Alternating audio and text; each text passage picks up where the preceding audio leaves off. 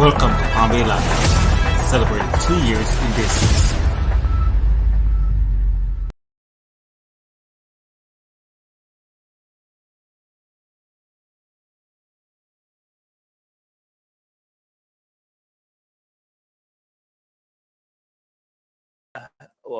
Redevelopment projects are very, very good for the area, of course, and so we're excited about that as well. So what we're proposing is for phase one, and we have the ability for this project to become 2 phases, is 130. That's right, 130 affordable housing units that could be ready in a year or less. And phase 2 could double that. It's an $11 million investment into the city of Palm Bay for helping those that are less fortunate. And as you know, the city has done an extraordinary job lately, recently restoring the SHIP program and also the Home Investment Partnership. And so following their lead, we wanted to present our project with an experienced team that has hundreds of units in the Miami area. They've been granted multiple grants in the past, and they've been very successful doing so. The CAPA report, which I'm sure Council has seen, which is specific to Palm Bay, just a couple of quick things I'll read off. The number of homeless households to provide affordable housing units, the 1-year goal was 7. They reached 9. That's great. They beat their goal. The number of households supported through the production of new units, they unfortunately were not successful with none. The number of households supported through rehab of existing units, there were none.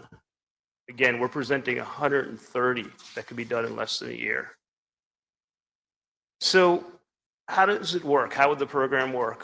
What we would do is accept applications, and our team and the city would review and process them. Our emphasis would be for veterans, and it would be for those that are less fortunate on bed rest. Why veterans especially? I don't think this council is unaware, but just a few of the numbers that we researched were staggering. There's 66,000 in Brevard County, 14% of the population. The state average is 8%, almost double the typical average. 30% are with disabilities. The reason we have our freedoms and we're able to do the things that we do are due to these veterans that have some of these disabilities due to them protecting us. Over 4,000 of them are below the poverty line. So I don't have to emphasize to this council the need. And so that will be our emphasis, is for veterans and less fortunate on bed rest. The rents are based on the 80% of the annual median income, the AMI, for Brevard County, and those are numbers from the Florida Housing Corporation. The residents would pay 30% of that, and Section 8 would pay for 70%. So our proposal includes us, the county, applying for Section 8. Well, when we submit our application, the staff asks a great question. What happens if Section 8 is not approved? I'm sorry. So just very quickly, we offered a 30-year restrictive covenant. Thank you. Thank you so much. And you guys have handouts with the how we would redevelop the site. Thank you.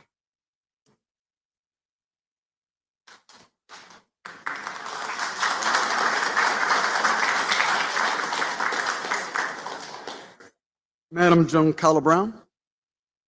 Yes, sir. Thank you. Our next applicant is Catholic Charities, and we do have the applicant available to answer any question, or sorry, give a presentation. And you can bring that lectern down with that button.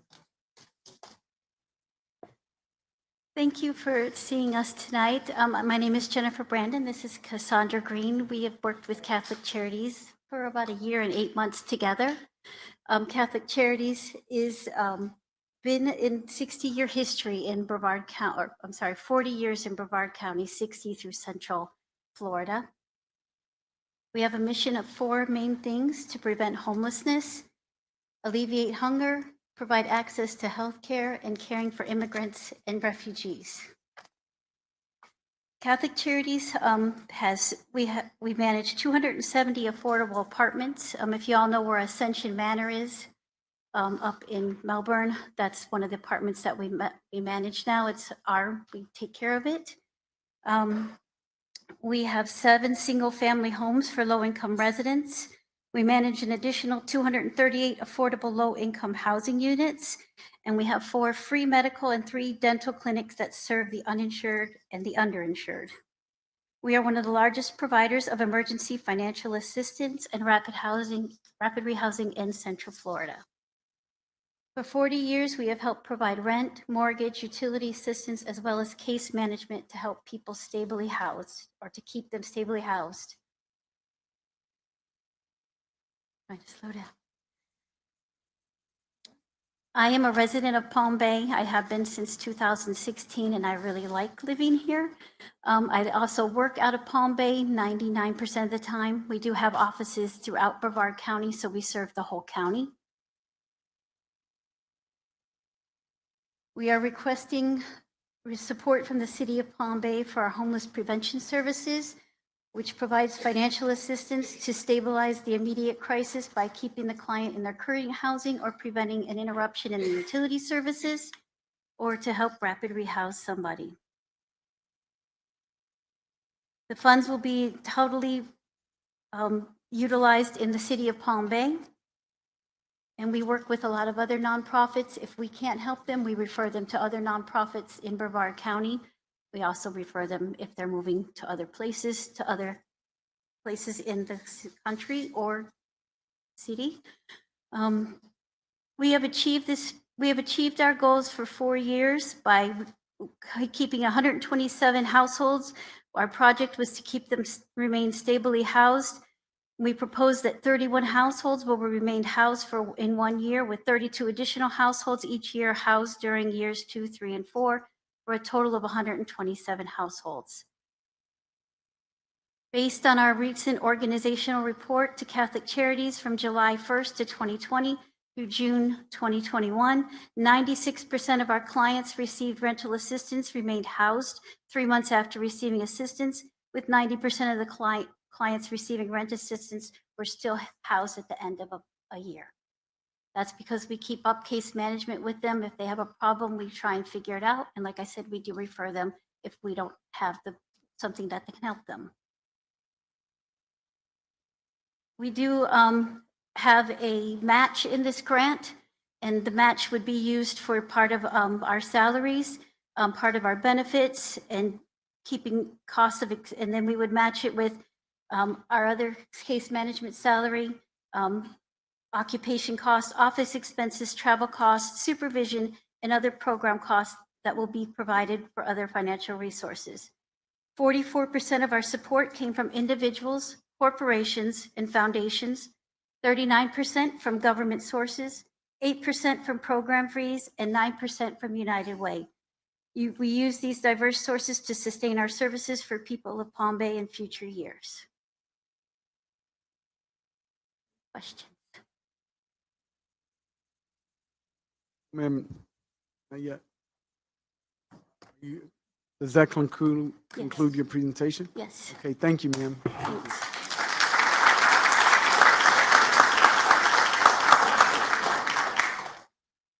Madam Giancarlo Brown. Our next applicant is Community of Hope, Inc. Drew Warren is here. Actually, it's Drew Warren and Rob Cramp with Housing for Homeless, who's also applying with us. So, good evening, council members and staff. My name is Drew Warren. I'm the Executive Director of Community of Hope, the lead agency on this application. However, it's important to note that this is a collaborative application involving 3 agencies working together to meet the needs of our city. This award to this project, which we call Palm Bay Cares, will support the initiatives of all 3 entities in a synergistic and streamlined approach. I really do not envy your job tonight. All of the applicants before you come in good faith with an earnest belief that their proposal will make a difference to the vulnerable citizens of Palm Bay. When I spoke to you before at the meeting at which you allocated these funds, I mentioned that this is a once-in-a-generation opportunity. I listened to your priorities and realized that Community of Hope should not attempt this transformational project alone. We partnered with Housing for Homeless and 321 developers to put together a project that meets all the needs discussed in May. Good evening. This project is going to have an immediate impact on the need to address the problem of homeless citizens in Palm Bay. It's going to offer outreach services, stabilization, a pet-friendly shelter to immediately decrease the number of homeless on the streets and in the Palm Bay woods.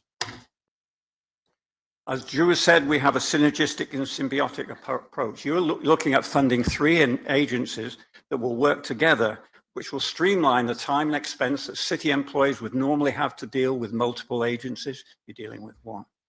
Together, we have over 50 years of experience addressing homeless needs and arranging affordable housing. We not only partner with others, but we've also got letters of support from 11 different providers. We can leverage this project. We can leverage it by providing greater and easier access to our shelter, housing, and rental assistance programs, as well as the programs offered by our community partners. Which brings me to another unique aspect to this proposal, and it's the subject of a community land trust. A community land trust would be used to purchase any land acquired in this project. With Community of Hope's leadership, we have recently set up the first and only community land trust in Brevard. Property acquired by a community land trust can only be used for affordable housing forever, permanently. So the capital investment that you would normally make in land, or somebody would make in land and be funded by you, would normally be lost. In this case, it would be preserved for subsequent generations of low-income households. So the city is, in effect, would be permanently receiving the benefits of housing stability, which leads to more responsible citizens and a more stable workforce.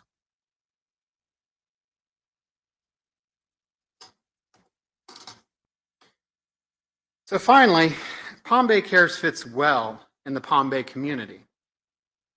Palm Bay is good for business and supports the workforce. Palm Bay Cares is in line with the current development priorities, including construction within an existing qualified census tract. Palm Bay Cares supports housing equity, with over 40% of those served in our programs being minorities or underserved populations. Palm Bay Cares has the support of our neighbors. The Neighborhood Watch for the area has written to you in support of this development. The lead applicant is based in Palm Bay, as is 321 Developers, and Housing for Homeless is an owner or has owned or leased properties in Palm Bay for over 15 years. All of the funding will be spent in Palm Bay on Palm Bay citizens. Palm Bay is investing Palm Bay's money in support of Palm Bay citizens and Palm Bay nonprofits. In short, Palm Bay Cares is uniquely positioned to meet all the funding priorities and needs addressed in the ARPA RFA. We look forward to continuing to support you. Thank you. Thank you.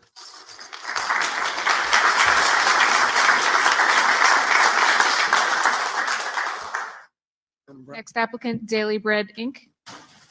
Jeff Noose.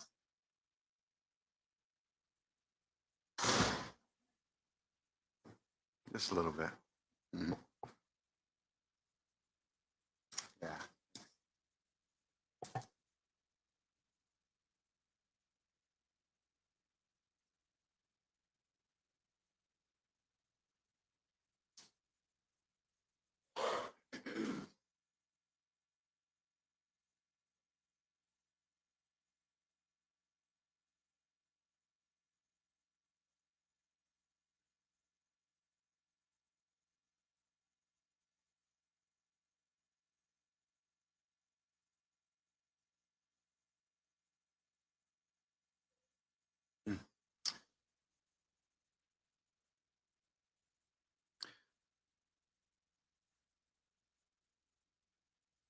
Mayor and council members, thank you so much for the opportunity to present our proposal before you this evening.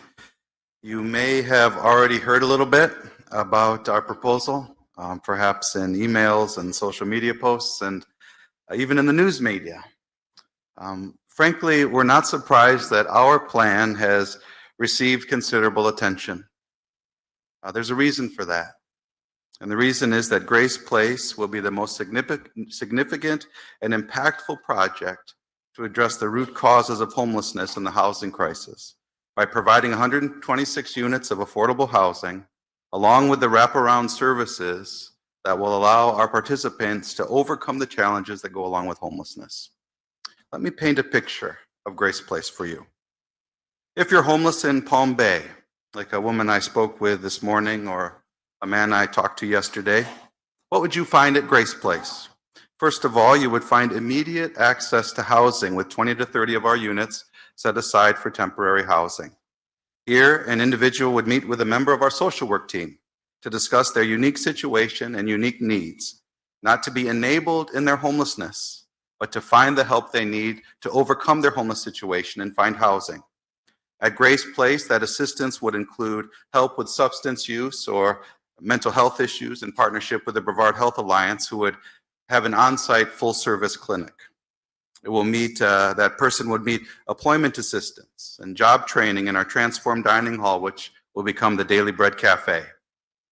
Most importantly, this will include access to affordable and supportive housing in one of our 100 units at Grace Place, providing housing and wraparound services to people who are currently homeless and unsheltered. That is the great need in Palm Bay, in our region, in our community, and that is what Grace Place will provide. But where is the right place for something like Grace Place? After meeting with neighborhood groups and hearing from the community in Palm Bay, we have decided to secure a location that will be more suitable to the whole community, a place that is centrally located, away from residential neighborhoods, with access to transportation and services. We have found a location in an industrial setting, far from residential neighborhoods, that will allow us to continue to make a significant impact while respecting the needs and concerns of the wider community. We've already begun negotiations with a property owner in Melbourne for a promising and realistic site on Sarno Road. While the site for Grace Place is now in Melbourne, we will be a regional access point and housing solution for all of South Brevard, including Palm Bay. Already, approximately 80% of the people who are unsheltered in Palm Bay, living outside, on the streets, or in the woods, visit Daily Bread or are connected with our services in some way or another. Grace Place will truly be a way out of homelessness for the people living unsheltered in Palm Bay. We have said that Grace Place is a regional solution for a regional challenge. What does that mean? We mean that this is a unique opportunity for the city of Palm Bay to partner with the city of Melbourne and our organization. The city of Melbourne has already set aside $2.5 million for this project, and their city council has indicated a willingness for this project to be located in Palm Bay while partnering with, located in Melbourne while partnering with Palm Bay.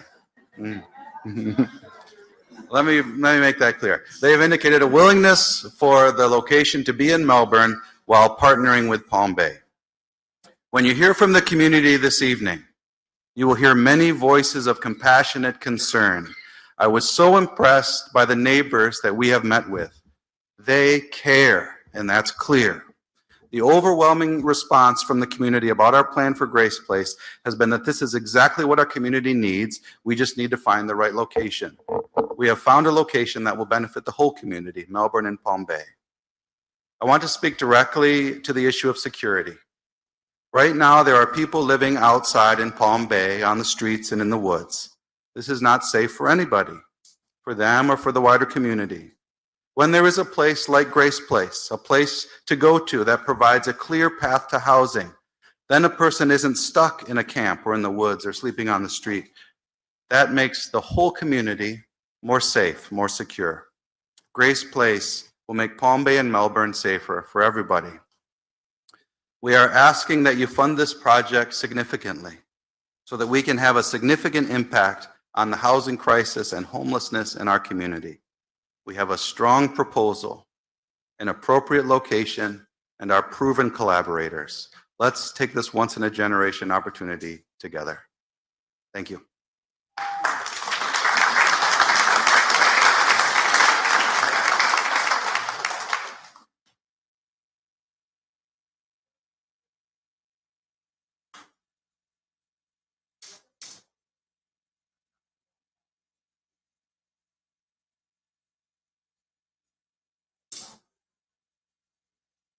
Next applicant is Habitat for Humanity of Brevard, and the applicant is present.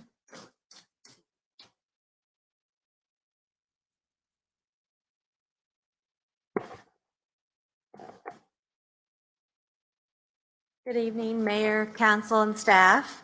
I'm Anna Terry, the Executive Director at Habitat for Humanity. Right here in Palm Bay on Babcock is our offices and Restore. I would also like to introduce Marcus Ingleson, our board chair, who's come with me tonight. Thank you all for taking the time to letting us be a part of the process of helping solve affordable housing and homelessness.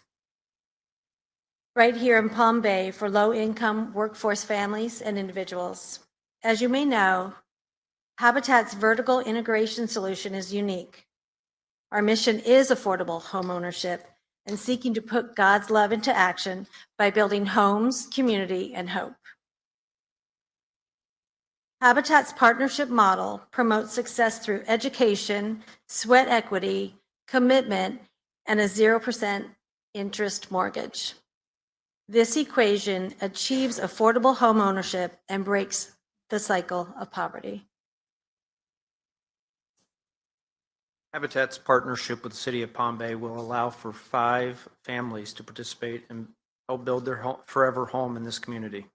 These homes will be built on lots that we currently own here in Palm Bay. The families we are partnering with include 8 adults and 15 children. These families the 15 children whose ages range from 3 to 17. 2 of the families will need complete ADA compliant homes. Throughout the home ownership journey, we work side by side with the families and prepare them for the responsibilities and the pride that comes with home ownership, thus giving them self-reliance through shelter.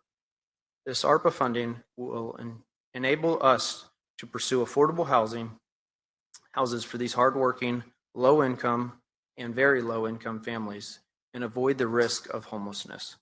Palm Bay and Habitat can assist 5 families as they work to achieve home ownership, together taking steps towards making the world where everyone has a decent place to live. And through this, we also will provide 5 tax-paying homes to your community, not nonprofit homes to your community. As a child of a homeless family in Brevard County when I was a kid here, it's great to give immediate gratification as a place to live, but it changes families' forever life when they have a home that they can call their own. Thank you for your time, and again, thank you for consideration and support.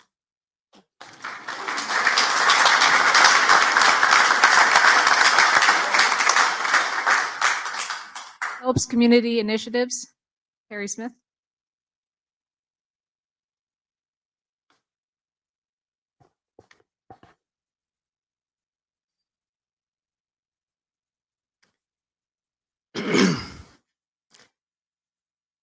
Good evening, Mayor Medina, City Manager Sherman, City Council members, and fellow citizens. My name is Terry Smith. I'm Executive Director for Helps Community Initiatives. I first want to thank God and this council for the opportunity to stand before you in hopes of receiving ARPA funds for HCI to help the homeless here in Palm Bay. I stood in the same place the night you all voted to set aside these funds for this purpose. I was overwhelmed by the heartfelt sentiments expressed by government officials and politicians on behalf of the least of those amongst us, specifically the homeless. You have set an example of what community leadership should look like in this post-COVID world. Problems and disparities have been exposed, and you have chosen to do something about it. We applaud you and look forward to supporting your decisions and continuing to serve this community to the best of our ability. Tonight, HCI is seeking funding to continue the public services we have been providing, such as the Mercy House and the Palm Bay Cold Night Shelter. In addition, we hope to expand our street outreach efforts and to support our community outreach center operations. Just yesterday, HCI completed contract negotiations with Brevard County, and beginning in October, we will be set to become an access point for social services in the south end of Brevard. We will soon be able to help with rent and utility payments for all eligible Brevard County residents. Since these funds are also ARPA funds, we will also be able to assist the homeless as well. The Cold Night Shelter for the Homeless and other support services, including our career exploration for the homeless, will be managed from the Community Outreach Center. Individuals from the community will be able to walk into HCI and receive service in person or call on the phone for an appointment. They will be greeted by our receptionists, and depending upon the need and availability of case managers, individuals will be assigned for immediate intake or scheduled to return for further review or follow-up. If homeless, they will be referred to HCI programs or other coalition agencies depending on the need and the criteria met. We will have a case manager who will also serve as a housing navigator, who will become the liaison to landlords, apartment managers, and private owners in efforts to seek and retain housing and to prevent others from becoming homeless. Now that we have the funding from Brevard County secured, this housing navigator position becomes even more critical to successful outcomes. As part of our street outreach, ACI is asking for funding to support our pop-up health fairs, where we will address an area of disparity identified in almost every post-COVID report: health equity, or the lack thereof. Health equity can be defined as the fair and just opportunity to fulfill our human potential in all aspects of health and well-being. HCI is committed to addressing all barriers to upward mobility and the notion that health is an overall state of well-being, not just physical, but also mental, social, emotional, spiritual, and financial. Some factors that can adversely impact health equity have to do with access to health care, housing instability, food insecurity, and a lack of affordable and reliable transportation. To positively affect these stress points, HCI will be partnering with Competent Operational Testing Group, COTG, MellowCare Inc., and Genesis Counseling and Wellness LLC. Together, we will bring information and direct healthcare services to the unsheltered, marginalized, and disadvantaged community. COTG's slogan is "We travel so you don't have to." We will literally be taking healthcare to areas the homeless populations frequent, such as food banks, parks, homeless shelters, camps, and libraries. Incentives will be given, including first aid kits, to those participating in health wellness checks, vaccinations, and informational sessions to encourage their return to the next scheduled pop-up. HCI believes that partnership is the key. One of our goals last year was to expand participation of minority-owned businesses and nonprofits in social service delivery, and we have done just that. These ladies standing behind me are a direct result of the CDBG funds HCI was awarded last year. They stand with me today as partners, but soon they will be able to stand alone or as lead organizations before you in continued service. Lastly, now thanks to recent funding from Brevard County and the Brevard Homeless Coalition, we can cover the cost of administrative staff previously requested in this grant.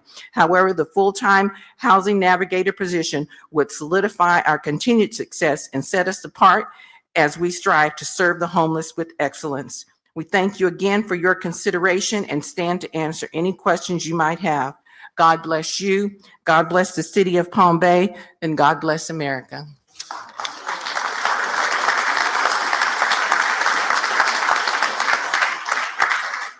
Thank you. Ms. Joan Colibran. I Am Ministries, Inc., otherwise known as The Source. Exactly. How do I follow up with that? Right? All right. All right. Good evening, Mayor, Vice Mayor, City Manager, City Council members, and the residents of the greatest city on the face of this earth, Palm Bay. My name is Anthony Zorbal. I'm the CEO. I like to call myself the Chief Goodness Officer for I Am Ministries, DBA The Source, but I'm also a resident of the city of Palm Bay. Over the past 5 years, our organization in Indian River County has created some unique programs to help move individuals into a life of self-sufficiency. Tonight, our proposal is to bring a duplication of our programs to Palm Bay. And those programs include opening a current facility called the Resource Center that is already built, which eliminates the time to construct a brand new facility. That facility will provide 3 meals a day, 7 days a week through our state certified award-winning culinary training program. And that's an employability program. That program is to help individuals and get them jobs in our local community in the restaurant industry. The facility will also have the basic needs for individuals: showers, laundry, mental health services, employment specialists to connect employers to our students, AA meetings, daily Bible studies, mobile medical clinic, our Dignity Smiles dental restoration programs. And one of the biggest programs that we just started is called Dignity Job Opportunities. We all know that we have an issue with panhandling in the city of Palm Bay and across the Treasure Coast. One of the things that we started was a program called SICSAC, where we look to the individuals who are panhandling and ask them to come inside of our facility and assemble these motion sickness bags. For every box that they assemble, they get paid $5. Last fiscal year, we put $40,000 back into our members' hands. Our goal is to increase their income so that they can live affordably in our community. About a month ago, we started that in Palm Bay with our members who are on the Dignity bus. The second thing we would bring is our catering company. We would launch a catering company up here so that our members up here that are going through the culinary training program would have the ability to provide meals to other agencies at a reduced rate. The third thing through the culinary training program is our food truck business, our social enterprise. Our social enterprise gives real-time training to our students with real customers before they go into the restaurant industry. The fourth thing we would bring to the city of Palm Bay is obviously the Dignity Bus mobile emergency shelter. When HELPS had the tragic issue with the Cold Night shelter burning down 6 months ago, we responded by building a 20-bed emergency shelter. To date, we've provided over 3,000 sleeps for 200 non-duplicated individuals since February. And the last thing we would bring is Dignity Village, Palm Bay. Dignity Village, Palm Bay would be 25 to 50 tiny homes of permanent affordable housing. Now, nobody has addressed what affordable housing is. We purchased a property in Sebastian about a year ago, and we have 18 units that we purchased for $1.35 million. Immediately, we had to start the renovation process that will take us to about $2 million before we're ready to open up. Those units will be rented out to individuals for $500 a month. That's what we consider affordable housing in our community. We believe the current need right now is a place for individuals to feel safe and have the ability to turn their lives around. The facility in our proposal initially that you guys have was an 18,000 square foot facility located at 2100 Port Malabar Road. Unfortunately, on Monday, that facility has been sold. As we all know, the market is kind of crazy right now. So we pivoted, and we're pretty good at pivoting, and we located a second location at 2145 Palm Bay Road. It's currently a 7,200 square foot facility with minor renovations that need to be needed. We would be immediately able to put 20 tiny homes on that location. If you choose the Source as your community partner to take on this project, my team standing behind me is willing to assure the city of Palm Bay, their residents, the staff, and the community that our goal is to support and serve the community and lead people to a saving faith in Jesus Christ and continuing to be the greatest city on the face of this earth. Thank you. Thank you.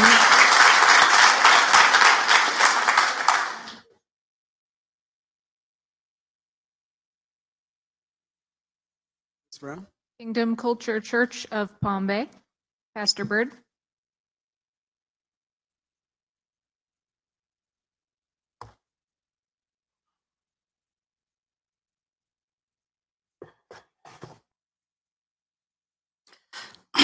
Mayor Medina, Deputy Mayor Johnson, Councilman Felix, Foster, and Filiberto, City Manager Sherman, Deputy Manager Yankala Brown, City Attorney, all remaining present staff, visiting attendees, and my fellow Palm Bayans.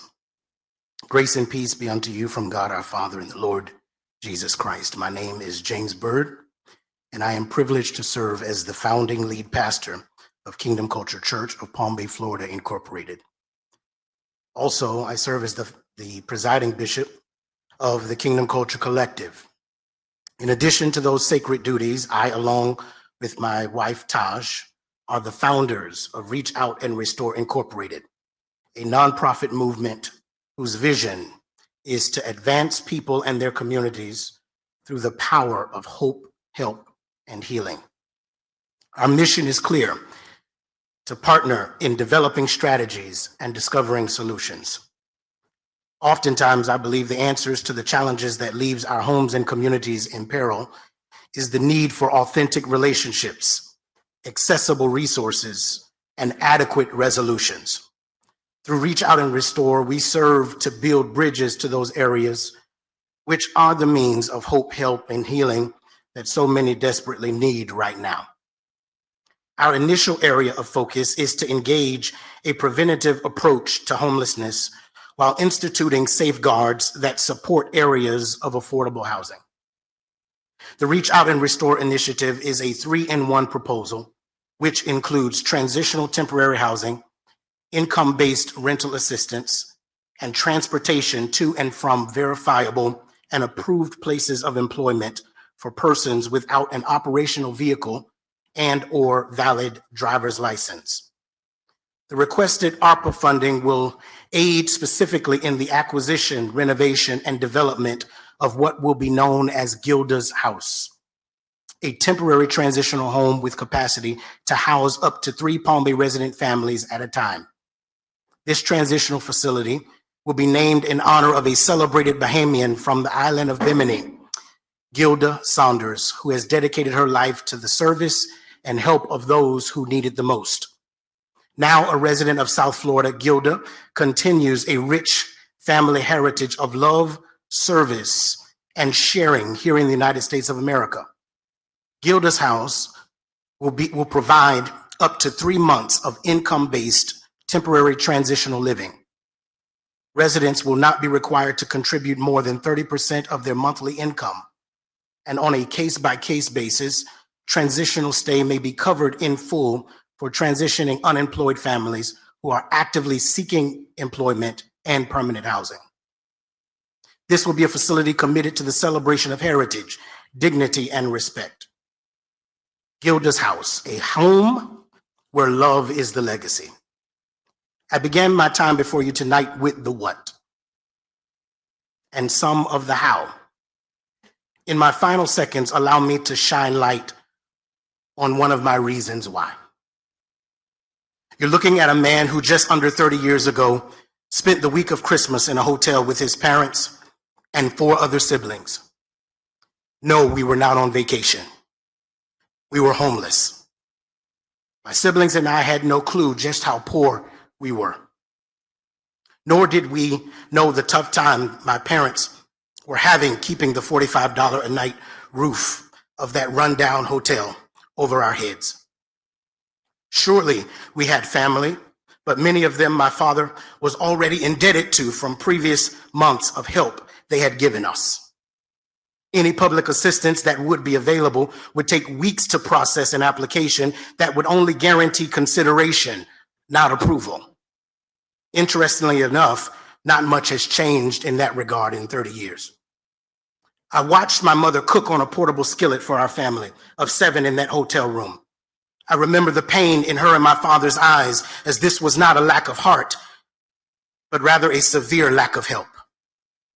By divine design, all creation is interconnected. Thus, our greatest possibilities are realized when every part of us does their part for us. It is my desire to make sure no family has to wonder or worry about where they will lay their head, how they will get to work, or if they will have enough to provide basic necessities. For this cause was I born, and for such causes I wholeheartedly serve. Thank you.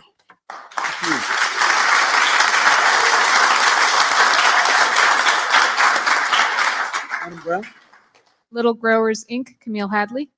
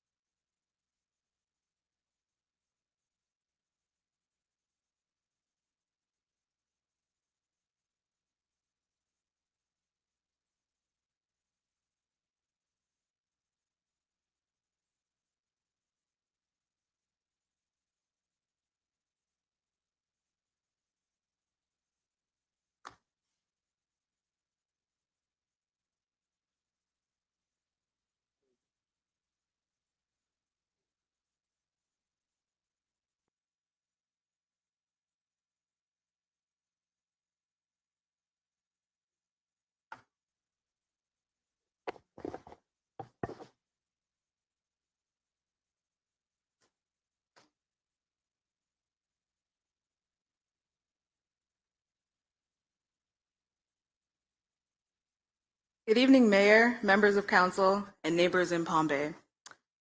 When addressing homelessness, first of all, let me introduce myself. My name is Susan Hardison. I am a board member at Little Growers, Inc. And when addressing homelessness, we first think of housing and monetary support. Little Growers, we are taking a holistic approach to address the immediate day-to-day needs, like opening a can of food and being able to reheat it.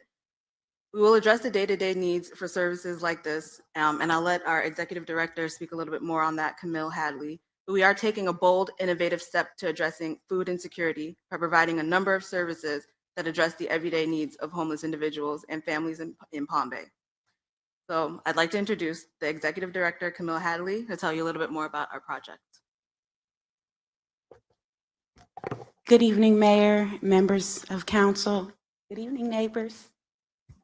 I want to thank you for allowing us to present before you this evening. I didn't write a fancy speech. I only come to speak from my heart and what God has given me today. When we think about homelessness, we first think about housing people, but it's so much deeper than that. Have you ever had to decide between giving your child a meal and paying a bill?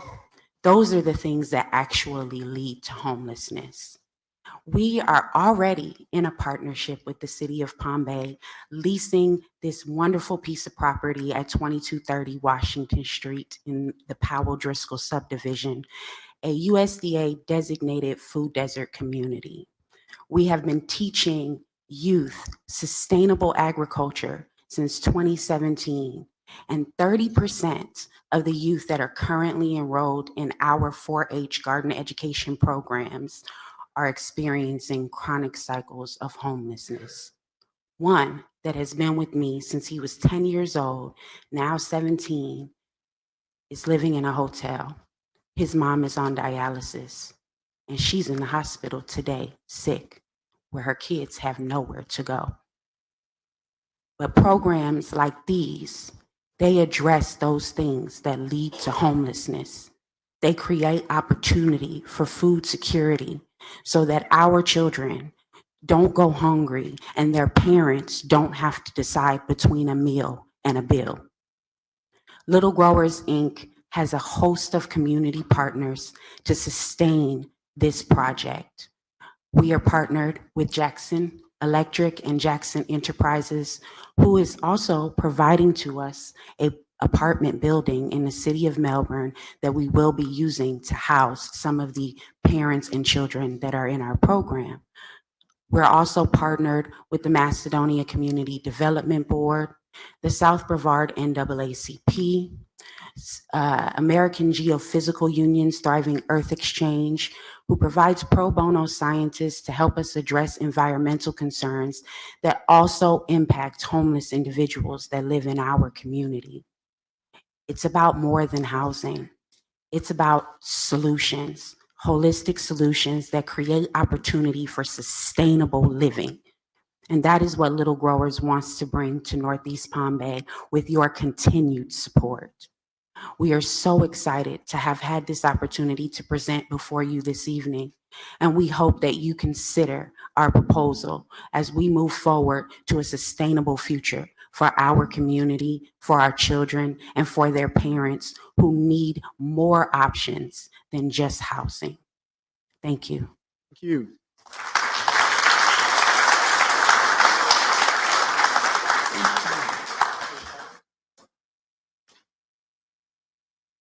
Next applicant would have been Minneapolis LLC. However, they did not attend either of the technical assistance workshops, so they are ineligible. Following applicant is South Brevard Sharing Center, Inc., and the applicant is available.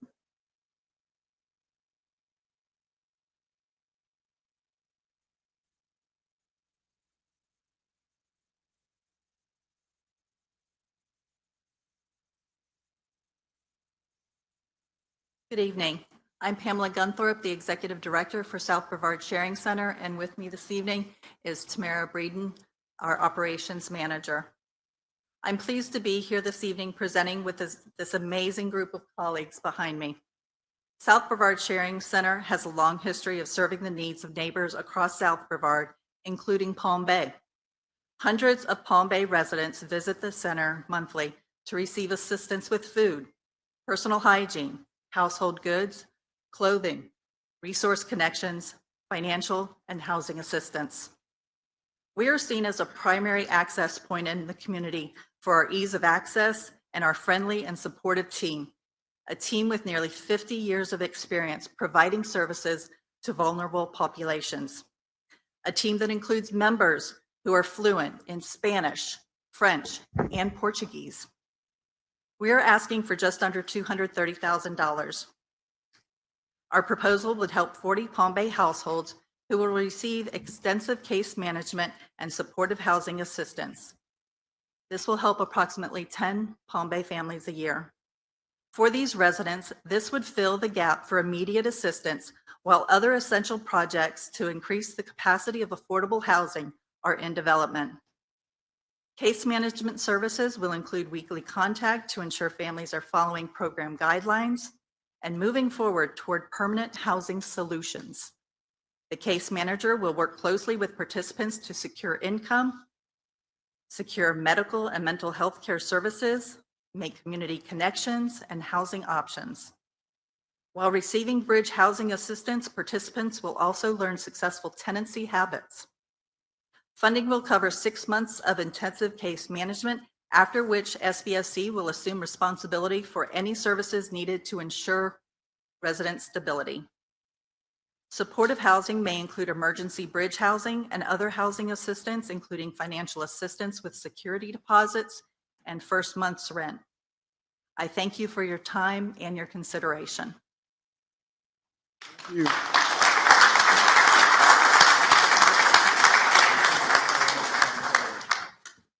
Madam Brown? Volunteers of America of Florida, Inc. Kira Beard.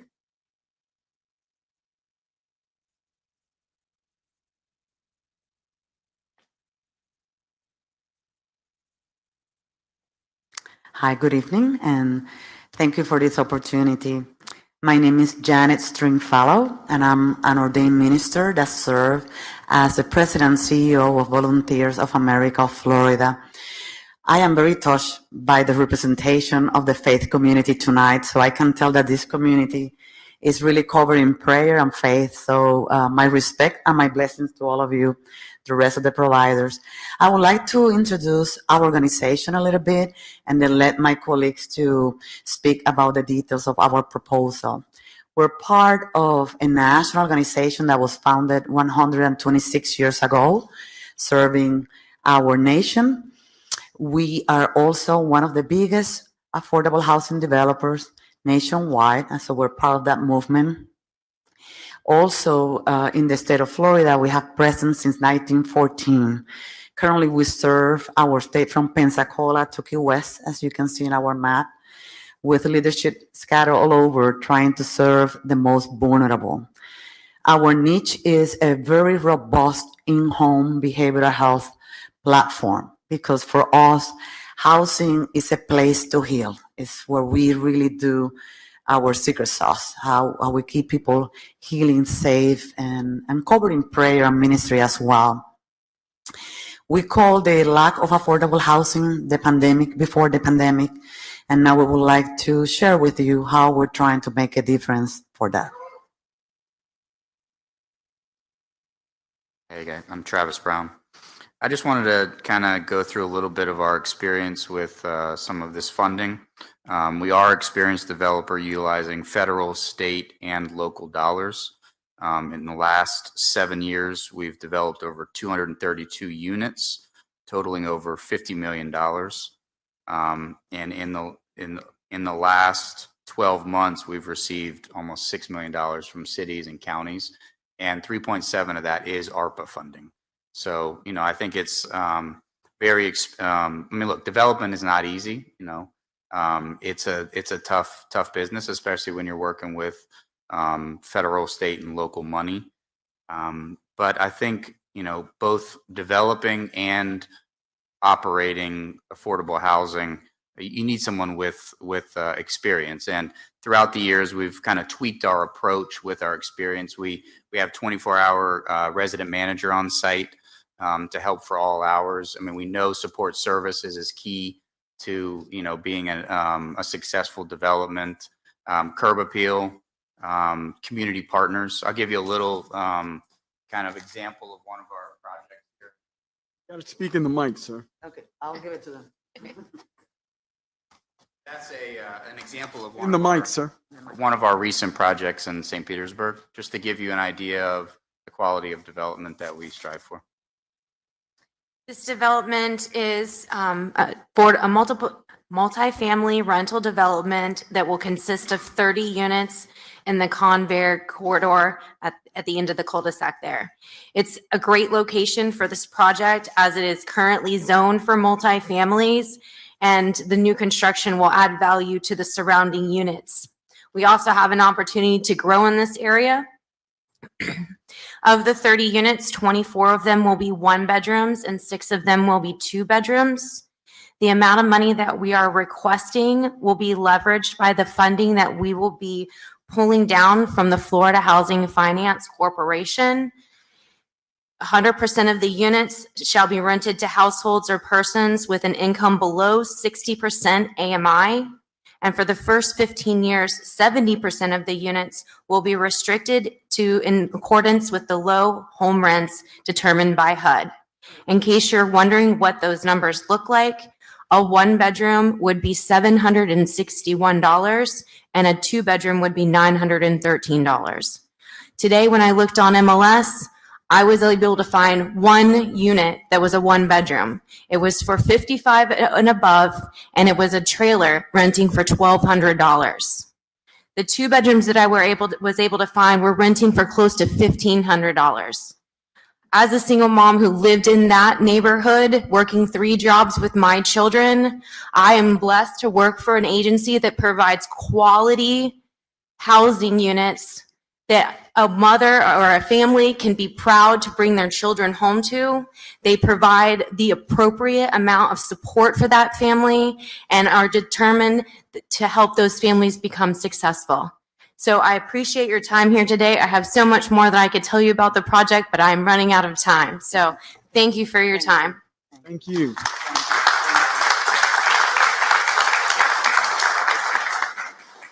Madam Brown?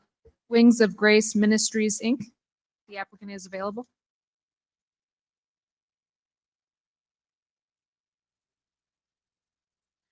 Good evening, Mayor and City Council members and staff. Thank you so much. I'm Dwight Bell. I'm founder of Wings of Grace Ministries. And I appreciate the opportunity to come and share the passion of our ministry.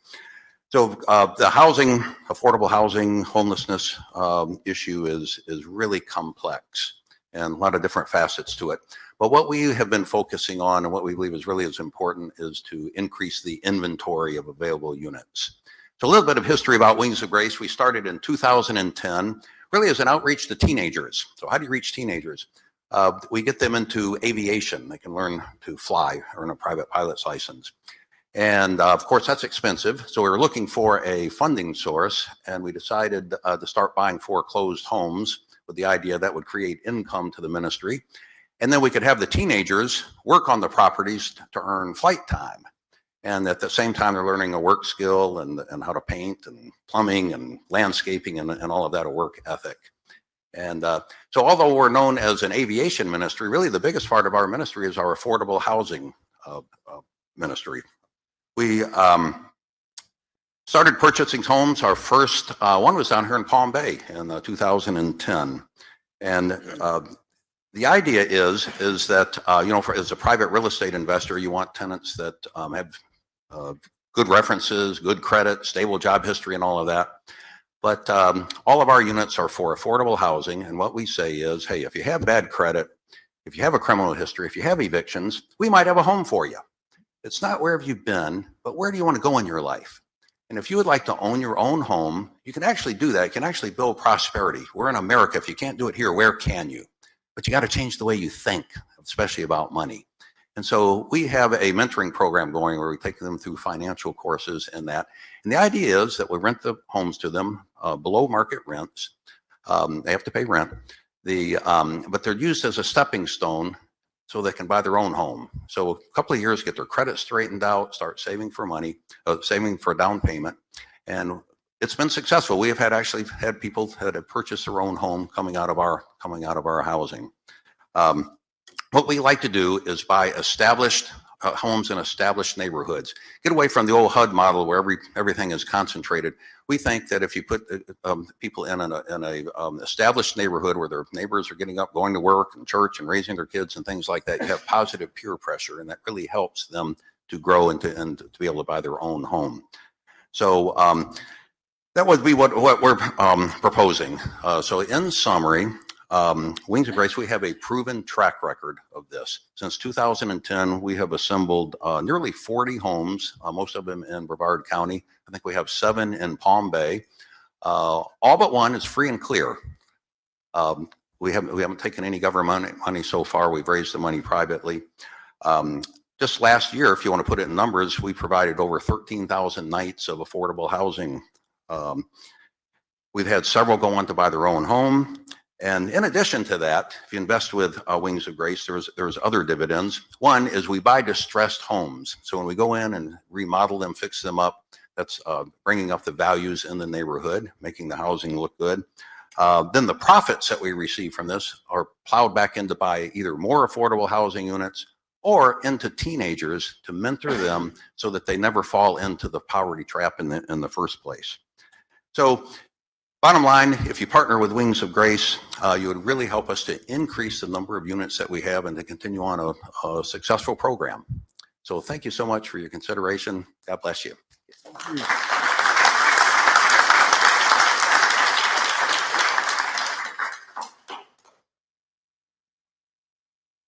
Final applicant would be Women's Center, however, they are deemed ineligible as well. And that concludes our applicant presentations. Thank you, ma'am. Women's Center, say? They're ineligible, sir. Yeah. Okay. Well, thank you. And before we go to public comments, thank you all for participating and engaging with us. We sent out information. We want to partner with you, and it was an overwhelming response. We had so many applicants, so now the tough part is on council, right? But before we get to that point, we have public comments, and you want to start calling the public comments, Deputy Mayor? Yes, Mayor. Bear with me. Some of the handwriting I'm gonna try to work through. C. Schulter, Shifter. Oh yeah, I don't want to just. The address? Okay, yell out that. All right. 731 Darby Avenue. Step forward, man. Okay. I'm so. What's the name now? Well, let her get. Schuler. Okay, I'm sorry. Okay, I'm gonna go ahead and call the next ones up so you're prepared and you can make your way over here as well. After Ms. Schuler, we'll have Phil Weinberg, Margaret Whitman, so you can make your way to the front.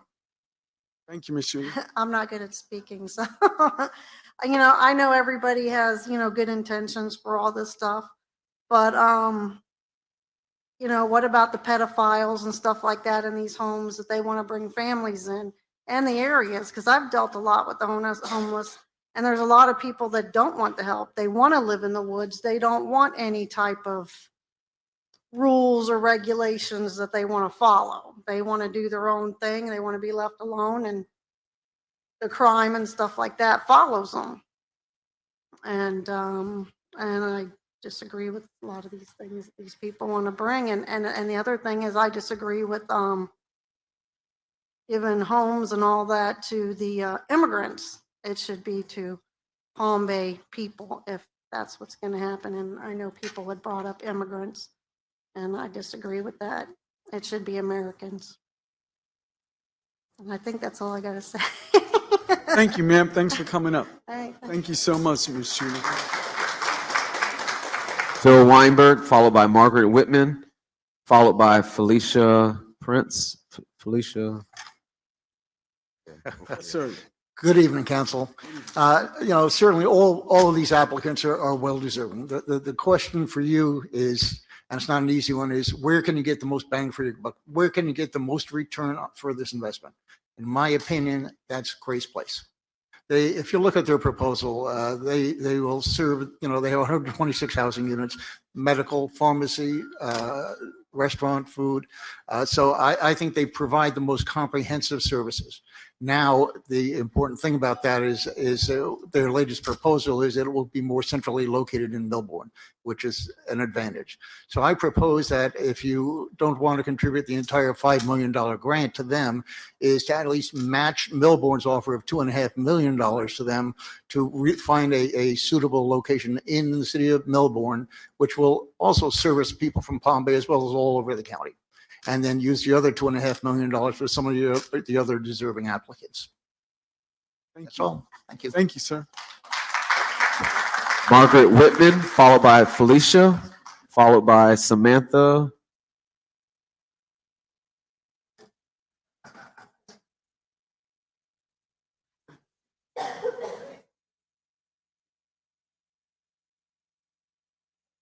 Samantha, we'll just leave it as Samantha. Good evening. This has been an education, and I was very impressed by all of the presentations that were given. And I hope that you, Mr. Medina, and your fellow council will give great thought to what you're doing to Palm Bay. I've only been here about 3.5 years, but I enjoy living here. And I think that we need to be very careful how we serve the people of Palm Bay. Thank you for your time. Thank you, ma'am. Felicia. Good evening. I recently was up here as in support of one of the organizations, but however, I stand before you as a member of Palm Bay, the city of Palm Bay. And I just want to express the changes that we're seeing with the homeless population. Even though it's scary, we have an obligation as human beings to provide a service. And I don't know if you guys are seeing it, but the ages of the homeless populations are getting younger and younger. And where it was before, it was an older individual with a sign asking for help. Now there are families out there. So rather than us not give the services that are needed for our brothers and sisters, we should really take into consideration the needs of them, because at any moment it can be us that are in that position. So just take that into consideration when you guys are, listening to the proposals. Thank you. Thank you so much. Samantha, followed by, oh, there we go. All right. That's Samantha?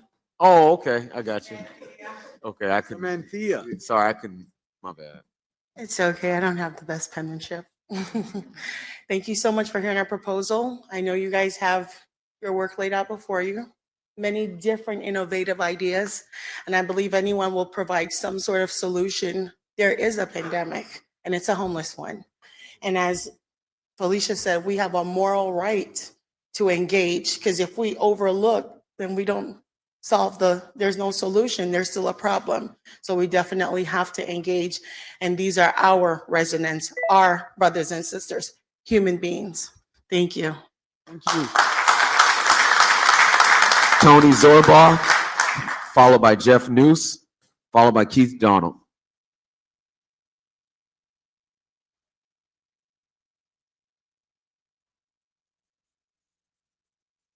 Again, as a resident of Palm Bay, I drive 45 minutes each way to Indian River County to my job, to where we serve homeless individuals in our community. We believe that the single greatest reason for homelessness is a profound catastrophic loss of family. That's what we believe, a profound catastrophic loss of family.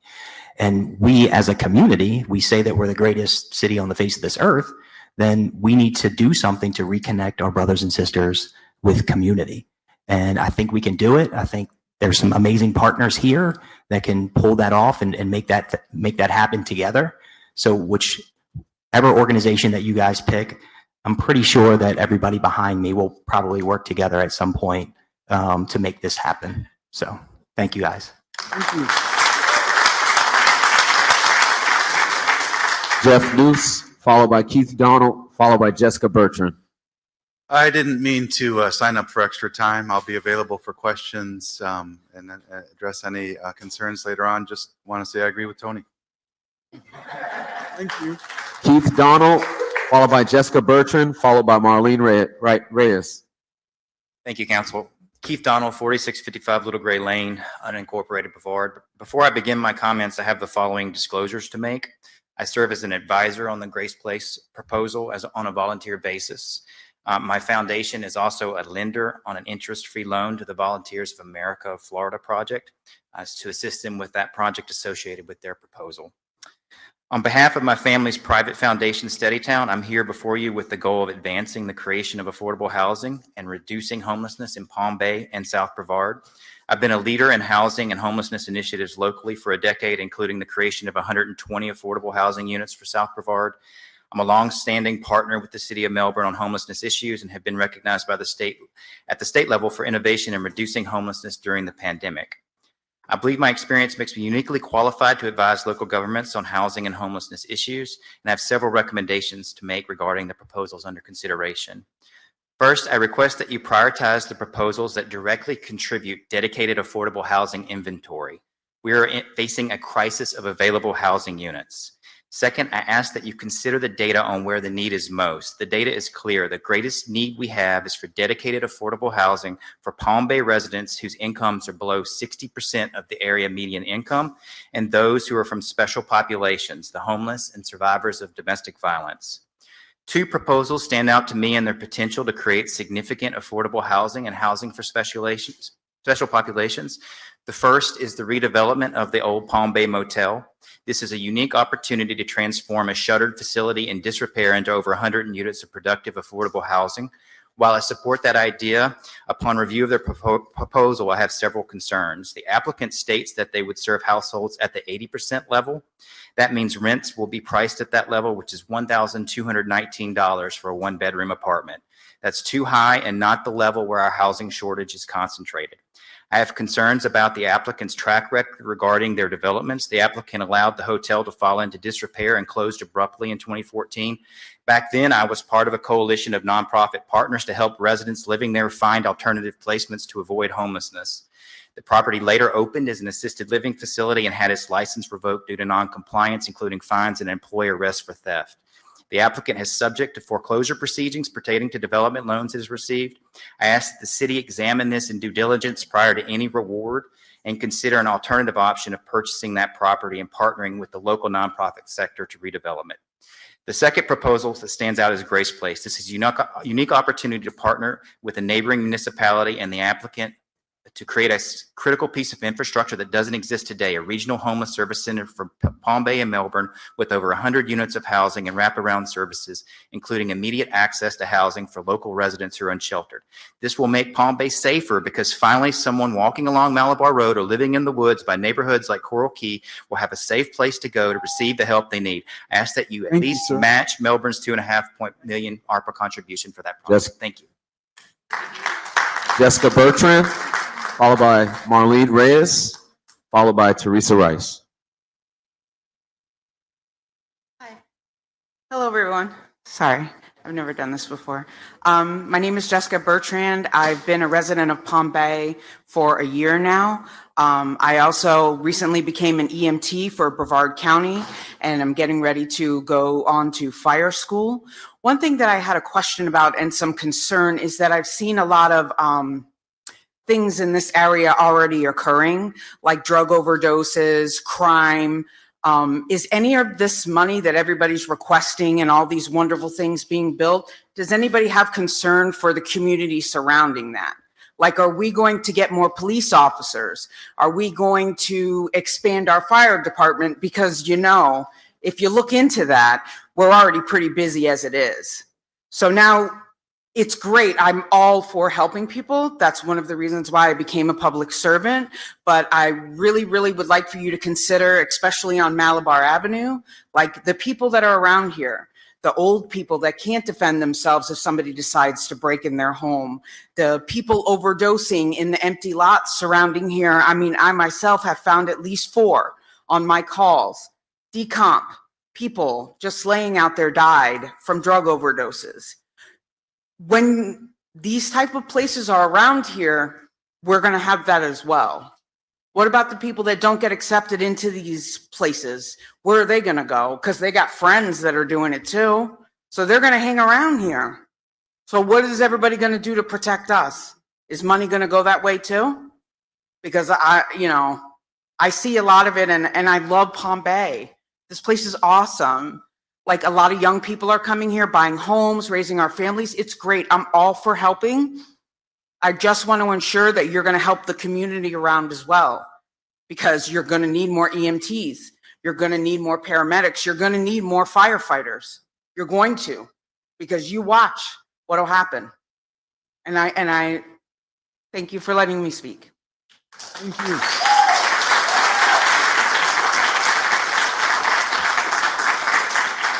Miss Marlene, followed by Teresa Rice, followed by Dawn Patar. Good evening. Just like her, I'm a member of the community. I'm a nurse. I take care of people in my community. I am not opposed. You want to bring the mic a little bit? I am not opposed to helping or building. It's just the area that's being targeted is not for it. You have this area where kids will be walking and riding their bikes from school. What do they get to see on their way home? It's stuff like that that needs to be considered. I'm a homeowner. Like I said, I've been here for 30 years. I put myself through school. I helped my sister raise her kids. And I just want to be able to enjoy the fruit of my labor. So I just beg and implore that you consider probably another area. I'm not against having this in the community. It's just not here. So, ma'am, I just wanted to clarify something. Are you referring to the proposal that was been on social media? I'm referring to the area where I was driving home from work. Malabar Road? Yes. Okay, so that individual, that group, they switched gears on that, and they're proposing a site on Sarno Road in Melbourne, is what they just let us know today. Oh, so I wouldn't have had known that. Yeah, well, none of us And then knew that. the other the other thing is this is brand new to all of us. The other thing is that we were kept out there. We weren't able to come in here, and so Yes, just ma'am. consider our wishes. Copy that, ma'am. Thank you for coming. Teresa Rice, followed by Dawn Patar, followed by Dave Morris. Hi, Mr. Mayor. I've been in social worker for a long time. And one of my main things was to do health insurance for people going forward and back from Brevard County. And I noticed that during that time, there was a lot of people that were homeless that were taking main trail of just US 1. Has anyone thought about building a homeless area, resource area on US 1? Because that's their pathway. That's what they do. When they go to Jess Parish, if they need health insurance or they need to have surgery, they can get it done there at a very low cost. And then they come down here to Daily Bread, and then they come down this way. But there's no place for them to go. But then on the other hand, on my standpoint, I'm over 60. I was living in a place for 10 years and my landlord decided to sell this place. And now I'm paying 2.5 times the rent that I'm paying now, that I was paying before. I'm struggling. If I lose my job tomorrow, I'm going to be homeless. Flat out, I'm going to be homeless. So something's got to be done about the homeless, but something's got to be done about this rent. This is really, really ridiculous that I have to live in a place that has no bedrooms, no closets, and I'm paying over $1,000 a month. It's ridiculous, and I've worked hard to become to the point where I want to retire, and now I can't do it. So please, US 1, I feel would be the best place for the resources and put it all in one area. Thank you, ma'am.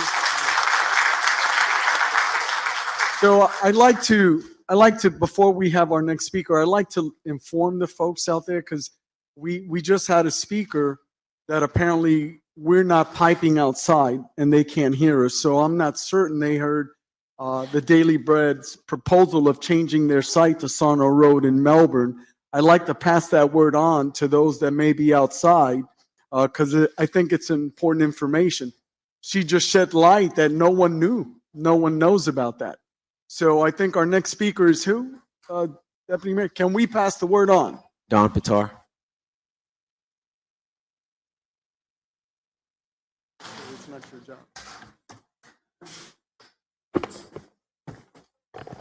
Good evening. I'm Dawn Batar, 479 Fountain Street, Southwest. Hello, gentlemen. Feels like we just saw each other last night. We did. So, great news, because what I was going to say was 241. Very simply. 241. Anybody who comes to this city looking to provide the services that the Daily Bread is looking for, I say to you, 241. When you can save 5, or even something along the lines of 1 to 10, then we should talk about it. Fair enough? I hope you know what I'm talking about. So in the state of Florida, there are 246 police districts. Out of them, we are ranked 241. Okay? And with a facility like the Daily Bread, it would bring 24/7, 365 law enforcement requirement. And I say that out of experience. We all know where the Daily Bread is in Melbourne, right? So I just want you to imagine something, because this is like kind of my fake little. They were here. My business, my business was, they were there, and my business was here. And we occupied the space for 2 years. And in that 2-year time, I want you to know, if the police didn't see me, physically see me, even if they saw my vehicle, they would come and check on me to make sure I was okay. Because the area was not safe, even during the day. It's not being disrespectful of the facility, because it's an issue that needs to be addressed.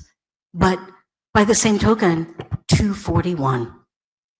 I would love to have addressed this and made this something that we took care of. I don't think the placement where they had suggested was the best place, okay? I think everybody is here to state that.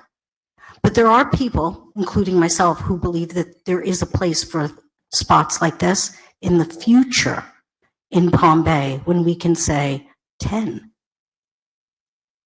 Thank you. Thank you.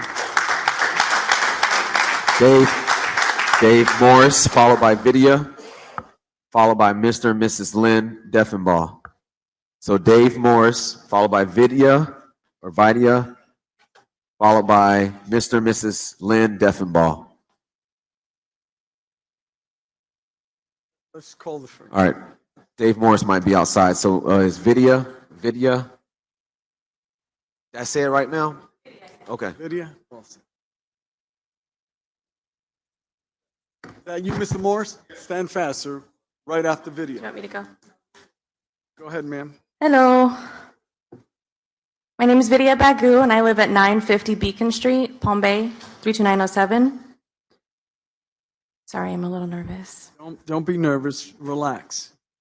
So I've lived in Brevard County my whole life, born and raised, more specifically Palm Bay and Melbourne. I'm a mother of a 2-year-old beautiful baby girl, and something that I think about every day is what kind of world will my daughter be growing up in? My parents used to tell me, one day when you have your own child, you'll know what it's like to worry about her safety. I can now speak from firsthand experience that they were right. I worry about her every single moment. I can speak as a mother saying that if a facility like Grace Place or Heritage Park were to be built in my neighborhood or down the block, I would not be concerned for her safety. I say that as I am an employee of Daily Bread and as someone who provides case management to the tenants of Heritage Park. I've seen the hateful comments on social media. I've heard the ugly remarks about the homeless population. I want to remind everybody that these are human beings that we are talking about. Homelessness does not discriminate. The homeless clients that we speak about are somebody's grandparents, mothers, fathers, sons, and daughters. All it takes is one event in someone's life to become homeless. I'm not ignorant to the events that occur at Daily Bread. I am there on a daily basis, sometimes even on the weekends. I probably spend more time there than I do at home. But not everybody that comes to Daily Bread are criminals, are dangerous, or addicted to drugs. Just to point out, you also don't have to be homeless to be a drug addict. Okay? So what you don't see is the homeless 25-year-old that's in college doing homework from cell phone as he has no place to live, the man who is abandoned by his family for coming out as gay, who wakes up at 4 a.m. to catch a bus and has to worry about a safe place to lay his head at night. Or the woman saving all the cats in the woods, growing fresh vegetables to eat, but can't afford a place to live because she's on Social Security. There are so many success stories that are not seen or heard of. I see them. The little victories every day. Brevard County needs this help. We need housing. We have a special opportunity here to get people off of the streets and into homes. They deserve normalcy. There are pleading individuals who I see every day asking for housing. Council, it's hard to be up here and to speak up and to be the unpopular opinion, but I'm speaking from a place from my heart and a place from passion. This funding for Grace Place would help so many people from suffering and bring more resources to our community to make us stronger. Please keep an open mind and an open heart. Thank you for your time. Thank you. You did great. Mr. Morris? Mr. Dave Morris, followed by Mr. and Mrs. Lynn Deffenbaugh. David Morris, 2963 Wilkinson, resident of Palm Bay for quite a few years now. Seen a lot of things come across here, seen a lot of things that are hot button topics. What I'd like this council to do, instead of sitting there spending money, do some research. Show me one model in one city that actually works for the homeless. If these people want to be homeless, you can't beat them into wanting to live in a home. Okay? Drug addicts, if they don't want to be rehabilitated, they're going to be wandering our streets, and you want to bring them here in masses? Did you bump your heads? I mean, honestly, let's be real about this. Do you want to bring 10,000 homeless here? Because as soon as we open a center, every other city around here is going to be shipping them here. So we're going to feed them, we're going to take care of them, we're going to give them beds. I'm sitting at thinking about the money, 24 million for 150 beds. Does that make sense? Am I hearing that right? Are those numbers even in some kind of relation to right? That 4-story complex is 24 million is what I read. And it's going to have 150 beds in it. Buy the hotel on Palm Bay Road and renovate it. Okay, it's going to get it away from the 3 schools. It's going to put it on a commercial street to where they have public transportation. I mean, there's a lot of choices. I prefer to see this council, they're hell-bent on giving this money away, so give it away. But don't give it to one entity either. Let's spread this stuff out. Let's see who performs with the money we give them before we entrust them with another dime. And then I read that it's going to take $300,000 of taxpayer money to fund this entity going forward for the rest of our lives, but without any inflation or any increases. Can't take care of the roads we got. You can't put plumbing in. You can't put sewer and water in. and we're going to undertake this task successfully. Is that what you're telling me? I think we better think real hard and long about this. Okay?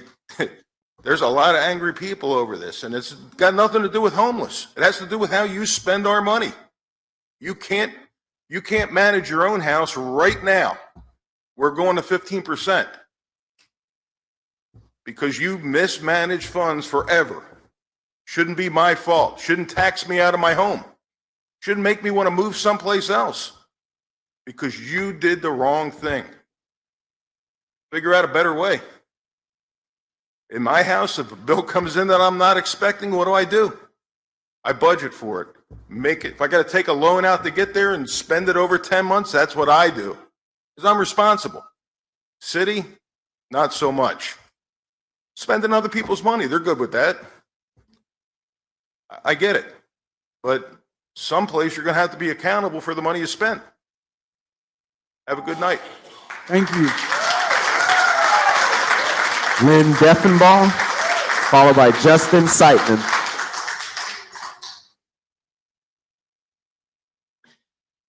Good evening. I have a handout headed your way, which is what I'm going to read to you. My name is Lynn Deffenbaugh, and I reside at 521 Waterman Lane Southeast, right here in Palm Bay.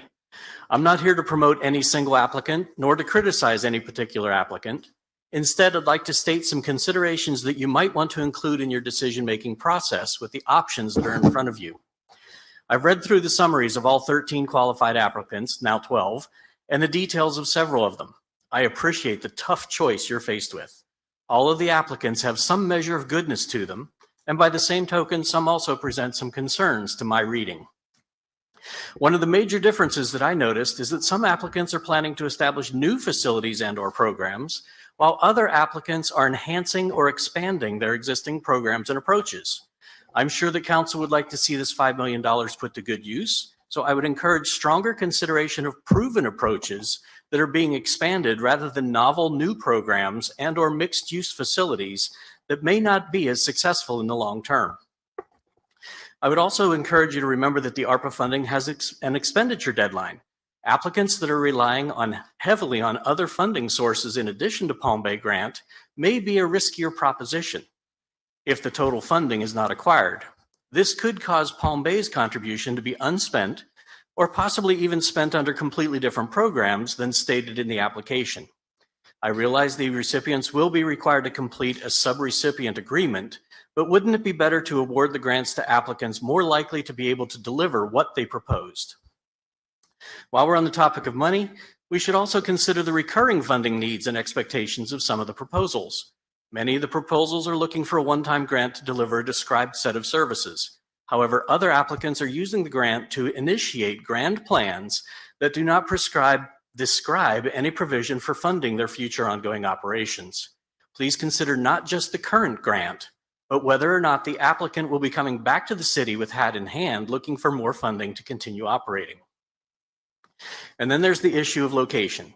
Yes, I know this meeting's about funding, but it's also about making sure the applicant can complete their plans without further issue. Remember that the expenditure deadline is still out there. Many of the applicants have existing facilities and therefore have no additional hurdles to clear in delivering on their proposals. Some applicants are planning to purchase additional properties, which may not go as planned, and some require additional zoning and/or conditional use variances in order to accomplish their goals. I would again encourage council to weigh more heavily in favor of those applicants with the larger chance for success and fewer future risk factors that could become impediments leading to their failure to deliver. So with these thoughts in mind, if you already have a short list, get ready to add a tick to these: Catholic Charities of Central Florida, Community of Hope, Habitat for Humanity of Brevard County, South Brevard Sharing Center, Inc., Wings of Grace Ministries, Inc., and Volunteers of America of Florida. Thank you. Thank you for your time. Justin Seitman, followed by Shaw Gwynn.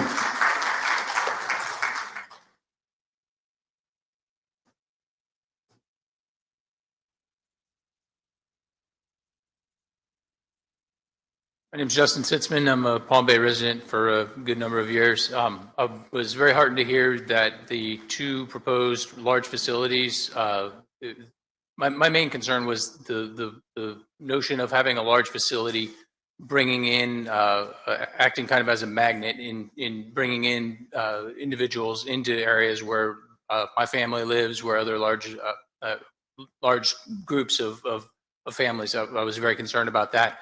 So I'm very heartened to hear that both of those or the proposal at the Mosaic as well as the Grace Place are no longer active.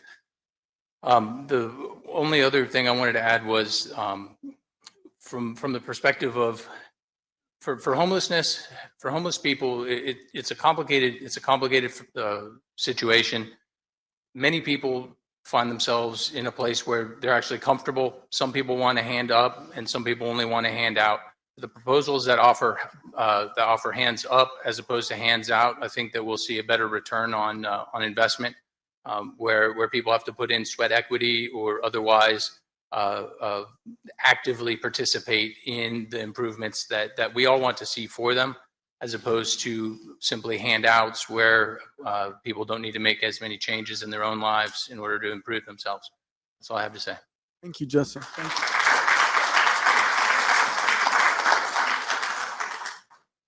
Ja Nguyen, followed by Leanne Sassino, I'm sorry.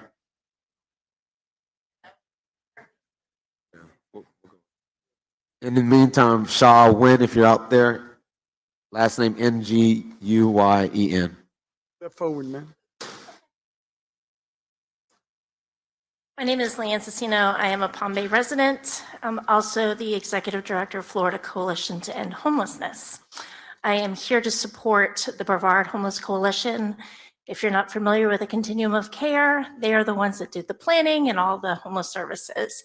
And I will say that you guys have amazing brain trust and nonprofits here that do great work. So congratulations on that. First, I wanted to say that some of the things that have been said from members of the community, I think that they're misled. Homeless individuals are here. I see them every day. If you're not seeing them, you're not looking. Just because you build something does not mean that they will come. People come to communities because they have service and support. They don't come just for the service. They come for the support and the community support from individuals that they know. So the idea that somebody, just because we build it, they will come, that's not true, always. In addition to that, I'm a strong supporter of permanent housing. Permanent housing solves homelessness. And because we have an affordable housing crisis, we have homelessness. So I am a strong supporter of those organizations that have experience with placing people into housing, and a lot of them do. So I just want to say, I share with Keith Donald a lot of the same concerns and same thoughts. But that's all. Thank you. Thank you, ma'am. Shaw Nguyen, followed by Lorraine Mocha, followed by Jeffrey Wall and Robert Stice. So Lorraine Mocha, Jeffrey Wall, Robert Stice. They hear us outside. Oh. All right, so That is a problem. so Robert Stice is coming on up.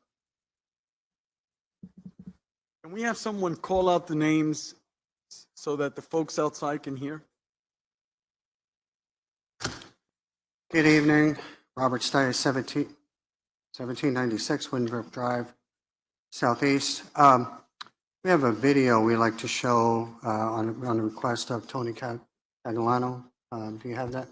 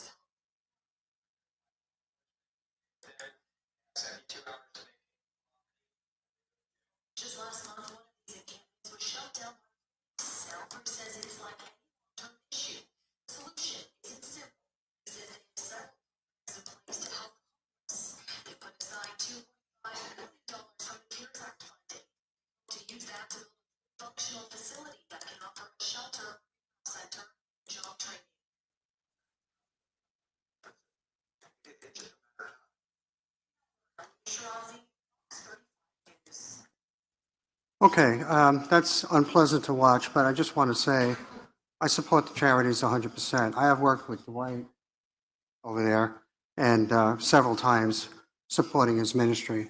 My wife and I do Meals on Wheels. I was into, so my wife and I and my son were supporting charities, and we would make Thanksgiving dinners. What I want you to know, what Dwight said, this is a very complex problem, okay? There are people that have true needs, okay? If you lose a job, you get divorced, or what have you, you can be on the street. I get that, and these people need support. But what you just saw is a reality too. And I haven't seen any places yet that are providing homes and shelter and training without nearby just drug use and, you know, defecating on the streets and beer. And I mean, I've seen it in Melbourne just last Sunday. And I'm not trying to hit you on the head because I hit this council pretty hard about police and fire and EMT response, okay? You're going to need this, as the young lady spoke, 241 or the 246. Very complex problem. How do you help and secure? And again, I've been preaching safety for over a year here. You cannot have this in an area where people are going to be affected. They're kids. You two gentlemen are from New York. You've seen it. You know, I've been in the streets too. I've seen it.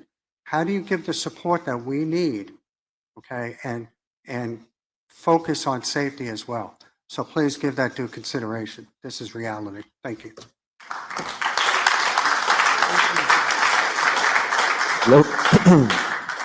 I'll try it again. Sean Wynn, Lorraine Mocha, Jeffrey Wall, Beverly Lampley. Come on down, ma'am. Are there citizens in the Dawn Community Room? Yes, and we've communicated the names that were on the list. Okay. We've communicated that they're being called. Thank you. Carry on, ma'am. Hi, good evening. I'm Beverly Lampley. I'm an LCSW, and I've worked in Brevard County for 28 years. Recently retired the last few years. Lived in Merritt Island, moved to Palm Bay 8 years ago, and I just want to say that I've loved living in Palm Bay. It's a lovely community. It's very mixed, very gracious, very loving. I've met lots of great neighbors, and I think it's a nice place for people to live. But at the same time, while I was working at Catholic Charities for 12 years and for other agencies in the community, we had a Brevard Interfaith Coalition. And during that time, we got the churches together looking for answers to the homeless. We got all of the agencies like Daily Bread and South Brevard Sharing Center, all those different agencies coming together trying to find a solution for the homeless. And I think it's a really difficult problem. And one of the things that's real difficult is that you have the chronic homeless, which is what the video shows, drugs, alcohol, and mental health, lots of mental illness. A lot of them are veterans who've come home with mental illness and physical problems. And then you have the recently homeless, which is, I think, what you're going to see a lot more of in the next few years because of the pandemic, because of the crisis of housing going up and rentals going up. At Catholic Charities, we used to pay rent, utilities, provided a food pantry. It was nice to see Catholic Charities here because I think some of the agencies that have put things forward to you all have a track record of success in working. Daily Bread has been very successful with their population, South Brevard Sharing, Catholic Charities, and some of the others, Habitat for Humanity. Those are all really good programs that know how to work with this population. I know there's a lot of other people that are interested in helping, but I think that they need to also work together with those agencies who have that experience. Maybe there's some way that y'all could get a Palm Bay coalition of the homeless so that they can work more closely with each other in using the money to provide services. Because I think there's going to be a huge amount of people that are going to be looking at becoming homeless because of rent and the cost of food. Lots of families with children, and that's a really big problem. So you need to really be looking at that. But also, you want to look at, if you do have a program like Daily Bread has in Melbourne, it needs to be in an industrial park area. Sarno sounds great, but Sarno, they proposed that 10 or 12 years ago, 15 years, and the Sarno area didn't want it either. So it's real hard to find a place where you don't have daycares and hospitals and neighborhoods and people. So it needs to be in a place like in Tampa where they actually bus people from the city out to that place where the chronic homeless can go and get the services they need. It's like a tent city, and then they move up to. Thank you. But anyway, just keep that in consideration. Thank you. Sha Wynn, Lorraine Mocha, Jeffrey Wall, Brian Germain, Bill Miller, Jojo Potts, Alex Oliveira,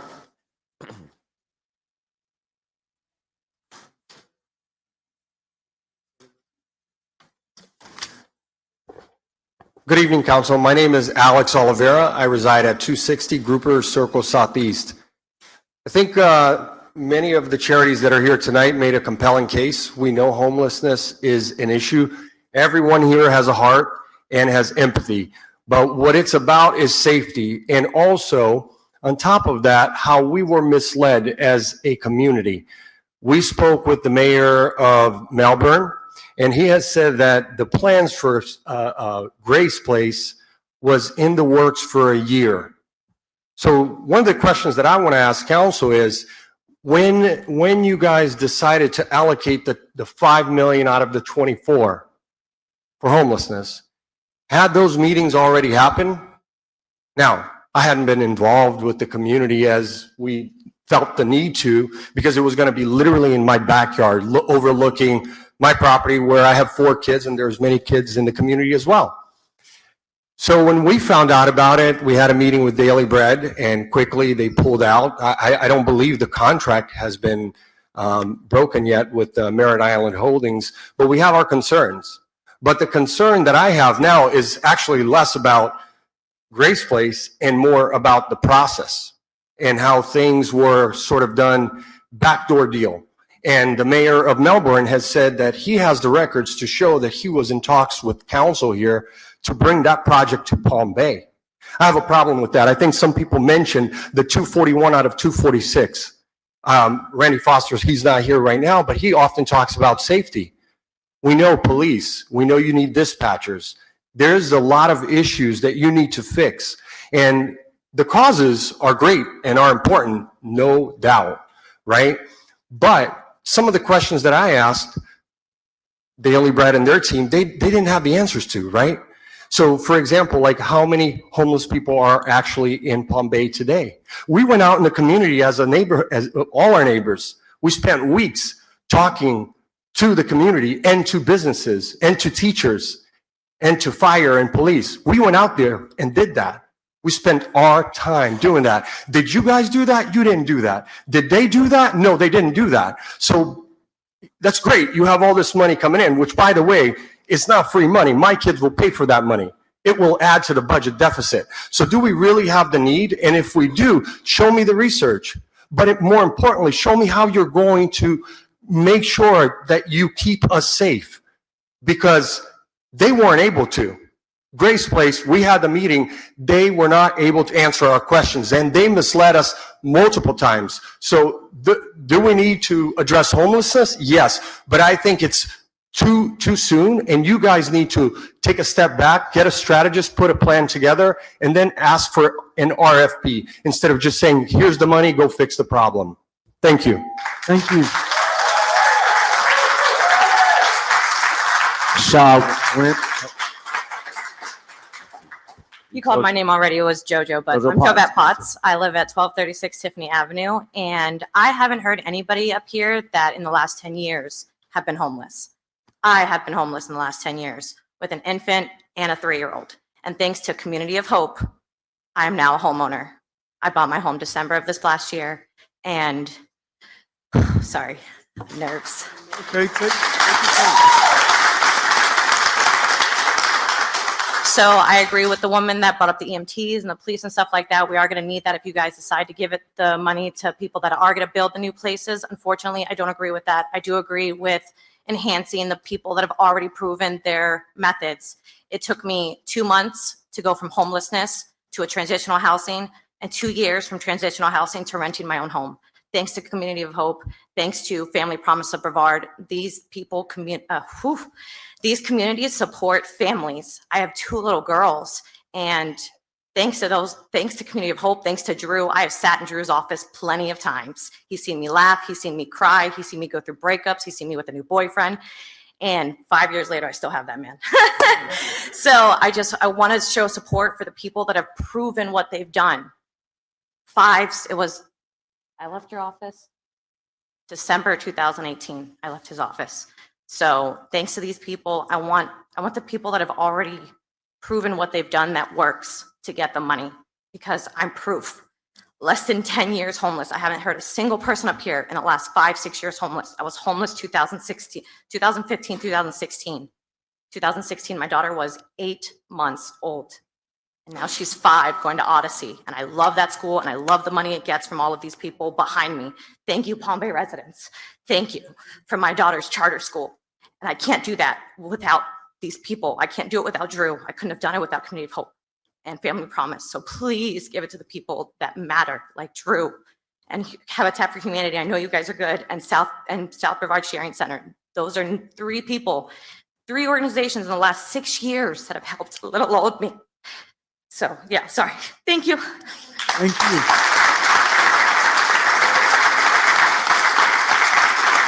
Shaw Wynn, Lorraine Mocha, Jeffrey Wall, Brian Jermaine, Bill Miller, Camille Hatley.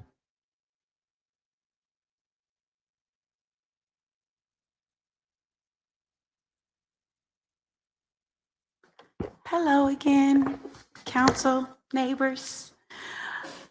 I'm Camille Hadley. Aside from being the executive director of Little Growers Inc., I'm a resident in Palm Bay. First, at 2222 Washington Street, right next to where we are trying to build our sustainable community garden. But now, owning my home at 1560 Roxbury Court. And I've already told you that homelessness is deeper than just housing. When I was living on Washington Street, I lost my home because of Hurricane Irma. That's an environmental problem. So now I'm going to tell you that Little Growers also has solutions for that. We are not just needing to address homelessness and rehousing, we are needing to address the symptoms associated with homelessness. And I want to speak also to supporting these organizations that are bringing affordable housing to the community. Because it was organizations like Catholic Charities that helped me get out of a hotel. It was the House Church and Pastor Kenneth Delgado who gave me a home, which I now own. It was the Heritage Park Apartments where my father-in-law, a former drug addict, was housed and got off of drugs because he had a home to go to every day, and he took pride in that. Little Growers grows food with the community, but we also work with the people that live in the Heritage Park apartments. We meet with them every week on Wednesday, where we together have built a community garden with raised beds. They're not drug addicts. They might have been, but they're proud of what they've developed there. Food security, being a part of putting their hands into something and growing something and being housed has given them pride in themselves and pride in their community. They get excited about growing food with us. But what's deeper than that is the people who are going to be still unhoused when the housings are built, when all of these wonderful organizations have come together to find solutions. They're still dealing with environmental issues. They're still outside. You just watched a whole video about trash and how that is an environmental issue. Little Growers Gardens is designing solutions to that as well. Our gardens will be designed for stormwater mitigation to help mitigate those floods that put me out of my home on Washington Street. And we want to invite you to join us as well to learn more about the environmental solutions that we're providing for the housed and unhoused here in Northeast Palm Bay. I have an invitation for you. Thank you. Sean Nguyen, Lorraine Mocha, Jeffrey Wall, Brian Jermaine, Bill Miller, Nathan White.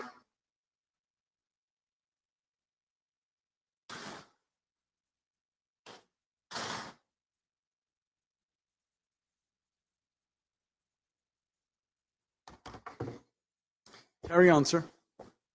Thank you. Nathan White, 1301 Seabreeze Street, Southwest. This is an odd situation. There isn't, especially with the Daily Bread organization, recognizing the issues that we're facing, the location they had chosen previously, and choosing a new location. This is even more so a situation where it seems like there aren't any truly bad choices, but still there's got to be a right choice somewhere. And I'm not sure what that is, but I'd like to present just my thoughts on this situation so far to add to your consideration. One being that there are a few options, a few applicants here that are asking for either all or pretty much all of the $5 million set aside for this issue. But just one thing to keep in mind, that money could fund 7 of these applications at one time, if we didn't choose one of the ones that was asking for most of it, just as a thing to consider there. In fact, it would do that and still have $250,000 left over. Fund 7 of these at one time and have just over $250,000 left over. That's one thing to consider. One, the source. I've met with Tony, and I've looked at what they do a lot, and it is amazing. It is not like anything I have ever seen, and they are doing incredible work. So when one of the residents mentioned, point to a model that's worked, I'd say they're the one to point at. They're an incredible organization doing incredible work to not just help people who are homeless, but help people get out of homelessness and stay away from the things that drew them into that place in the first place. Another being Little Growers sounds like an incredible organization that I'm amazed I haven't heard of. I love the idea. The concept of teaching people how to grow your own food is so primal and important and can help in so many different ways. Lessons being learned along the way with the practical skills. But also a lot of residents have pointed out very, very correctly that a fair number of these applications, the larger scale ones especially, would bring with it struggles that we are not currently prepared for. So the one thing that I would advise council, recommend, ask of council, is that if you go with any of these larger scale options, please pull back some of the $7 million of ARPA funds that you've dedicated to the new city building and instead dedicate them to our police and fire so that we would be capable of providing these services in our city. Thank you.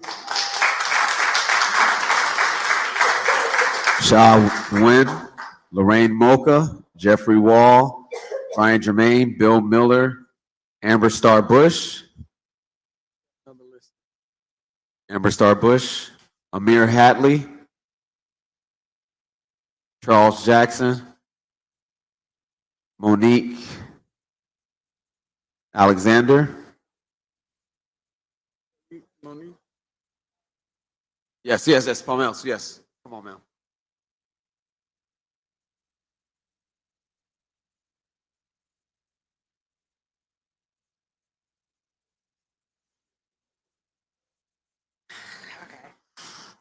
Hi, hello.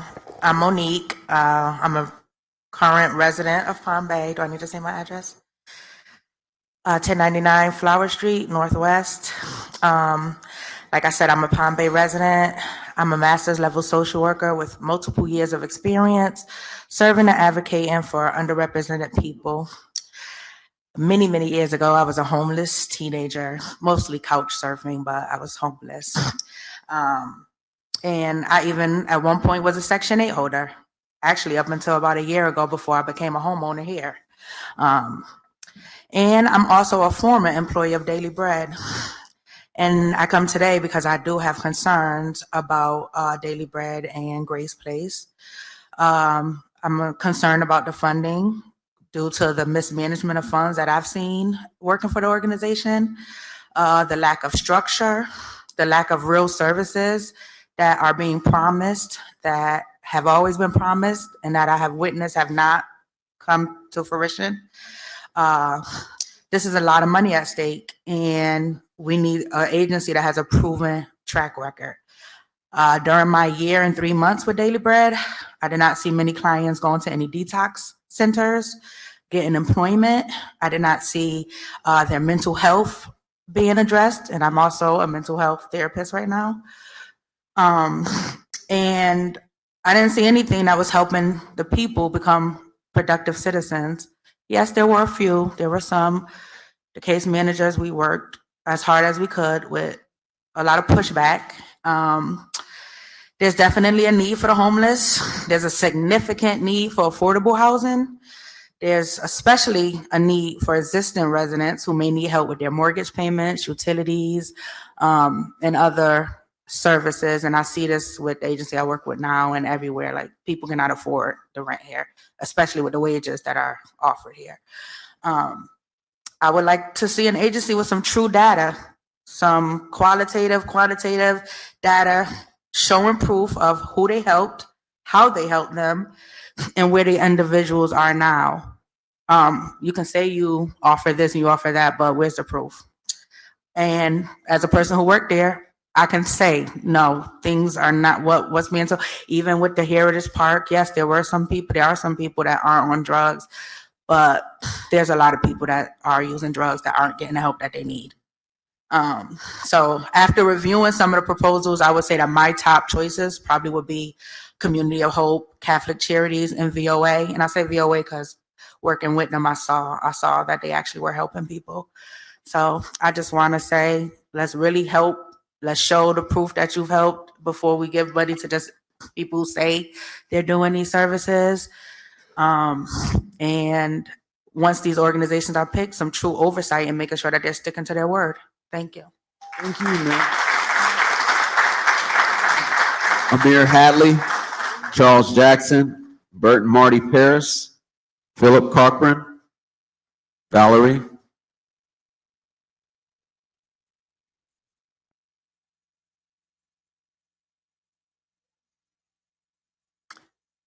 Good evening. We hadn't expected to speak tonight, but we've been so moved by every conversation that we felt we wanted to share just a few simple thoughts. My name is Beverly Paris. My husband is Marty Paris. We live in Vero Beach, but we work for The Source as freelance consultants in marketing, promotion, and public awareness. We have the opportunity to work with many of you just a few months ago when we brought the Dignity Bus here to Palm Bay, and you opened your hearts to the idea of this wonderful temporary housing for the homeless and the idea of being very open to trying to help the homeless overall in your community. It's quite different than what we see in Vero Beach, and this has been a pleasure to work with you. We got a phone call at the very beginning of the pandemic from Tony Zorba asking us to come aboard to help launch the initiatives that he and his hardworking team put together. The Dignity Program initiatives, which is a well-oiled machine of programs to help every homeless and poor individual in Indian River County. We feel blessed. We have worked with nonprofits our entire career, many nonprofits, and we've helped put them on the map. But what we have learned and what we have felt during this process of working with the Source has been so compelling in our lives. We should be retiring at this point in our career, but it's impossible for us to do that because of what we are getting from what we are working with at the Source. They're a well-oiled machine. They work hard, they are creative, they are faith-driven, and they are loving. They offer a community to people that need it more than you could ever expect. And during the height of the pandemic, when we saw nonprofits in Indian River County stepping back, losing funding, and not being able to do their programs, the reverse side of that was happening at the Source. They were racing to the finish line, and they've made it. We had a group from Ohio come to visit us just yesterday, spending the day to see how they can replicate what we have in Vero Beach in Ohio. We have another group that's interested from Kalamazoo, Michigan. They're very interested in bringing a fleet of buses into their community. And by the way, we have the Dignity Bus in Indian River County, and we have the Dignity Bus here in Palm Bay, and we've just received a new bus that will either be sold to another community or will be used to add on to the fleet of buses. I am sorry, I've taken up all my time. I hope you will allow my husband the same. Thank you. Thank you. Yeah, I just want to say that the Source just treats everybody with such dignity, and that is their aim. Everybody they have 2,000 members right now. Every one of them that comes there, they go through a screening process. They find out what their needs are, what their wants are, what their hopes are, and what their dreams are. They go through a mental health counseling. They go through drug counseling, and then they are given an ID card with their picture on it. Gives them a sense of community, a sense of feeling good about themselves. It's just an amazing organization. When somebody comes there, breakfast, lunch, dinner to eat, they are seated at a table. They are given a menu. They are waited on. It is just a feeling of dignity that they feel that every individual should have and must have, and that's what they aspire to. They want to take people out of homelessness and not perpetuate it.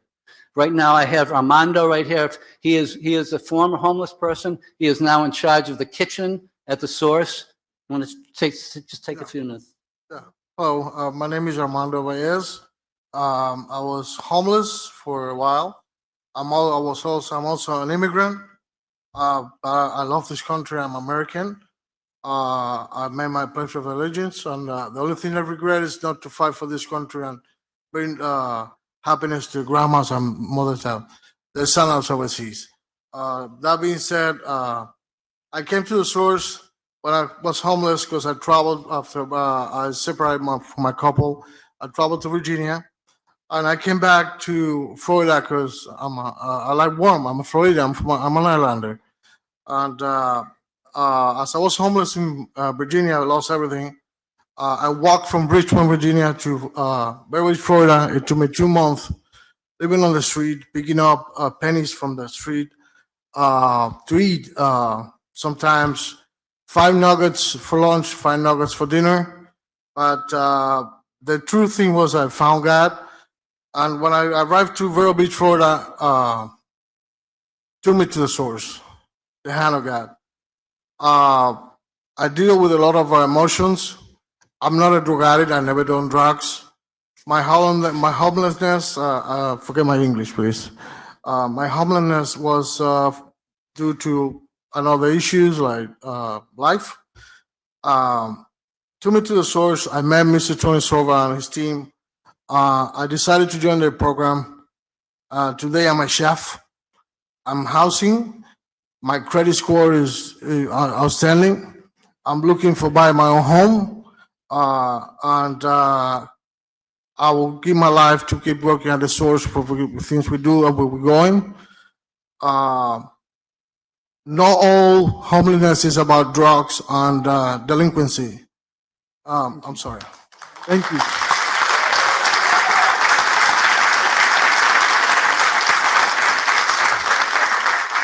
Amir Hadley, Charles Jackson, Philip Corcoran, Valerie.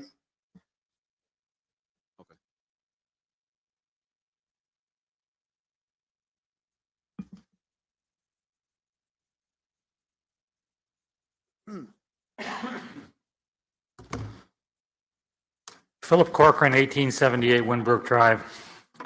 I had the misfortune of living in Boston in 2015 during the snowiest winter on record. I walked the streets at 1:30 a.m. and walked among the homeless near the methadone clinic. I saw the veterans in wheelchairs on the snowiest winter on record. They were out there at night when I went to bed, and they were there in the morning when I got up. I heard on the radio one that got run over by a trailer truck. He was sleeping underneath it and didn't awaken when it started to move. I witnessed the police covering the sanitation workers cleaning out underneath the overpasses in the springtime. So in my mind, which one of these programs will get the people off the streets, the people that need help? That's really the key. We need to be very careful with this program, and I don't envy any of you on the council or the mayor. Perhaps we should consider a less populated area, perhaps like the compound, which we don't know what to do with anyway, or Emerald Lakes, which is less populated at this point. Thank you. Thank you. Amir Hadley, Charles Jackson, Valerie Vaden, Sean Nguyen, Lorraine Mocha, Jeffrey Wall, Brian Germain, Bill Miller. Are any of those folks outside?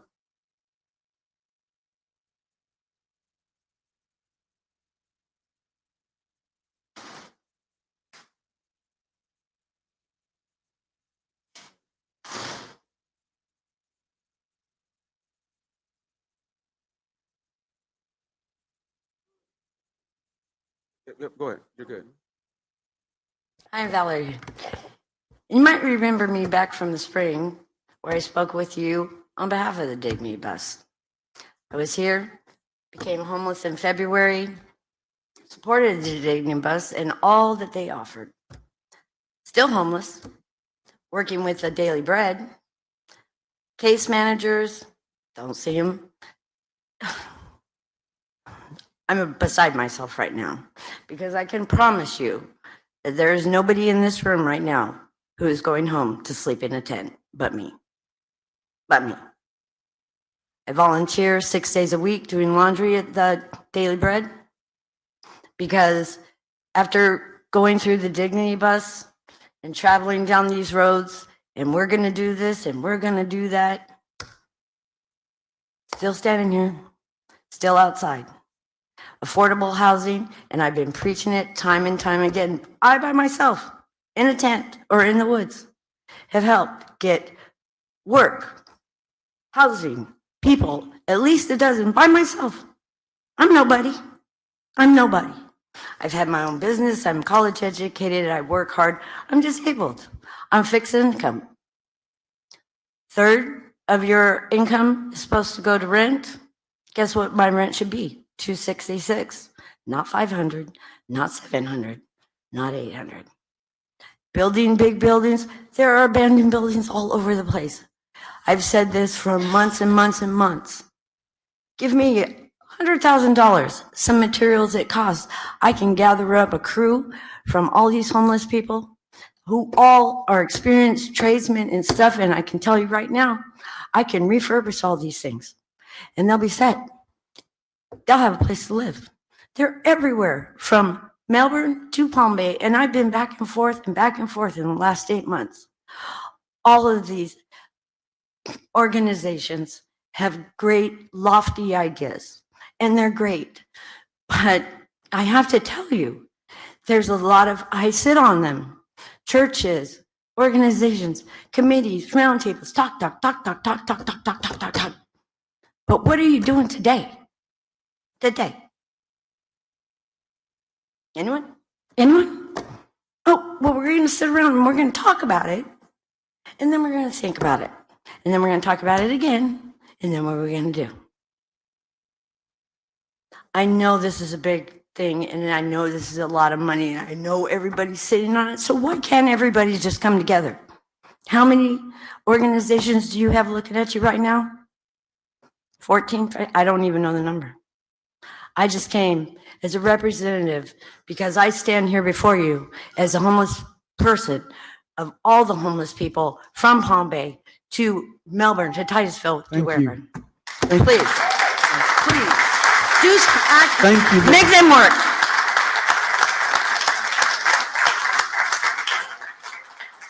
Amir Hadley, Charles Jackson, Shawn Nguyen, Lorraine Mocha, Jeffrey Wall, Brian Jermaine, Bill Miller, and that's it, Mayor. So no one else is outside that's coming to speak? All right. So at this time, council, I'm going to open it up to each and every one of us. If you have any questions from any of the applicants that we just heard presentations from. I can start with Councilman Filiberto. Did you have any questions from any of the applicants? Oh, okay, as you were. Yeah, so what we'll do is, if you have any questions, you say, yeah, we'll just call them out in alphabetical order or in the order that we heard their presentations. And if you have questions, we'll move forward that way. If you don't need to ask questions. If you don't have any questions, you don't need to ask questions. So go ahead, carry on, ma'am. Call them in the order that they presented. 1611 Meridian LLC.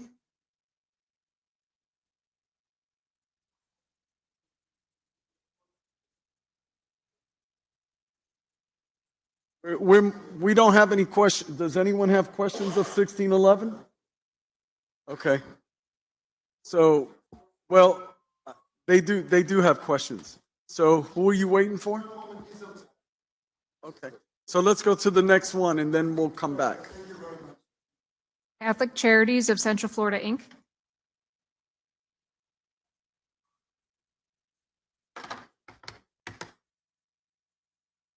You don't have questions, or do you? Yeah, I'll go. So, ma'am, Catholic Charities of Central Florida, I believe, if staff can correct me, has come before us, come before the CDBG for funding. Yes. Previously, and I remember at that time, there was a request, a 6-month request to utilize the funds for rental, pretty much the same thing, provide rent, mortgage, utility assistance, case management. Since then, have those funds been allocated and distributed? Yes, sir. By June 30th, I had them all spent. Okay. And I helped more than what we asked for. I got to help more households. All right, thank you. All right. I don't want to show my hand to all the other applicants early, but one question, everybody going to get ready because I'm going to ask everybody the same thing.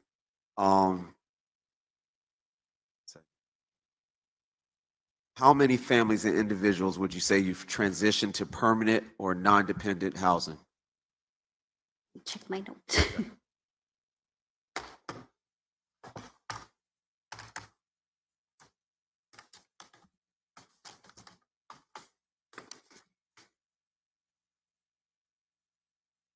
It could be within the past year or so, or 2 years, whatever time frame.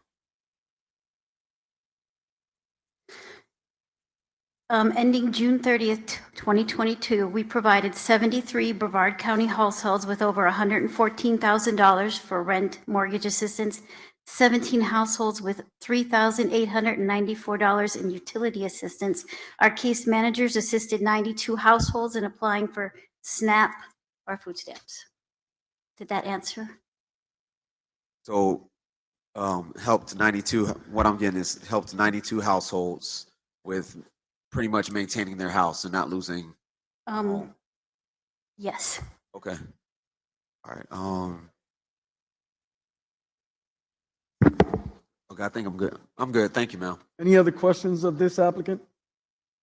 Councilman Felix?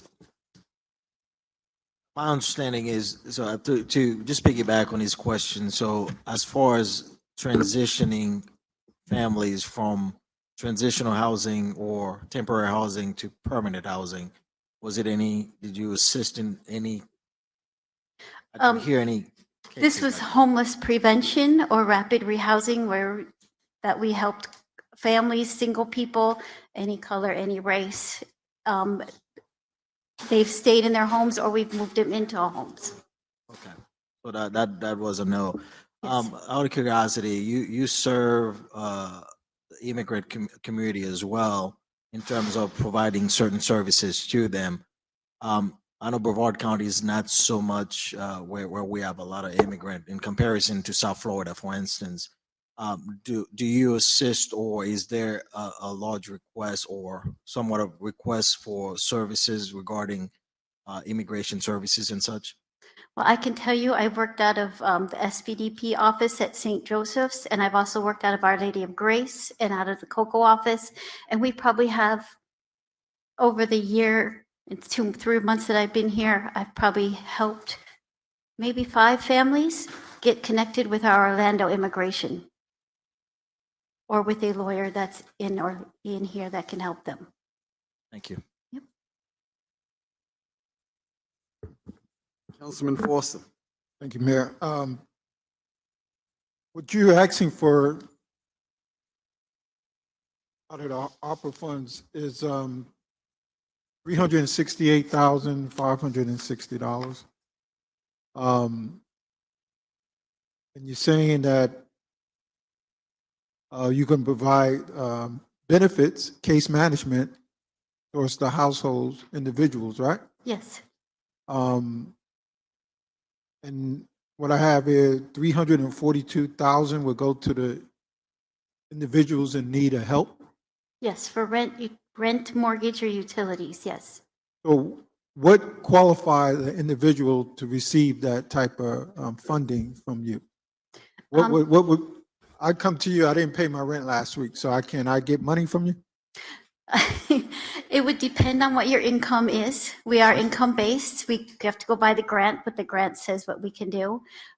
We bring the client in if they qualify for the income under how many people are in their household. Sorry, I don't usually do this. Not only that, we're also looking at sustainability. We're looking to support and maintain the families in the home. We're also, so when we're looking at a client, we're looking at their emergency needs. So anything can happen from going to the hospital, from having a death in the family, or vehicle breaking down. So we look at those emergency situations and then we evaluate.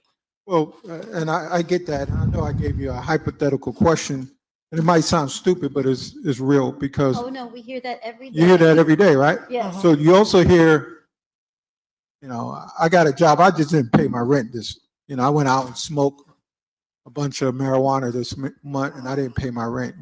Do I qualify for your help?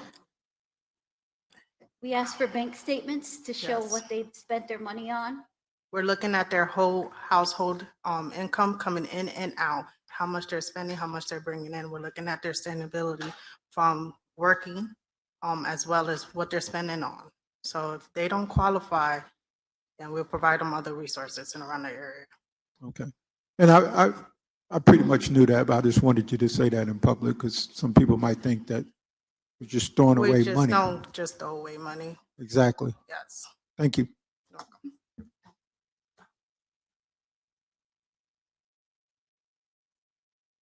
Any other questions, council? All right. Thank you, ma'am.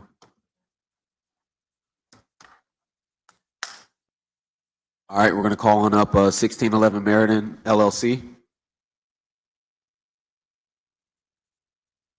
Questions, council?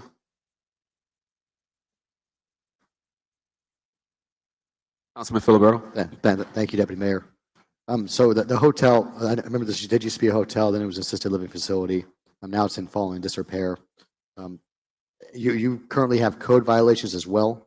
Would you like to address those to the council? The code violation is some trash that people dump there. We are working with Valerie. We sent several times people to clean it, and they put trash over there. We cannot have control of that. It was vandalized the property, but we want to begin to work to make things not happen anymore. Okay, and then you said you have past experience with Miami Essence. We are working in the city of Miami and the area with workforce housing. We work with the city of Miami, Miami Essence, and other projects that we are working there with the city of Miami and Miami-Dade County. All right, when I tried to look for Miami Essence on an internet search, I couldn't find anything. So is this relatively new, or have you been established in Miami? This is the last project. I could send you the information, and we are as of right now we are working on the construction of that. This is the last project. We work with District 4, Joe Carollo, and with the city of Miami. Thank you, sir. No further questions. Anyone else have questions? Let me, sir. Councilman Foster, and then after that, Councilman Felix. I understand the project that you're trying to put together. I think it's a great idea. Thank you. A good location. But here's my problem. Here's what the situation. A couple of years ago, before I became a city councilman, I went to that place, the Grace. It was a Castle Palace, I think. Yeah. Okay, Crystal Palace, and I remember when they converted it from the quality hotel to an assisted living. Right. So I've been watching. I didn't live too far from that place either, and I've been watching it develop. Different owners, different situations, and I went by there yesterday, and it's horrible. Yeah. It is. It was totally vandalized. Yes, it was vandalized pretty bad, and I was shocked to see that the place went in. It's just like there was a beautiful place, and it was totally vandalized. It's yes, totally vandalized. I think some drug activities going on, and look like stuff is flown outside the place. Graffiti is all over the place. The fence is broken down, and then come to find out you have city code violation, and are they paid? Are the code violation paid? Those city code, first we're working with Valerie from the city code enforce because we take the trash, the city code violations are trash violation in the area, that people dump trash there. And what we're doing is we will put again a new fence that was destroyed. We'll put a new fence, we will clean that, and then we will go for mitigation. Yeah, because the law asks for. We can do that. Well, I just have a hard time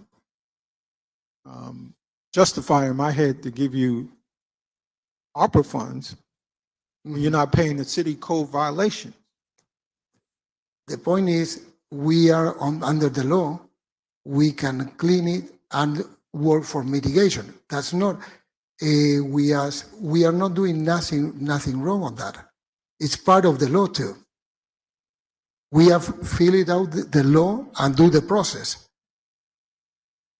Yeah, well, I just have a problem with that. I see your proposal, Jake, and I know you do great work. Yeah, if you could turn that property into this, I'd be ready to spend a night there. I mean, this is a nice thing.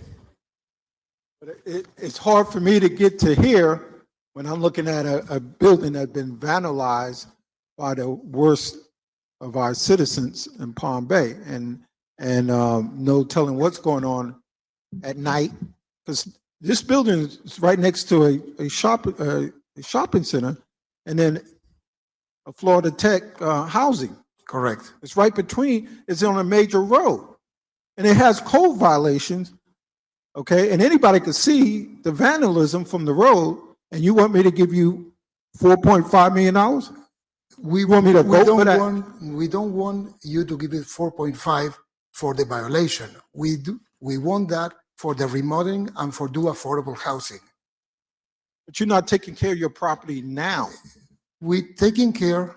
The point is very difficult, and you know that it's difficult to maintain. We will put again, is the second time we put a fence there, and it was destroyed, and we tried to make it and to keep it properly. Okay, sir.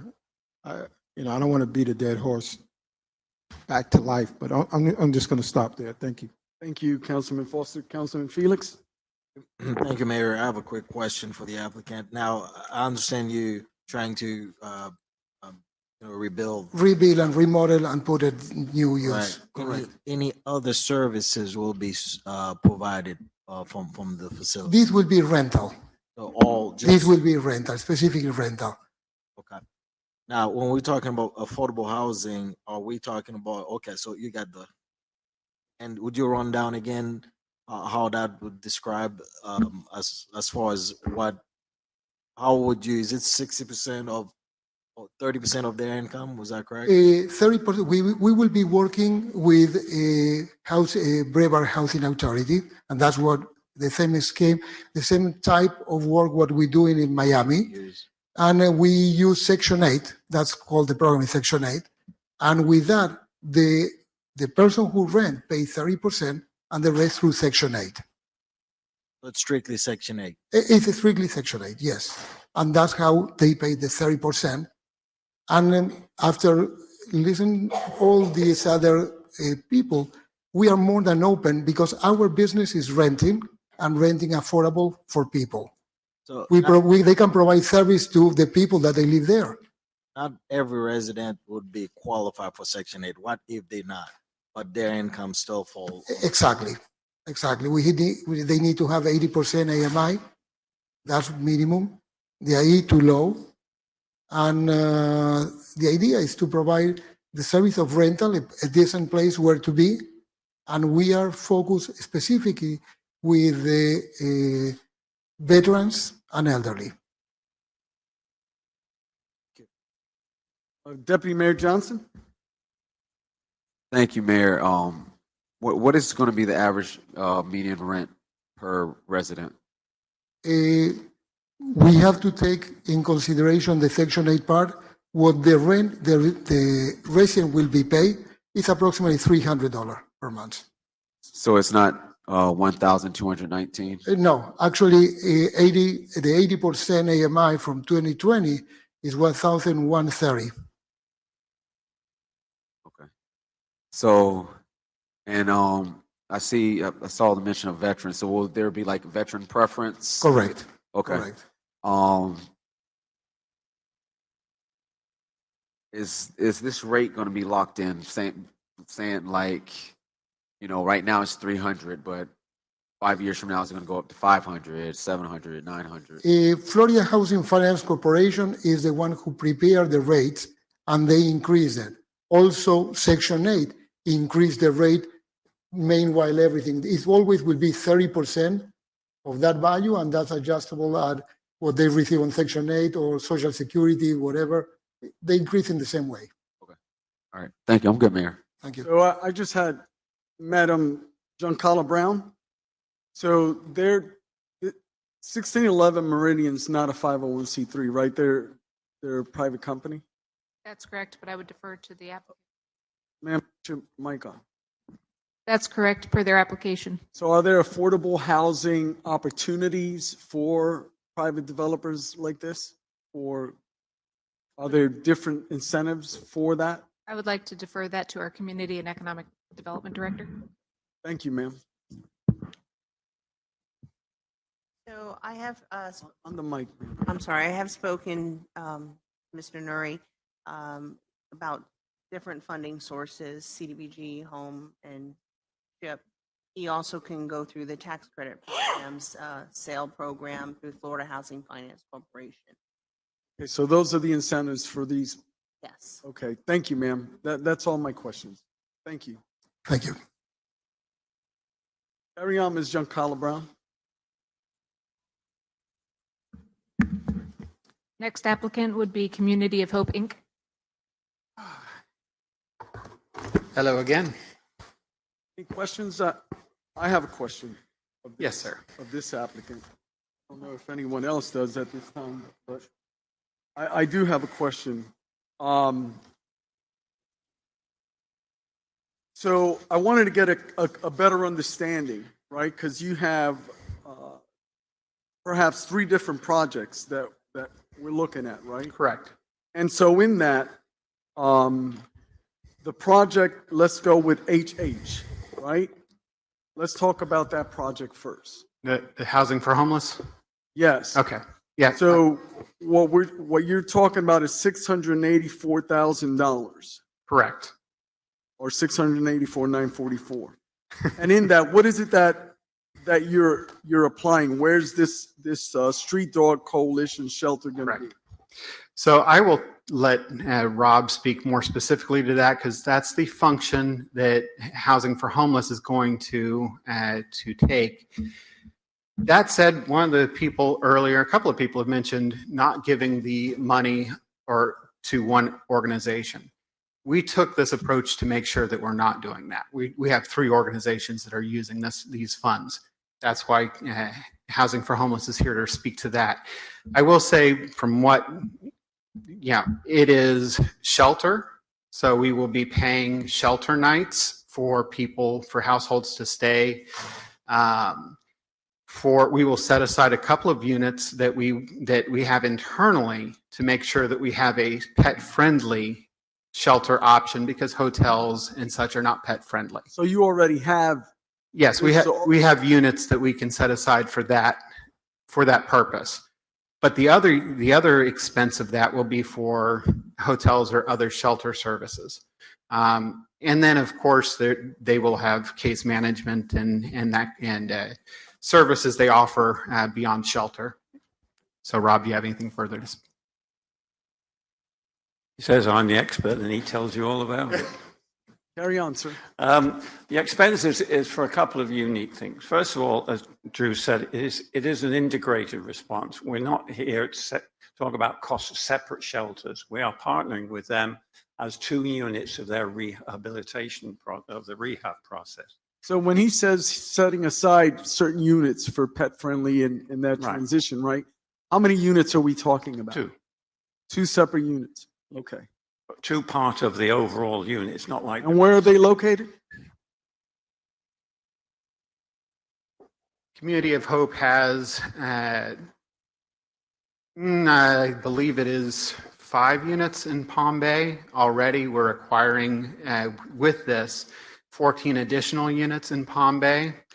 And part of our approach is always a distributed approach. We don't have. I'm talking about the first one. I'm not talking about the 14 yet. Yeah. We'll get there. I'm talking about the Street Dog Coalition. That's what I'm talking about. So how many units? You said 2. Yes, 2. And we could dedicate any of our current existing inventory to that. I see. Okay, thank you. Yes. Thank you for that. And then now let's go to the 14 units, the 14 2-bedroom units, right? Yes, sir. That's for Baywood Townhomes. They're townhomes, right? Yes, sir. You already in contract with? We are in contract on those units. That's part of the benefit of this program, is that we would be able to, it's already shovel ready, so to speak. We can start expending the money fairly quickly on all aspects of it. Okay, and as a follow-up to that, you'll manage those rental properties, and what type of rent are we talking about? Those will be transitional housing units. So the rental on those units will be based on income. So they will be able to be charged up to 30% of their income. So the, yeah. So 30% of, So most of those units will probably be, because they're 2-bedroom units, it'll probably be families, and they'll probably have, you know, income coming into the household. And we have, you know, say for somebody has $1,000 a month coming in, they would be limited to $333 a month. okay, so that is, so you would, the 2-bedroom aspect to it, it is more towards families. Those would generally be more families, although there are individuals who might live there, might cohabitate, might be a you know, a couple that lives there, or people who want a roommate. Okay. So, but we'll try to make sure that we use all the bedrooms in a unit rather than have, you know, wasted space. Okay. And then, so we're looking at 333 or so for 14 2-bedroom units. You're already in contract, so you could really turnkey on this. You guys are established. So Correct. then my follow-up question, the third proposal, that 321, is that turnkey? No, they own the land, and they are working right now with the Housing Authority of Brevard County to do development on that land. That would make it permanently affordable because it's through the Housing Authority. Okay. The Housing Authority would also dedicate vouchers to those units. So that means that whoever is living there perpetually would be limited to 30% of their income. Okay. All right. I think other council members had questions of you, so I'll start. I think Councilman Forster had a question. Yeah, I have a question.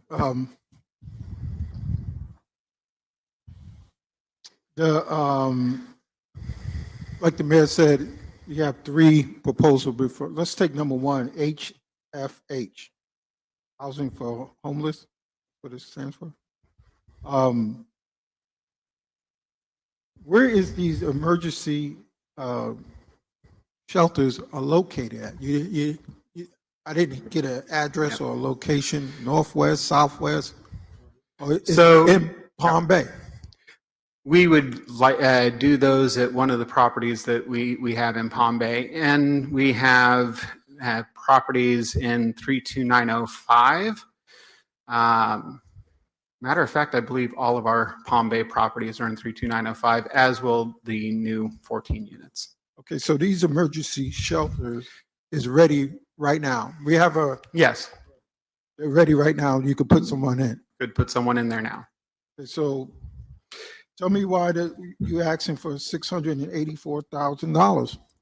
Because 2 units is not enough to serve the need. So first of all, we would need to offset the cost of the lost rental on those. But also, we're going to have to put people into hotels.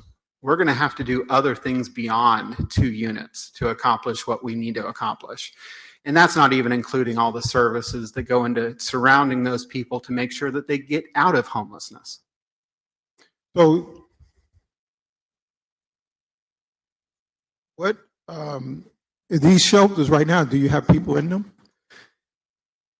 We have of the units that we have in Palm Bay, 1 is currently unoccupied, but we have people who, they're mostly transitional housing, so we have people who move out, you know, any given month somebody might be moving out. And the 14 units that we have under contract, 3 of them are currently vacant. We also have. Did you say the 14 units, this 14 emergency shelters? No, that's 14 units of affordable housing that we could use 2 of those potentially for shelter. And mind you, you know, one of the things that I think if you look at our history, we don't have NIMBY issues, and I use that term, and I hate that term.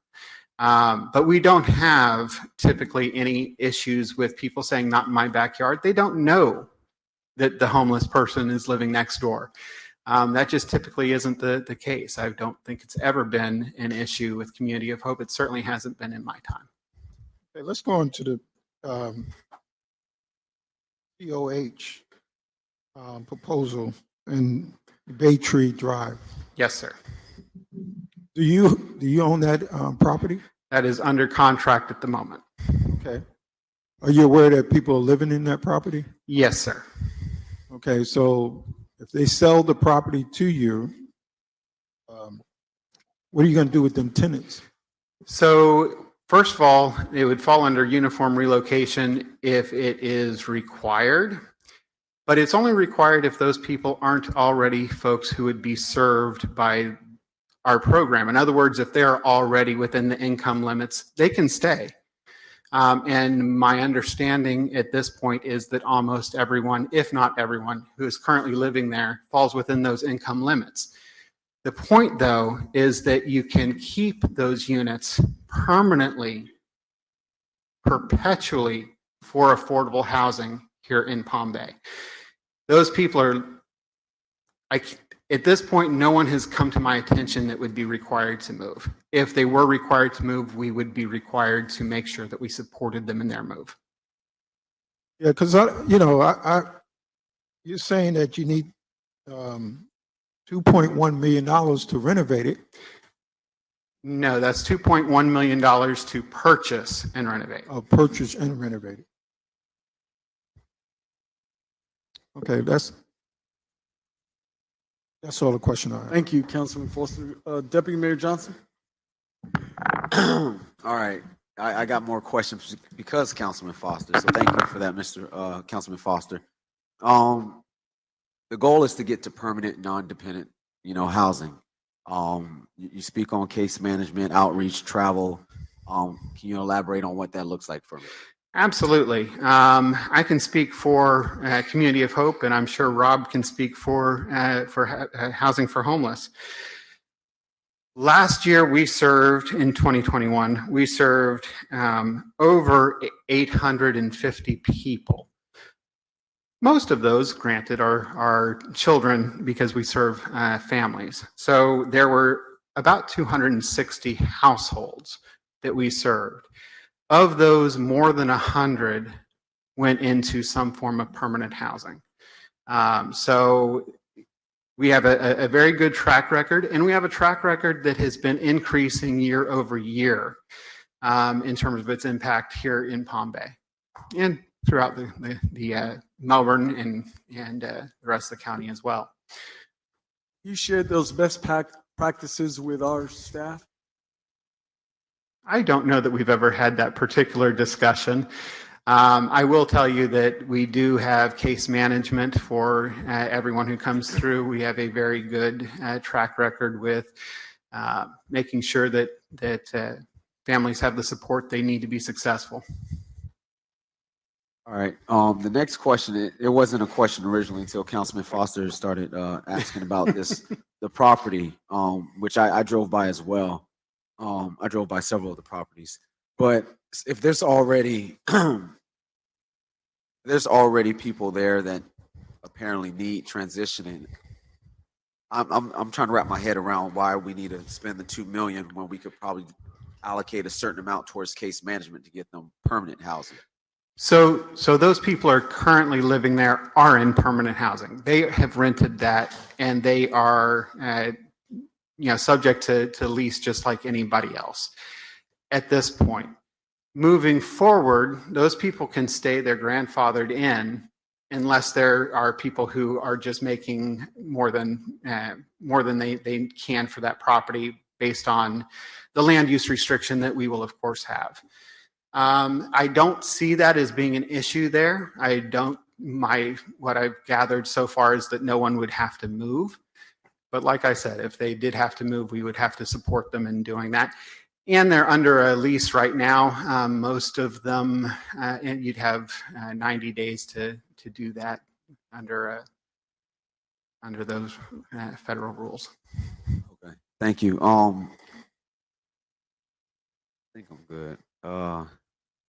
Yeah, it's just that's the reason why I was asking that. I know we're talking about permanent housing, and for though there are some that prefer apartments, or but with the way we're at as a country and everything going on, is rental housing really permanent housing? So Can I speak to that yes, real sir, quick? please. Thanks. That is really a struggle, and I think that's a big struggle that everyone has spoken about tonight. Is there's just a lack of inventory of affordable housing. One of the ways that you can fix that is to get people moving out of affordable rental and into affordable home ownership. Last year, it's not something I'm proud of, but I think it's actually something I should be. We moved 3 of our families out of rental and into home ownership. And that wasn't even including Jojo Potts, who I did not know was coming tonight, by the way. So we do have a better than average track record for putting people out of our supportive rental programs and into home ownership. We also took the initiative about 6 months ago to start a community land trust. The idea behind a community land trust, and this is a whole nother discussion that you guys don't have time for, but the idea behind a community land trust is that you find land that you can dedicate to affordable housing. You develop on that land. You separate the land from the house.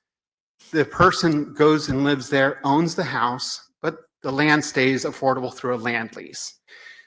So what we would like to see is more people coming out of programs like Community of Hope, like Housing for Homeless, like Volunteers of America, and God bless them, they really do a great job. But in moving into home ownership, because it gets them out of the rental market that is so volatile. And I'm almost done, Mayor. I'm sorry. Okay, all right. You mentioned 100 permanent housing. Over what time span would you say that you? Oh, that was that last year. So within 1 year, 100 permanent housing. Yes. Now most of those are permanent rental housing. Okay. Those aren't home ownership. It's only 3 that went into home ownership. Gotcha. Okay. So out of those 100 permanent housing, how many have possibly fallen to the wayside? Or none? Like, it's very hard. It's hard to track this down. HUD have an interesting way of doing it. They say they track them after a year, and they say, well, if they're not back in the homeless system, then they must still be housed, which really isn't accurate. That's as close as we get. Part of the problem is we lose contact with people all the time. Most of them have cell phones. They drop them, they change them, they run out of minutes. It's very difficult to track. And by the way, that 100 into permanent housing are just the Community of Hope clients. I am relatively certain that would be close to doubled, if not doubled, including Housing for Homeless's folks moving into permanent housing. I would also like to say that last year, my case management team was absolutely beside themselves that one of their households was not successful, did not stay housed for a year. The reason for that was that the mother passed away.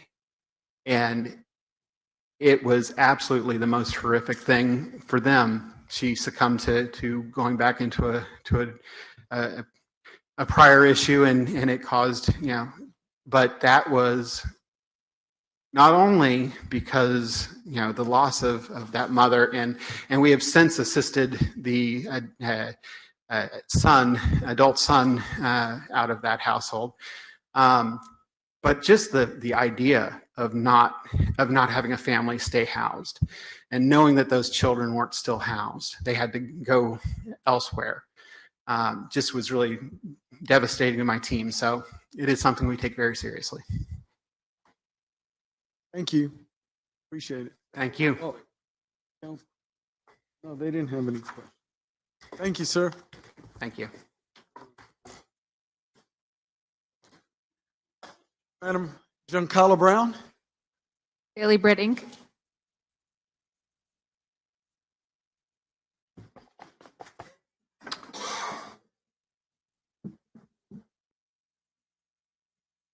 Where on Sarno Road did you say, sir? It's on the western side across from the Muscle Car Museum near the landfill.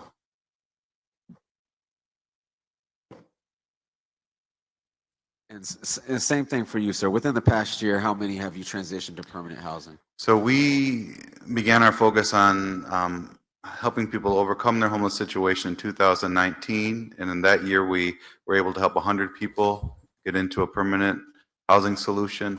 In 2020, it was 123. Last year it was 147.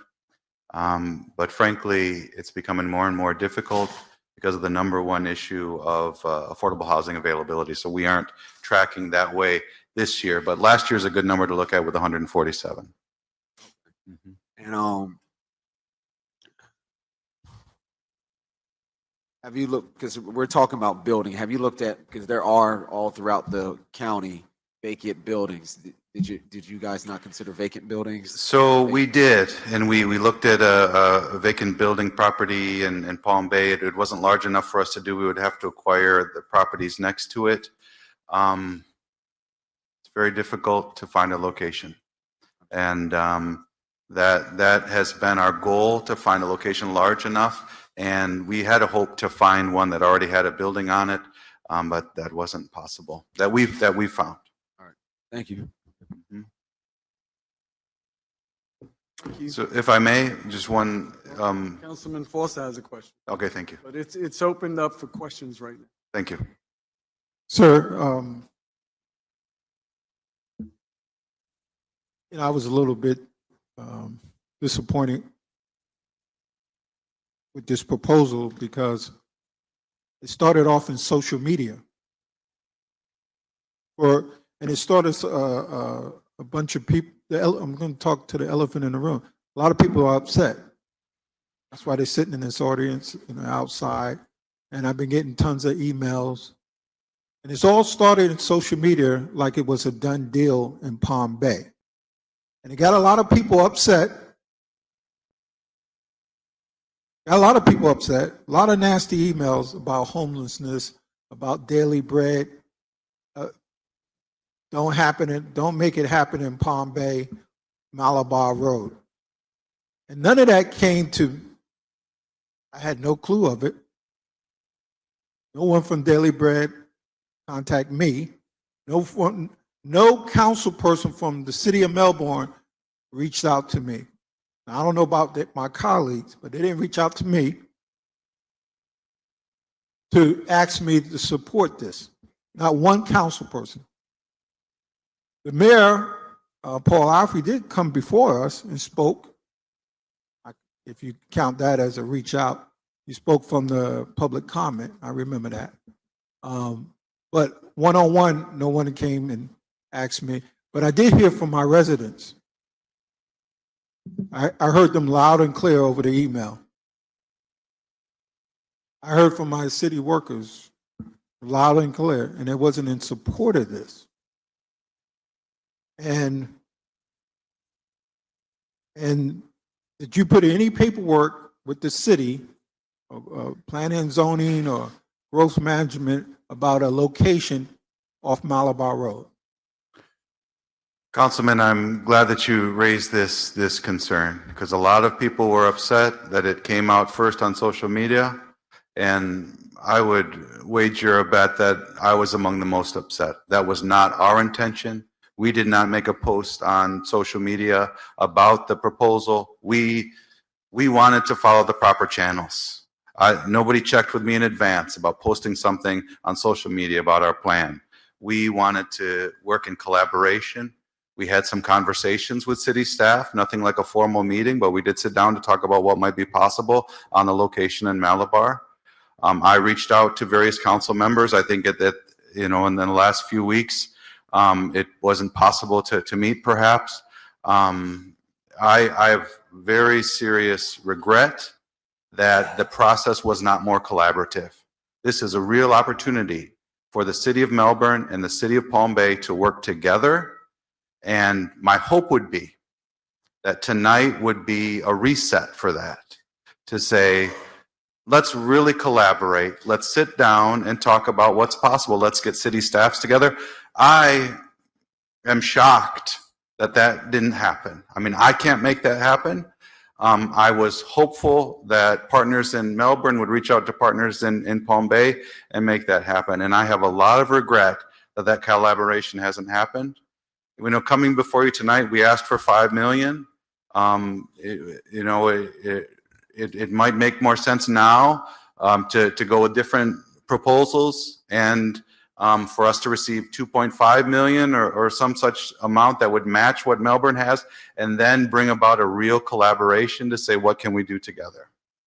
Well, let's talk about this 2.5 million that Melbourne gave that to you. Is it in your coffins, your financial? What's the status of that 2.5 million? So what happened last September when the city of Melbourne began to look at their ARPA funds as you did? They at a city council meeting, Mayor Alfrey made a motion that 2.5 million be set aside for Daily Bread to move and expand. And that was set there, and we shortly thereafter came to Palm Bay City Council. He wanted you to hear it from him. I don't know the best way to make that conversation between city councils. Sometimes that can be a complicated communication. I don't profess any kind of knowledge of how that would be affected by sunshine laws and such. Okay. Was the location mentioned when you and Mayor Alfrey came before this council? No, that location, we found that on our own. We found that last spring and began to negotiate with the owner of that property. It's a large size property that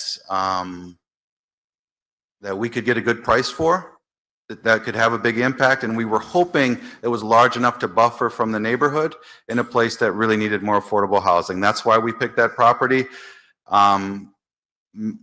No one on the City of Palm Bay staff was aware exactly where the property was. I just said that we were looking at a property in Palm Bay, and they assured me that that would be fine with them for the use of those funds. Well, I'm glad you said that because I want to clear the air and get it right.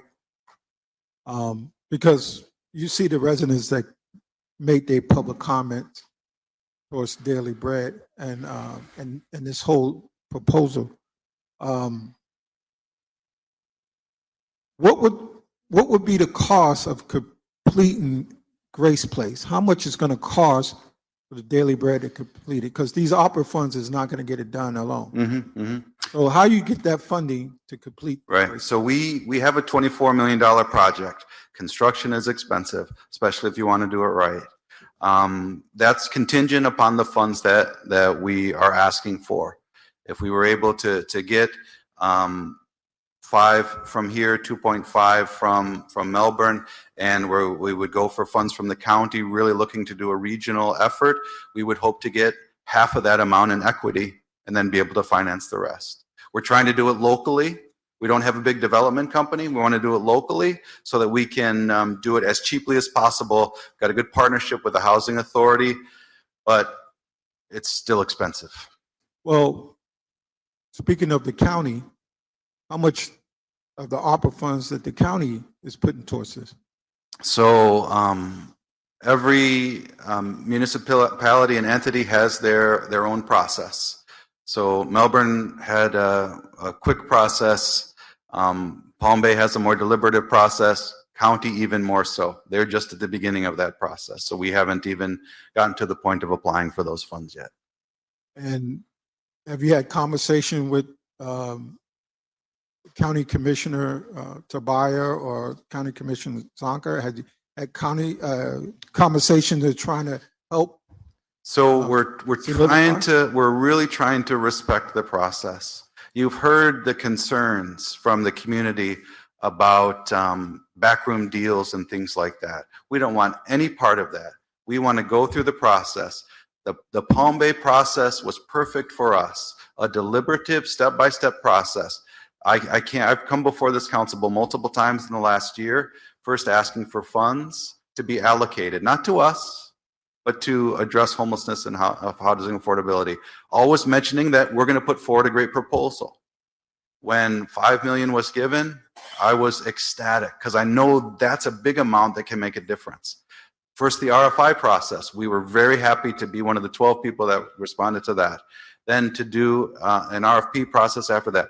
These step-by-steps makes a great deal of sense for us. We're happy to go through that process with the county, trusting in the community as a whole to come together, recognizing the validity of our proposal and that it's big enough to make a difference. But it's hard to do that.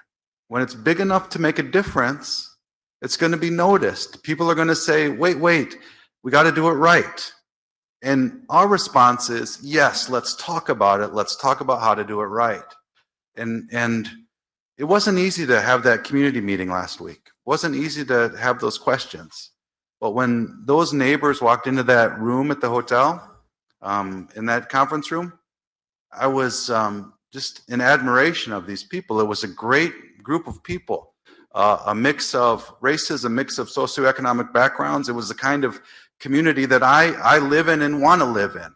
So we listened, we adjusted, and we might do that along the way. I mean, we've got a $24 million project with a lot of components to address a complex issue. Will it be exactly like this? Of course not. We want to partner with you, talk about what needs to be in there. We want to partner with the county, partner with the city of Melbourne, partner with my colleagues behind me. That's the way we can really make a big impact. But it's going to get some flack. It's going to take a courageous stance that says, we know this is the best thing to do and we're going to do it. Well, I'm glad you're speaking because I want to clear the room, clear the air, and I'm almost done, Mayor.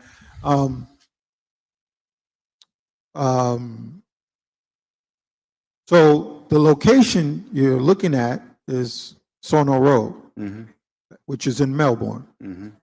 Okay, not Malabar Road. I just want to make that clear. Okay, but you're looking for funding from Palm Bay. We didn't guarantee you anything. Am I correct?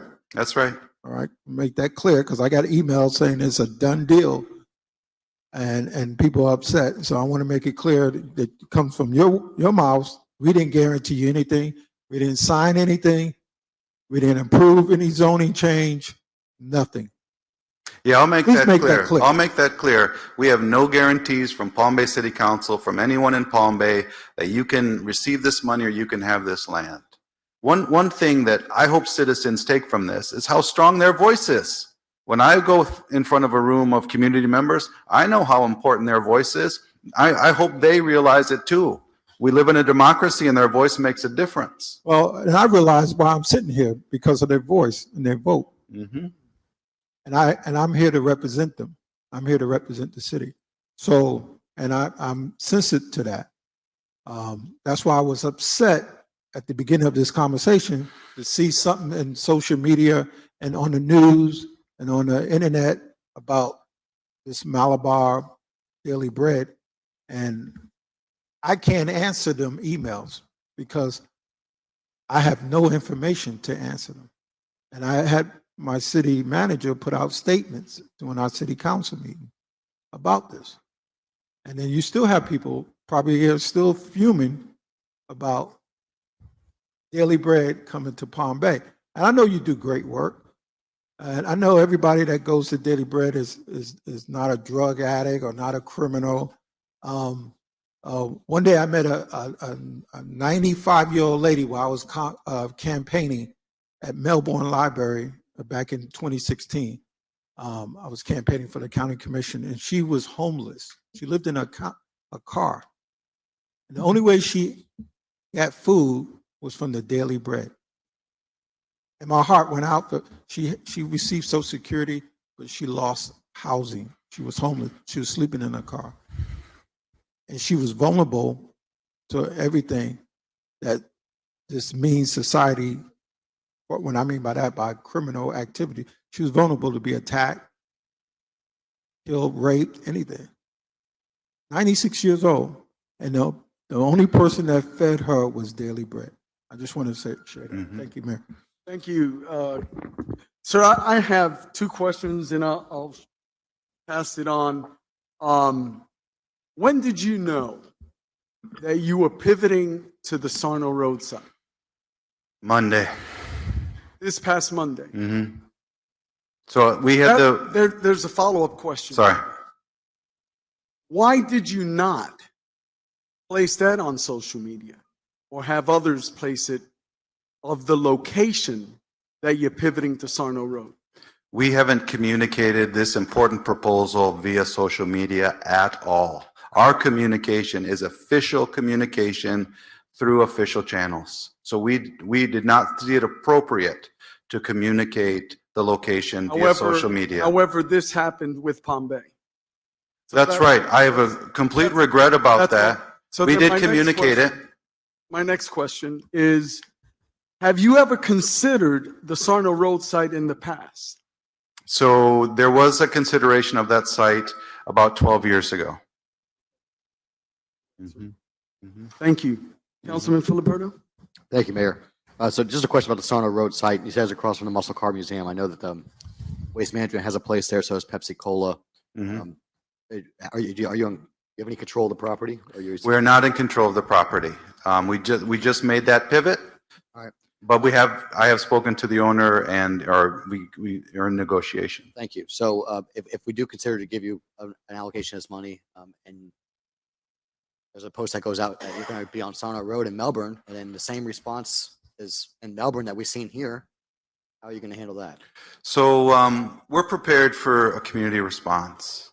We'll handle it in a similar way, which is we will listen to the concerns of the community and we will mitigate any concerns to whatever extent we can.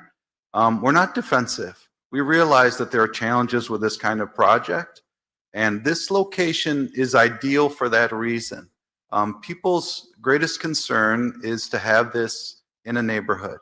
And this is not in a residential neighborhood. It's not close to a residential neighborhood. Our neighbors I've spoken to, our immediate neighbor, and it's a business, and they're supportive of the policy or the possibility. I agree with you. I'm just unsure if you've spoken to the Melbourne Mayor or the Melbourne City Council or Melbourne staff about this proposal. We have communicated to them. I've spoken personally to the mayor. About the Sarno Road location. Yes. All right, thank you. Are you familiar? Carry on, Councilman. If I just wanna, I know you've been getting a, somewhat of a beating today. You're doing a good job, by the way, answering questions and Thank you, acknowledge all concerns. I do appreciate. I know a little bit about your organization. I didn't know a whole lot up until about 3 years ago. Young lady, somehow, some way from Miami. You may not remember that. I personally met you because I got that phone call, and she's from Haiti originally, and she ended up somehow a series of events. She ended up at Circle of Care. Yes, I got that phone call. They needed Creole translators and so on and so forth. Somehow I got involved. She refused to speak while she was there. She refused treatment. She refused to eat. So as I've not got involved with Circle of Care, who knows what could have happened, because she refused to take medication. She refused to even talk. Not that she wasn't able to talk, but once I got involved and can speak her native language, I got involved. And the first word out of her mouth was your name and the Daily Bread. So I do understand the value of what you guys do. And it's very unfortunate what the series of events, rather you agreed to it, and I can understand. And if you recall, when you came here with Mayor Alfrey, I said it right to Mayor Alfrey. I didn't appreciate the process in which they got involved, because he was all over social media, then came to Palm Bay. And that's not how you properly address things as local governments. We're willing to work, and I was the loudest voice to make sure we got to 5 million. Original proposal was 1 million. Right. I was the very first voice. I said, this is a real issue. Let's just take it seriously, where we put our money where our mouth is. We're saying it's a serious issue. but we weren't attributed the right amount of money to address it. I'm a big part of why today we're talking about 5 million. Originally it was 1. So I said all that to say, I think your organization is a great organization. I don't know if I can support as close to even 5 million. I think you can deliver service. I truly appreciate the package you put together. You truly addressed all the level of services we're looking for, all the tier 1, homelessness, tier 2, services, supporting services, tier 3, affordable housing. So I see, looked at everybody's package. I see in your package, it's truly a comprehensive, well planned. That's hopefully if it can materialize to that, it would be an awesome, really, really an awesome thing. 100 and plus affordable units, and this is beautiful. I said that I wanted to encourage you. I do appreciate the work of the Daily Bread. What the majority of council decide, I will be in support of attributed something to the Daily Bread, maybe on the much lower end, but I also believe many of these organizations are just as great. The work they do, the service they provided. Just wanted to put that on record, and I'm glad you do answer. Quite a few statements from citizens, from the residents, were totally untrue. Looking at us, one thing I take personally, what I'm doing today, serving this great community, I don't have to do this. We certainly don't do it for the money. Last I checked, we're probably getting paid 25 cents an hour, if that.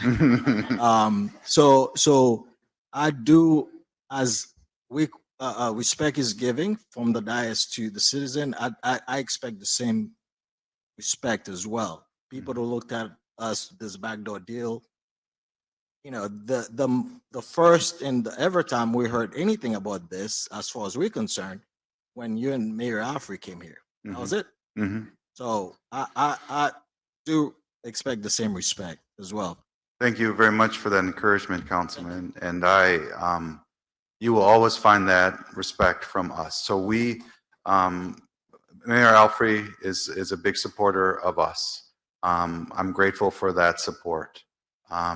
But we are a nonprofit organization. We partner with other nonprofit organizations, and our relationship with you will be always one of respect and following official procedures, and that mutuality and openness will continue whatever comes tonight.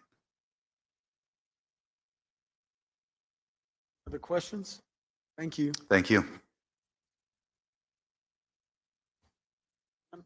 Habitat for Humanity of Brevard County. Sorry, I'm unfolding. Deputy Mayor, well, my. Go ahead. You got okay. So you spoke of, and the amount is $961,120, right? Yes. You spoke of 5 families and 15 children. I think that touched, I can speak for myself, but I know that touched a lot of hearts up here. And the fact that you guys are proven time and time again, there's a unique petition for this, right? Because when you think of, this is home ownership, and home ownership leads to certain responsibilities when you're a homeowner, which eventually will lead to prosperity. So I see this proposal for what it is, but the 15 children, you already have these already allocated, these 5 families already vetted? These 5 families have been in our program for more than 4 years. They've been waiting for homes, and as we've recently built, affordable homes aren't affordable. They're not affordable to build. They're not affordable to have homeowners buy. So one of the reasons we're asking for so much is for the construction has gone up 50 to 60% per house. 2 of the homes will be ADA compliant. One of them is an 8-year-old boy who is paralyzed from the waist up and also has a tracheotomy. So really, really precious story. It was in your packet. They came from Puerto Rico. But what we've had to do, we just closed a house in Palm Bay a few weeks ago up on Fields. And the house appraised, because our homeowners pay the appraised value based on their ability to pay. The house appraised for $299,000. That is not affordable housing. What were the square footage? What was the? 1,200 and change. It has a garage. It's three bedroom, 2 bath. A family of 4 children and a mom, single mom. But what we do is I work with the board and we base it on their ability to pay. We partner with CHI, Community Home Initiative, and she's only paying, off the top of my head, I think it's under $700 between her principal and her escrow, because it's based on ability to pay. So the subsidy comes from Habitat, it comes from donors, it's a silent second note that's on the house that's forgivable if they stay in the house 30 years. So they have to stay in the home 30 If years. yes, if the equity goes up and they sell the house the second, then they pay us back. But that's how we make it affordable. I was listening to some of the rent payments tonight, and I don't know how people are doing it. And some of these are workforce people. One of them, single mom, 4 kids. She works for a company that FDOT is she's a subcontractor for FDOT, and she holds the flag on the highway. You know, as you're passing by and they're doing construction. 4 kids, single mom. One family, she's a school custodian and a daycare worker. We have one family with the tracheotomy, janitor and maintenance services. That's what that family does. 3 children. We have a fast food custodian. And then we have one she's a nurse's aide, and she's transitioning to be a postal worker to try to make more money. So these are families that are working hard to better themselves and to have home ownership. Thank you. Deputy Mayor Johnson has a question. Oh, you're good? Anyone else? Oh, Councilman Foster has another question. Yeah, I've been to some of your Yes, events. you have. Yes. And I do great work. And what I like about this proposal, what I don't like about it, first of all, it's only 5 families. I wish it was more. We do too. We have a list. But what I like about it is you help people get back on their feet. You help the least of these who don't have the masters and the PhDs and the college degrees to get a good job, and they're making it every day. They go to work, they barely make minimum wage, and they're not drug dealers, they're not criminals, they're the best of our citizens. And having a home is all about the American dream. That's what we work for. And some people got big homes and some people got small homes, but some people had no homes at all. No homes at all. And they're missing that American dream.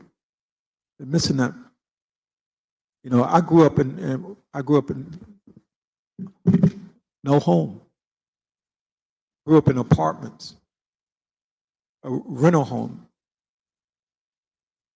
My mother didn't own a home until she retired from working.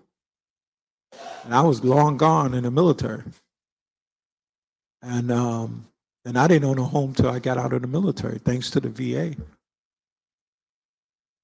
So, you know, not everybody got a VA loan to help. And even there, you still got to have great credit. So what I like about this, and I know I'm making a statement, I'm going to get to my question.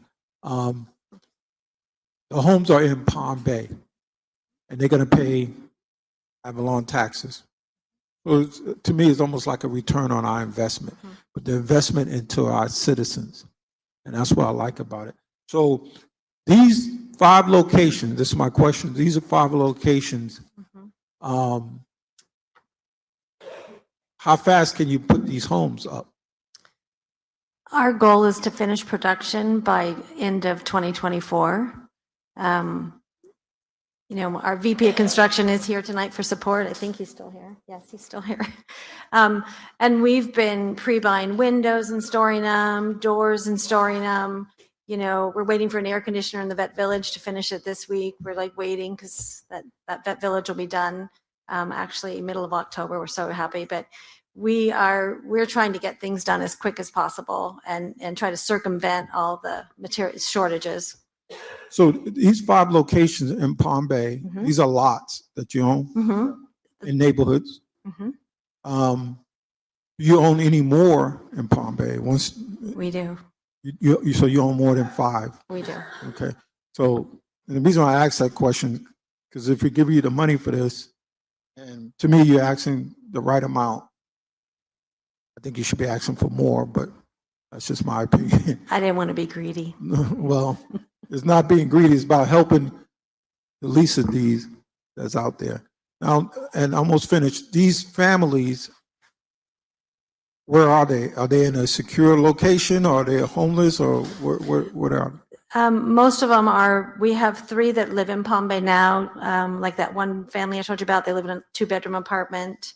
One family lives with another family. You know, understand too, all of our family partners at one time were homeless or in substandard housing. They all go through that process where we assess them and that's how they get there. But all of them are, my family services could probably answer this better. But they all are in housing, but it's still substandard right now for the size of their family. Okay, thank you. Mhm. So ma'am, is there a sweat equity process that these candidates achieve? There's a $1,500 down payment that they've been paying $50 a month. There is 250 hours of sweat equity. Some have been working in the Restore. They've been helping other nonprofits, and then they have to help build their own home. Yeah, I like the work ethic that you apply to this, ma'am. I believe Councilman Felix has a question. Mayor, I just wanted to more make a comment. I had the privilege to be part of the most recent, a few weeks back, representing the city of Palm Bay. It was truly a proud moment for me. You know, being there representing Palm Bay and was able to hear all this good stuff and the partnership, how you guys commended all city staff in terms of the work and how they assisted to get to that point, and being able to see the smile on those kids' faces, it just just might blow me away. Alongside great community partners such as Publix, Wells Fargo, these are companies I work for, so the culture is there, and it was, to me, was just truly a privilege to be part of such a activity. So now you said production would be completed by 2024. So I'm getting you're not gonna build all 5 houses at the same time. It just They'll kind of be built simultaneously, but the way they are in the city, they're kind of all over, and then it's all different. We do it in stages. We have a crew of 4, so it takes time. so, and you did say you own quite a few inventory of lots. We have Do you have a other- number by any chance? I don't want to say a number off the top of my head, but That's fine. yeah. Is there a 3-5 years plan in terms of building? I'm sure the demand is probably up there, right? Is there a plan? Yes, there's a plan of the property we own, and then there's other things that we're doing to try to acquire more property, because that's our biggest struggle as we look forward is property. Thank you. Okay, thank you. Thank you. Madam Giancarlo Brown? Helps community initiatives. Any questions? Yes, Mayor. Deputy Mayor? Yes, Mel. So I looked at this application of, this council, and you were at the meeting previously. We were really harping on, affordable housing, temporary housing, transitional housing. We know what happened across the street from Truth Revealed. And I'm surprised because when I looked at this application, I didn't see anything in regards to, possibly revitalizing that property with ARPA funding or any. Was there a reason for that, or like to serve, like, because that was where the Cold Night Shelter originally was. So Yes, it was. Yes. The reason why HCI ended up doing the cold night shelter was because there was no other facility available in all of Brevard. And the question came up, you know, can someone help? And we stepped in to help at that point.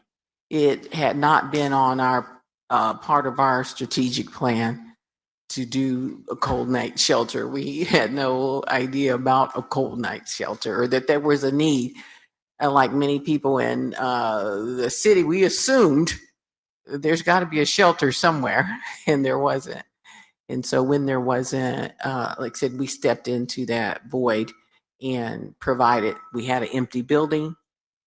I asked our Bishop Clark, you know, if we could use it for that, and he agreed to use it for that at that point.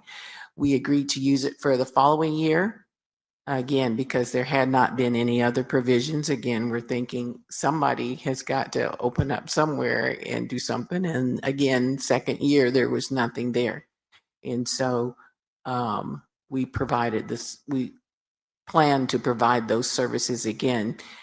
After the first year, we had 3 residents from the cold night shelter that just would not go away. They kept coming back. They were sleeping around the building. We were putting blankets and feeding them. And again, it just organically it turned into, where are the resources and where can we find someone to help these 3 people that we've grown attached to and we know now and they know us and we're supporting them anyway. And that's really how we got into the homeless services business. We opened the Mercy House. We found the Mercy House in April of last year. The first 3 residents there were 3 residents from the cold night shelter that we had helped. 2 of those are now in their own places in the permanent housing, and we were able to partner with Volunteers of America and South Brevard Sharing Center, other homeless organizations that provide case management. We continue to provide support services for them there. We started developing programs and working with them because we were there with them every day. We saw them every day. We made sure they had food, made sure they needed transportation, got to and fro, and took care of the facilities. And so we have grown into homeless services. We're now members of the coalition. We have up to 5 residents now in the Mercy House. And we partner 3 with the Daily Bread. Again, we had no case management up to this point, but now that we're members of the coalition, we've got funding, and now we have 1 case manager, 1 part-time case manager. And but we found that we can do this. We've been doing it, and people seem to like what we're doing, so we'd like to do it some more. That's what we're wanting now, is to be able to get some funding for more case management there and continue the services. We've been doing more outreach, and so that's what we're also asking for funding for, is to do the street outreach. yes, ma'am. And the last portion of what you were asking for does title 15,000 for the cold night shelter. Where would that be? Well, again, there is no shelter in all of Brevard County. So again, trying to look ahead this time instead of waiting until October, November, and nobody knows what's going to be happening with the cold night shelter. We're saying in advance now, we'll do the cold night shelter again. We've done it for 2 years. We know how to do it now. And, we would be willing to do it again this year, but this time be funded in advance, know that it's coming in advance and prepare ahead of time. Will it be on the church grounds or? No, we would be using the hotels and motels again this time. That building that's there now is going to be torn down. You also probably saw the little house where we had the initial ribbon cutting there. That was supposed to be our office space and everything initially. and we had already opened up the cold night shelter by then. And so it was larger and more spacious. And so we started operating actually out of the cold night shelter and put off, doing any further thing. We didn't need 2 buildings.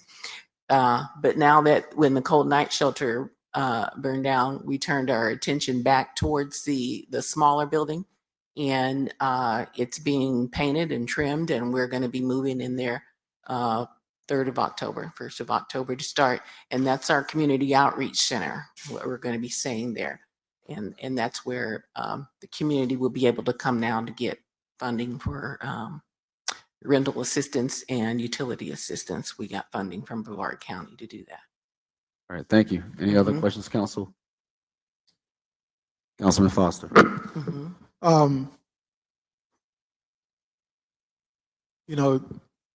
HCI, y'all a good Samaritan. Yeah. And I appreciate the work you've done for the community, especially in that area of Palm Bay. In the cold night shelter, like you said, there is no cold night shelter. There's not. Do you know one in Brevard? No. Right. So we have a homeless problem. Would you agree to that? Yes, sir. And absolutely. Where do they sleep? Where do they sleep? Do they sleep indoors or outdoors? They're sleeping outdoors. And when it gets cold, yes, because if it get, I used to could take, I'm from New York, I could take it up to a certain point. Yes. But when it gets like below 40, that's pretty cold to me. Yes, sir, it is. And I wouldn't want to be sleeping outside, although I did it in the military and I didn't like it. I had a nice sleeping bag, but I still didn't like it. It was cold. Yeah. And I slept on the ground, but that was I was getting paid to do that. But these people are doing it because they have nowhere else to go. Nowhere else. And last year, and I raised a lot of ruckus about getting y'all guys some money for this cold night shelter. And this council took it out of our foundation to pay for these nights. Yes. To carry us over into January, I think that was one of the issues. Yeah. And it went very well. And you had a lot of participants. Yes, we did. That needed shelter. Yes. We were able to feed them, twice a day. And, our partners, COTG came, they did COVID testing every night for everybody that came through. So y'all did yeoman's work, but what you asking for? Yeah, I have a question.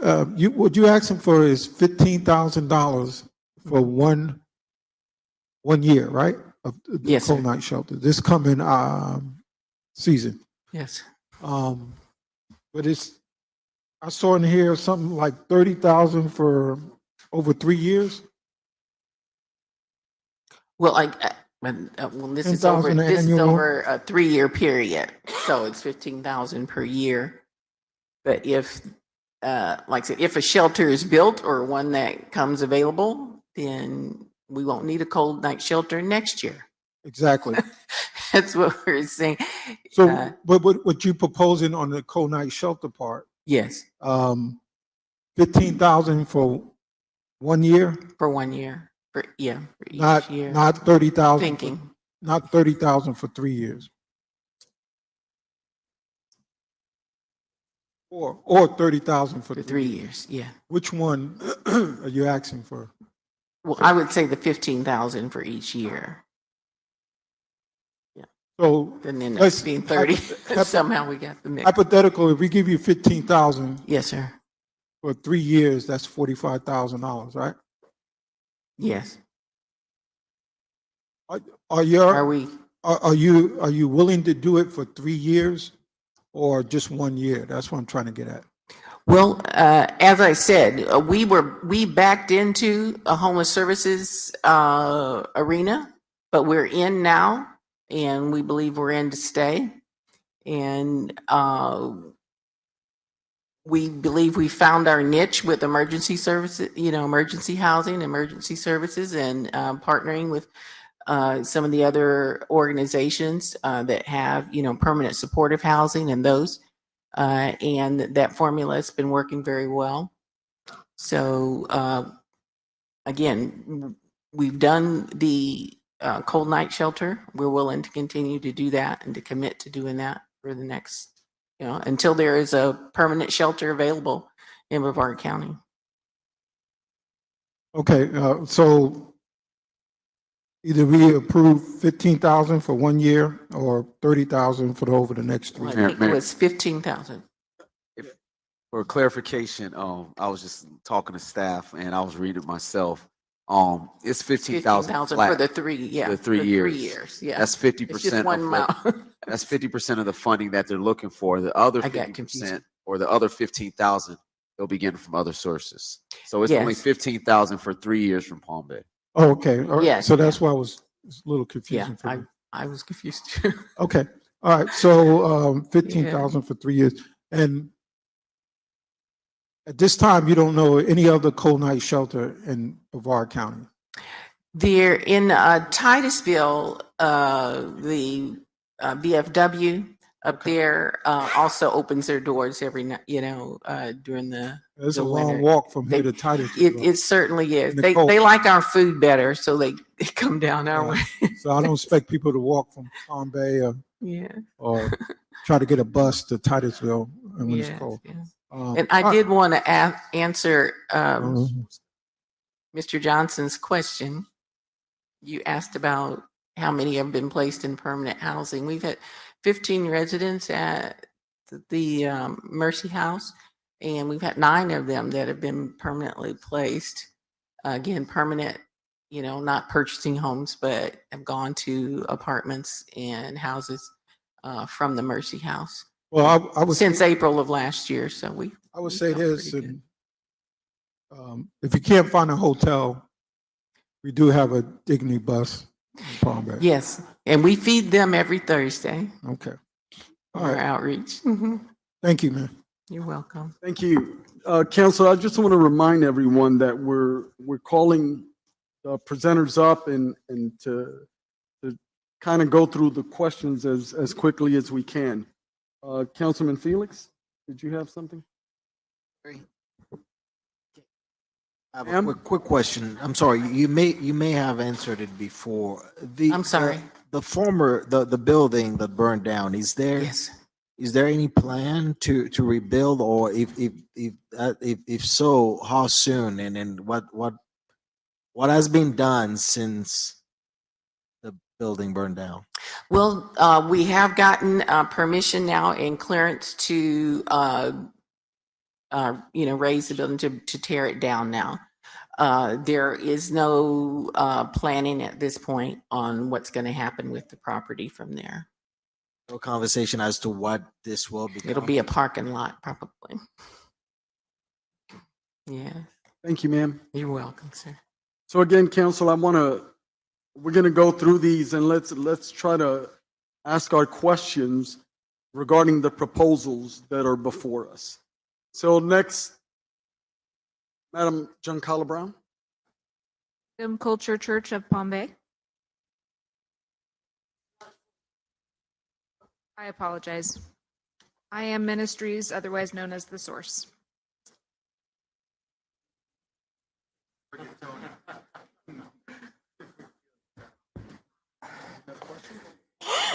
Whew, can we get a break? Deputy Mayor. 5 minutes? So 2100 Port Malabar Boulevard is sold. It is sold. Okay. New location 2145 Palm Bay Road. Correct. But is it under contract by you? It is not. Okay. We were not going to put anything under contract until we knew what we were going to do tonight. Okay. And 2170 Port Malabar Road, that's another one. Is that under Correct. contract? That is not either. Our goal was to be on Port Malabar Road to have a social service center and the housing piece together. Since the service center has now been sold, we still have that piece that's still available for housing. Now, the Palm Bay Road location has 3.7 acres that has the ability to put at least 20 tiny homes on that immediately with the service center right there that just needs small little renovations to it. The difference to Palm Bay Road location to the Mosaic Church location was 18,000 square feet, 1.29 million. Palm Bay Road location, 7,200 square feet, 1.29 million. So same amount, but a lot more square foot. A lot more less square footage. Oh, a lot. Less square footage. Okay, got it. Yeah, so it's in a better location. It's in a commercial location. US, right there on Palm Bay Road. Okay. Which is probably driving up the price a little bit. But it needs some renovations, but we can do those pretty quickly. Okay. And on the flip side, us as council, I might just be speaking for myself. Yeah. We're looking at it on the stance of, the reason why we ask about under contract or if you already own the property. Yep. What if we give the money and then you can't lock the deal? The money comes back. So Yeah, money comes back. We wouldn't even accept the money until the property is finalized. Correct. Okay. And if you had a preference between the 2170 Port Malabar Boulevard, if you couldn't get both, if you had a preference between 2170 Port Malabar or 2145 Palm Bay Road? I think Palm Bay Road makes a lot more sense given the fact of the community and the community concerns and where it's located. It's literally right next to Thrifty Produce, which really helps us with our culinary training and employability program with being able to use them as a supplier for a lot of our stuff. So I think that just makes a lot more sense. Okay. We faced, and I've been doing this for 5 years down in Indian River County. So we're building, well, we're not building, but we're renovating a property down there now. And like these guys said, NIMBYism is real. They're going to come out the woodwork. It's real. There's real concerns for people in the community. But as for us, there's people that need help today. As you can see, we've been serving the Palm Bay bus since February. And the greatest concern in Palm Bay is that it takes so long for an individual who needs services to get to Daily Bread. They do a great service, but it's a 3-bus ride transient to get to Daily Bread, 30 minutes each bus. So you're at an hour and a half of moving, of constantly moving. So being able to have the services here in this community for individuals could kind of help with kind of buffering if people are transient and moving from all over the place. Yep. And public transportation, that's another topic. Yeah. That's a whole nother. Yep. Yeah. Absolutely. Yeah. Absolutely. But all right. So, and I've asked this about a few others. We're talking about transitional housing, case management, providing permanent, non-dependent housing. How many? Yeah. So this past year we did about 70. 15 of those came off the Palm Bay bus. Now, the only thing that we have here in Palm Bay is the bus. There's a place for them to sleep. St. Vincent de Paul feeds them, helps Community Initiative, comes out and feeds them. There's no place for people to go to have community. And that's the struggle that you have. There's no real true job training in our community. There's no real true way to move people out of homelessness here in Palm Bay. They have to go from service to service to service to try to make all of that happen. And you're kind of just spinning your wheels. So if it was me, I'd put the money into a service center immediately and then start to address the housing pieces as you start to move. Thank you. So last question, Mayor. You talk about the 70 permanent, 15 from a bus. And 25 of those from the bus got employment. 25 from the bus got employment. How did you get them there? Describe the process. Bruce, you want to come up and talk a little bit about that? Sure. Somebody help me. Come on. This is the only man's hand I will hold. Mayor, City Council, what we've done, if the Palm Bay bus is, once the people have established themselves on the bus, we start looking for jobs and we start contacting the labor-ready groups and stuff like that to get them employment. We've gotten several construction jobs, several landscaping jobs, and a couple of them have moved on to be nursing and working in a nursing home. As far as the housing, we've been able to find people affordable apartments by contacting landlords, by contacting realtors, by contacting people and saying we have duplicate people that can move on and get an apartment together, and they team up and use their Social Security checks or their employment checks to get apartments. We've been very successful with a very limited group of people working for them. We only have about 5 people right now working within our organization to help find those things. We only have about 30 total volunteers. And most of y'all have been to our building. We work out of a broom closet. 500 square feet. Yeah, it's very, very small, and we run a food pantry out of it. So some days we'll have the food pantry, job employment applications, and job training all at the same time in the same room. So we really do need the space to have a resource center, and we do need space to expand our abilities to find people jobs and to find people apartments. The jobs have not been the hardest thing to find. Most of our people are over the age of 60 years old that are on the bus. And we have a very difficult time finding employment for people that are 60 plus years old. The younger people have moved on and found jobs with us and have found apartments to move into, basically living on their own instead of living on the bus. But the bus is a place, you know, my friend Terry mentioned there's no cold weather shelter. There certainly is. That bus is a cold weather shelter every night when it's below 40 degrees. We can sit 20 people on that bus every single night. And we have been every single night. Any other questions? I'm sorry. Last one, Mayor. I know I said, and I meant to ask Mr. News from Daily Bread, but we had a woman just come here and she spoke about both organizations. Do you have any background information? Like, honestly, I'm kind of disappointed. I wish somebody would have grabbed her before she left. Yeah, we know who so- she is. We know exactly who she is. And when she says that she's still homeless, she's still on the street. Again, I only provide a bus.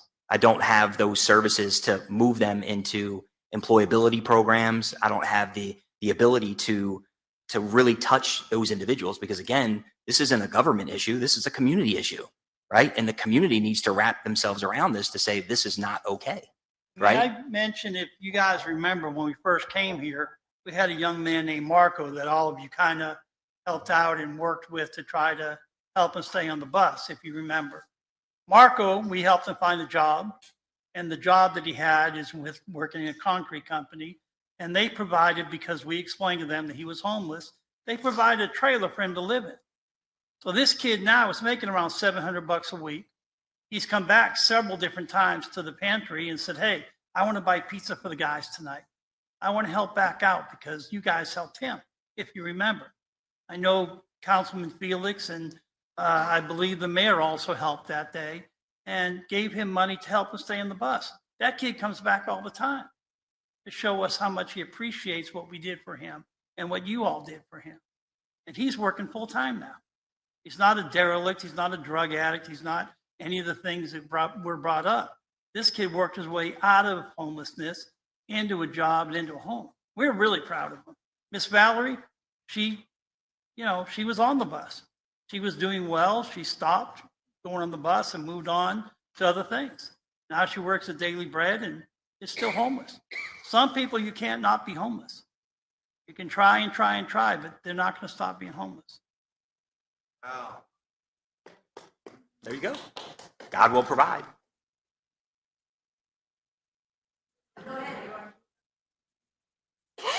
Any other questions? All right. Councilman Felix has a question. Tony, thank you so much, and Sure. Truly appreciate what you do in your organization. I think it's great. My friend Alejandro back there, I just want to acknowledge you, sir. I too is an immigrant. This country gave me everything I have, and if we, it's just a set of values, and we're willing to work hard and embrace the American dream, we can, the sky is the limit, right? Thank you so much for what you do, sir. I just wanted to acknowledge that.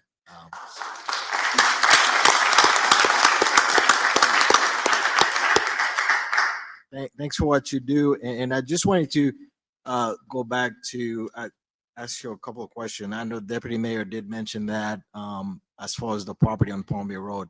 Yeah. Very familiar with the property. Yeah. Have you engaged in conversation with the We are. church? It's owned by a church. Yeah. Very familiar with the pastor and the folks there. Yep.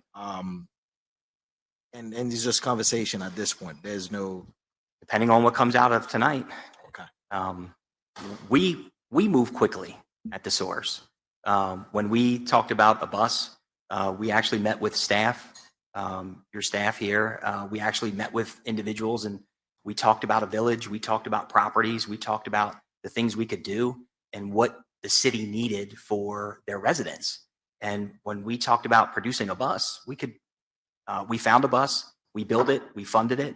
Within 6 weeks, we hit the street.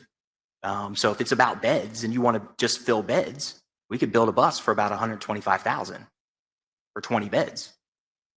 So if you want to maximize bed space and you want buses all over the place for beds, but on the side of the bus it says Dignity Village, Dignity Bus away to the village, because a bus is not permanent housing, it's not permanency, right? And we could build housing, but if it's not affordable and there's no community and services wrapped around it, we're spinning our wheels, right? So for us, we noticed at St. Vincent de Paul, you have to create community, right? And there's people that are waiting to get on the bus at 2 o'clock in the afternoon, and the bus doesn't get there to 9:30 at night. And because there's nowhere for them to go. And they have a policy that only limits a certain amount of people in the building because it's only 300 square feet. Now, if we had more space and we were able to do that, we'd be able to offer the residents of Palm Bay an opportunity to live, play, and work in our community. Including job training, which is very important. And not only job training, we have an employment specialist on staff. She's here. Her name is Jade. And then right next to Jade, we have our mental health specialist who's on staff with us at the source. So everybody gets mental health counseling as well while they're in our programs. So certainly, it's a full comprehensive, Absolutely, all around services. Right. Last thing I wanted to say is that what am I concerned with the property on Palm Bay Road? Being familiar with the property, is should you acquire that property, the challenge is the idea with tiny housing may be an issue. I don't want to talk too fast ahead of staff because they're truly the expert in terms of land use and zoning. I don't know, the idea may be more suitable for condominiums and townhomes within that property, which more likely would be an option. But I just want to put it out there and so hopefully, I'd love to see. And just giving you a scope of what we're doing in the city of Sebastian, we bought a vacation resort with 18 homes on it, a community building, a chapel, laundry facility, an office, and a property manager building. 1.35 million. We had to remove the septic system, hook to public utilities. That was $250,000. Every unit needs to be renovated. So you're looking at a little over $2 million to move 18 to 40 people indoors, a little over $2 million. And that's something that's already built, right? So when we talk about putting money into something that you have to construct from the ground up, it's a process to get to the finish line. For us, I'm only interested in renovating something that's existing and being able to move quickly. And if that's not viable for council, then we're okay, because we'll step back. We have a lot going on in Indian River County. We got a lot going on across the country, but we know what we can do for the residents of this community. Thank you, Mayor. Yeah. Thank you, Mayor. Tony, you do great work. And that bus. You remember that bus, right? Yeah, he made a statement real quick, and I'm going to get to my point. I'm not going to ask too many questions. You said the majority of the people on that bus are 60 and older? We have a percentage of people on the bus. On the mic, sir. 60 years old or old. I'm sorry. There are a percentage of the people on the bus that are 60 years old or older. They have left because of the rising costs of rents in the city. They were abandoned by their families. And then when they got the rental raise, they became homeless immediately. The next day, they were evicted from their apartments. They came to us and said, "We have nowhere to go." But we have probably, of the 16 people on the bus, probably 9 are 60 years old or older. Wow, We have the oldest one was 89 years old. The youngest one has been 7. that's crazy. And And that hurts my heart to hear that. And I can tell you how committed we are to Palm Bay. We have 2 buses, one in Vero Beach and one in Palm Bay. And about a month ago, the transmission to the Palm Bay bus went out. We shipped it to Orlando to the builders, and because of supply chain issues, it's been down a month. So we shifted and sent the Vero Beach bus to Palm Bay and put all of our members who sleep on the Vero bus inside on cots. And some of those, if you stand up, please. So they gave up their bed for a resident here in Palm Bay so that they sleep on cots. They still pay the $2 a night. They still are committed to helping other individuals in our community. We could have said, listen, it's being serviced. We're going to shut it down. We're going to have to figure out until we get it fixed. But these guys said, no, we'll come indoors and send that bus up here. And that's what we do every night. That's great. I'm glad to hear that. Let me ask about the Port Malabar proposal is done with, right? It's a done deal. Yeah, it was done on Monday. It was done on Monday. Yep. So we scratching that. The Palm Bay Road, 2145. Yep. What's going to be there? It's a community center, or Yeah, it'll be a resource center. So Okay. I'd encourage everybody to come down to our building down in Indian River County and see what we do. And you can see the showers, the laundry facility. You can see the dining facility. You can see the training rooms, the offices for staff. You'll be able to see all of that in a 5,000 square foot building. Okay, and that's all. It's not going to be housing there or anything like that. We're hoping that if we can work with city staff to be able to put some housing on, it's 3.5 acres on that property. In the back of the property, to be able to put some housing in the back. And so what are you asking for? So it's at least 1.299 for the building, to purchase the building. Then you have the renovation of that building, so you're looking at least about 2.5. And then for the affordable housing piece, you're looking at another 2.5. Okay, all right. Okay, thank you. That answers. You're welcome. Thank you. Okay.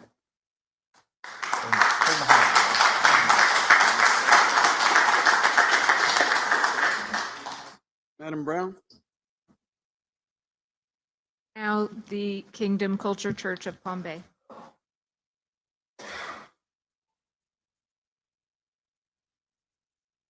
Any questions, council?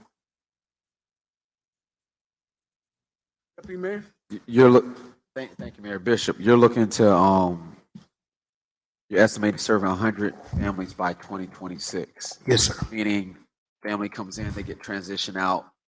So the end goal looks like 100 families transitioning to permanent housing, correct? Yes, sir. That is the tentative goal. Can you describe how you're going to get to that goal?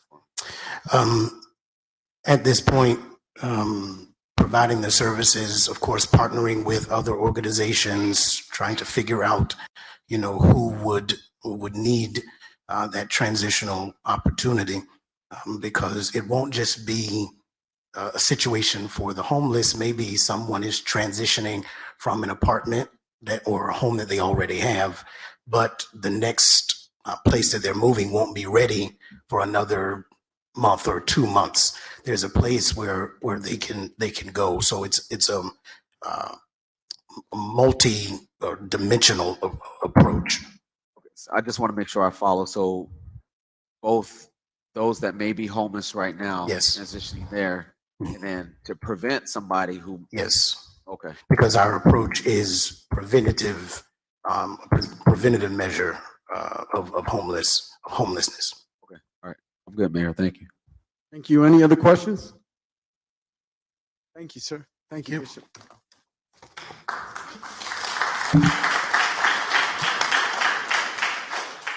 Madam Giancarlo Brown, Little Growers Inc. any questions? Deputy Mayor? Thank you. Good evening. Thank you. So I know we've been in partnership for 2 years, and you've made an offer for the property. I have. Okay. What was the offer amount? Wait a second. The offer amount was for $5,000.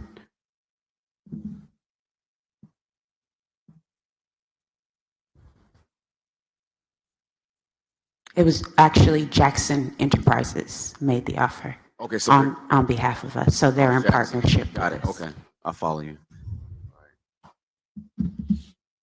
I think that might have been it. So upon completion, if that was to proceed, then the funding would be utilized for the acquisition and construction of this state-of-the-art community garden. Exactly. Okay. All right, I'm good. Thank you.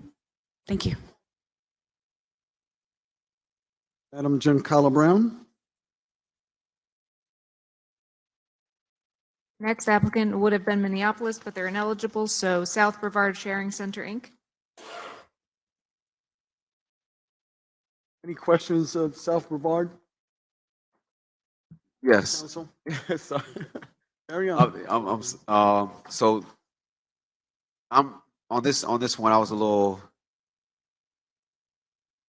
I'll ask because this funding is looking for specifically salaries and benefits for personnel to service 72 households. This serving 72 households, is this to get them to permanent housing? Is this just to keep them housed? Or this is to get them to permanent housing, but it also includes supportive housing, which would include emergency bridge housing as well as move-in costs.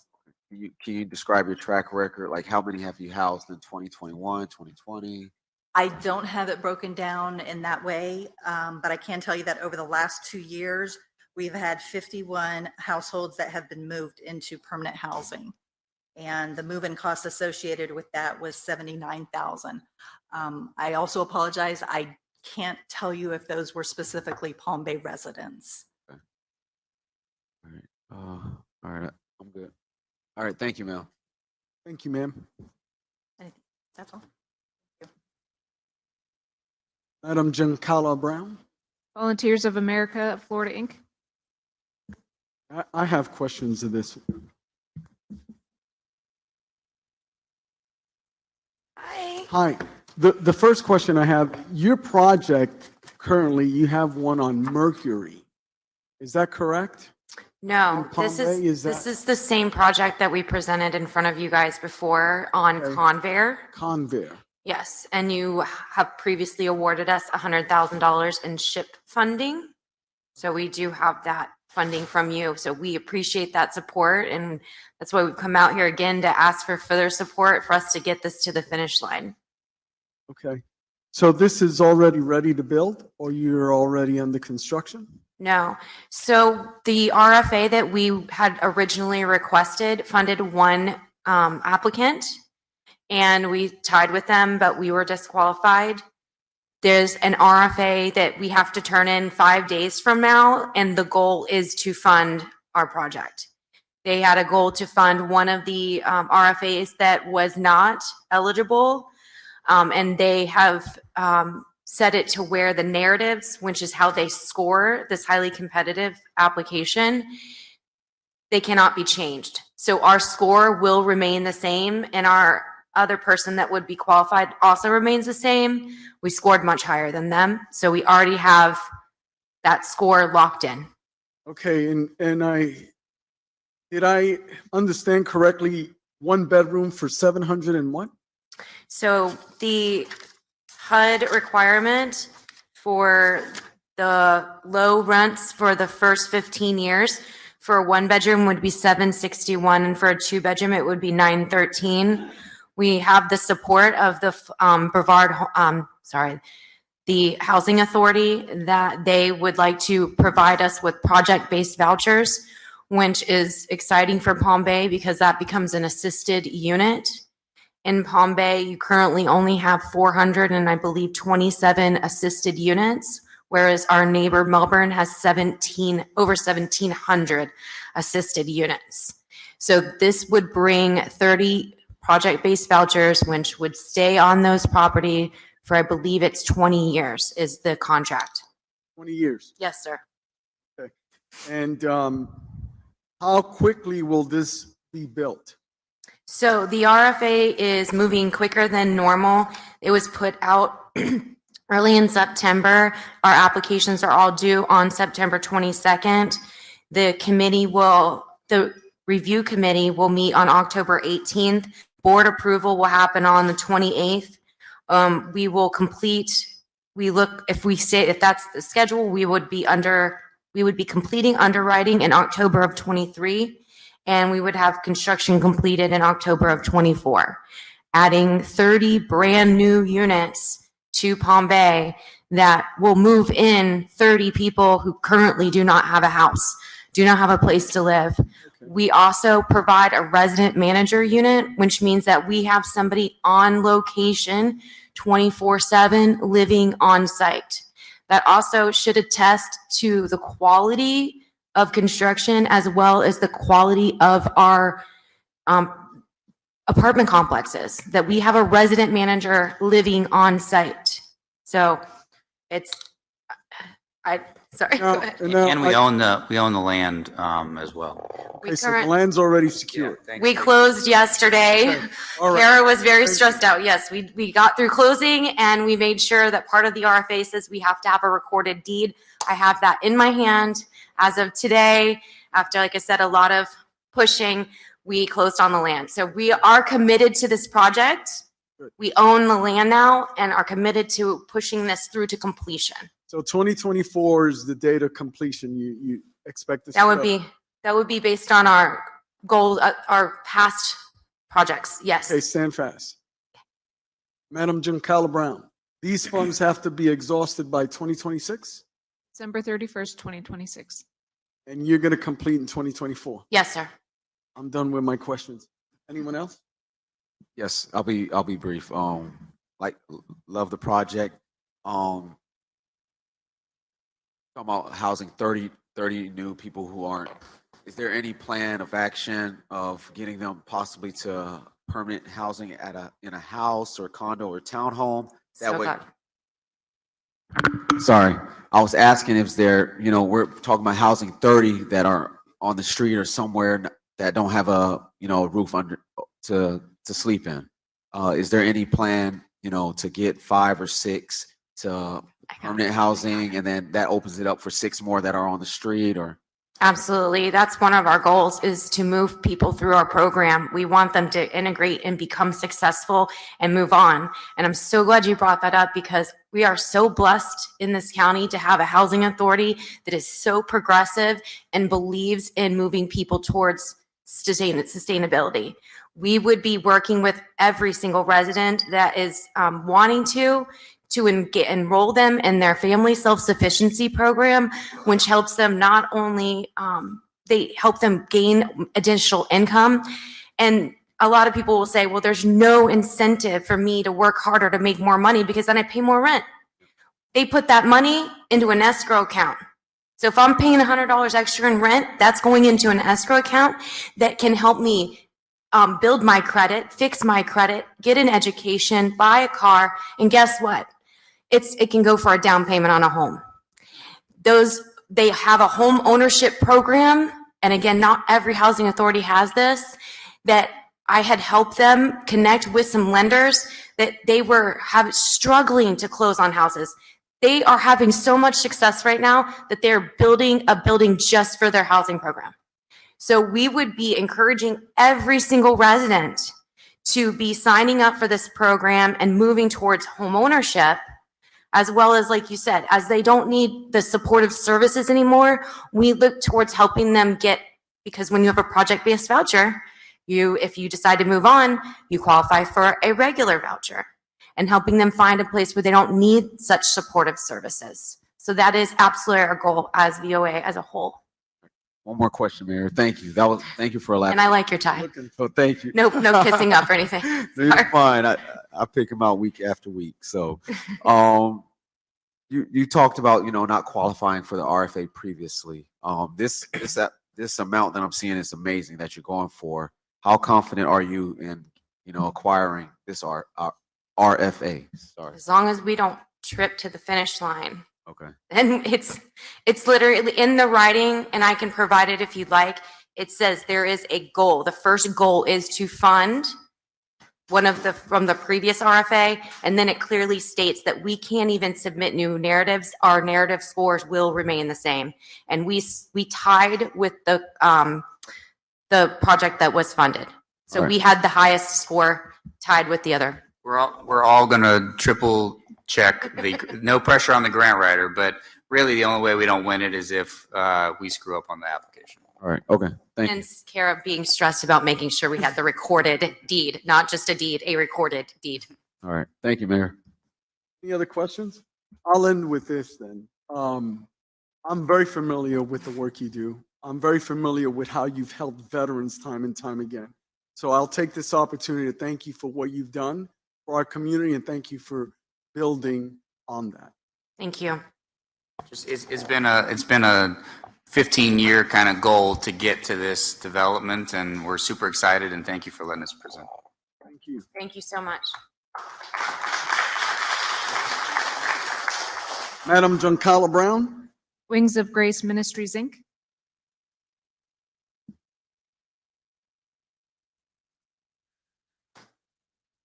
I do have a question.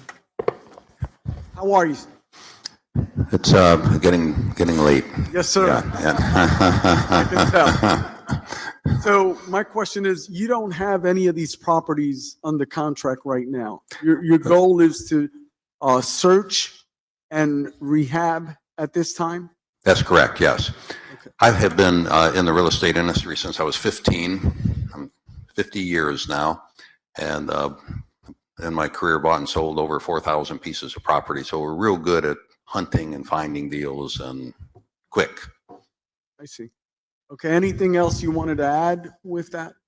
The proposal that we have there is really, when that was put in, there was a real spike up in the market, and I want to make sure that what we committed to that we could do, the market softening, and I think that we could, purchase a whole lot more homes than what we put there just because of the decline in the prices and that.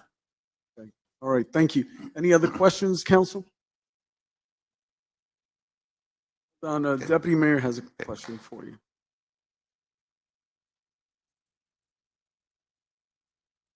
All right, so you're asking for almost 5 million for the 20 existing homes for approximately 3 years, or until housing stability is regained. So you're looking, once the funds are gone, the goal is they're already good to go by themselves, or?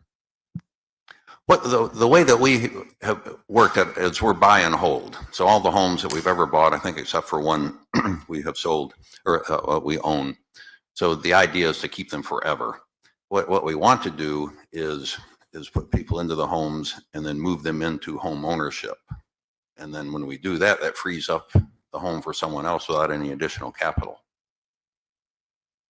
All right, okay. All right, thank you. Okay, thank you.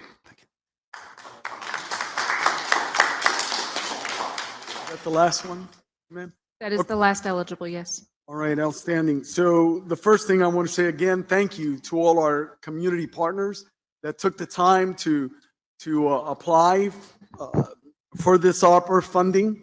And at this time, I want to start discussing this with council.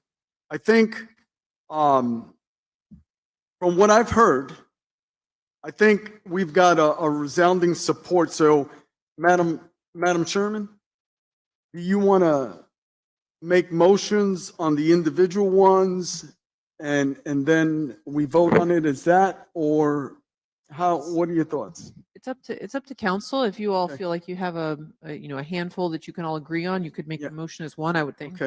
Okay, so with that, I wanted to because I was in agreement here. I want to start with something that I think we all agreed on, right? And I like to say, let's consider Volunteers of America. I'll make a motion to approve the awarding of funds of $975,000 for Volunteers of America of Florida Incorporated. Second. Okay, any further discussion, gentlemen? Deputy Mayor? Yeah, I just want to add, I do see the value because, I just want the public to understand, and most of you guys do, you're in the service business, you've been helping this community understand the decision we're making tonight. It's extremely difficult. It's not, I believe every single organization out there, what you guys said you were going to do, you don't just choose to be in the non-for-profit services just because, you want to make a lot of money, or but you do it because you'd love to serve same reason we're up here. We'd love this community so much. We want to serve. Understand our job is extremely difficult. Should you not get your wishes tonight, understand it's has nothing to do with necessarily not because we don't value what you offer. I just want to put that out there, Mayor. Thank you. But I think this I would support. That's why I second the motion to granted the VOA this what they asked. Thank you, Councilman Felix. I appreciate those comments, and I echo those comments as well. So I've got a motion by Deputy Mayor Johnson, seconded by Councilman Felix for Volunteers of America. All in favor? Aye. Aye. Any opposed? Passes unanimously. The next one I wanted to have council consider because I kind of felt this may be a good project is the Habitat for Humanity, the home ownership component to that. Council? I'll make the motion to consider awarding Habitat for Humanity the amount they requested. I'll second it. So Councilman Felix and Councilman Felix made the motion. Mayor Medina seconded. So obviously we want to discuss. I do believe 5 families, 15 children, less than $1 million, and the ability of home ownership, sweat equity that they work towards, the way they guidance these families and provide. So I was sold on that as well. Any further discussion? Yeah. Councilman Foster? Yeah, I agree with you on that, Mayor.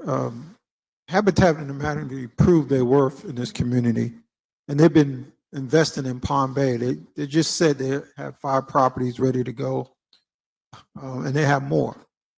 So I think not only we get a return on our investment by helping these families, that's the biggest return, but also there's 5 brand new homes in Palm Bay that doesn't exist. It's on vacant lots. So I think that's be a good idea to support this. Any additional discussion, gentlemen? Seeing none, I'm calling the question. I got a motion by Councilman Felix, seconded by Mayor Medina. All in favor? Aye. Aye. Passes. Any opposed? Passes unanimously. Okay, so that is. So we have Volunteers of America and Habitat for Humanity. Gentlemen, as most of you know, we looked at some of these turnkey that are able to do this right away. Some of these projects, or there's one project in particular that has 3 different options. I really like one of those 3 different options. I'm willing to consider maybe talking about financing or splitting up the amount of the other, but it's the council's pleasure, right? It's Community of Hope. That property is already ready for them to secure, and it's the COH proposal, the one for 2.157.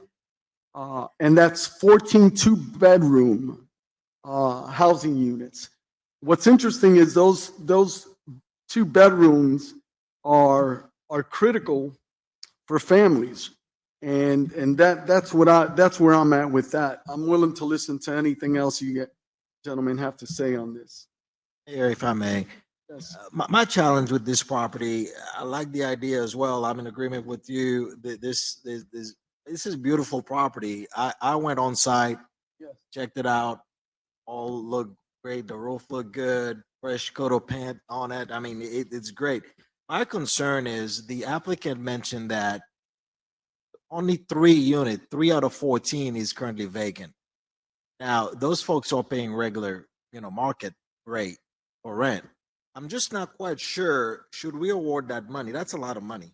I mean, 2.1 million for 14 units. I struggle with that, Mayor, because I feel like this is quite a bit of money to put towards. I'm not sure what renovation will be done because the buildings look great. I'm not quite sure where that, I see the acquisition, I understand, although I think it doesn't worth that, in my opinion. I have an idea. Can probably get 30 unit built brand new for that kind of money with today's price. That's where I struggle. I mean, should we award some money? I won't be in support. I won't be in support of attributed, maybe half, maybe $1 million, Like 1 point, well, somewhat okay. half. Okay. I see the value. I understand it's really adding more inventory to what we're trying to achieve. I'm just not in agreement, complete agreement, because I'm just not quite sure. It's not the quantity, the return. I don't quite see it.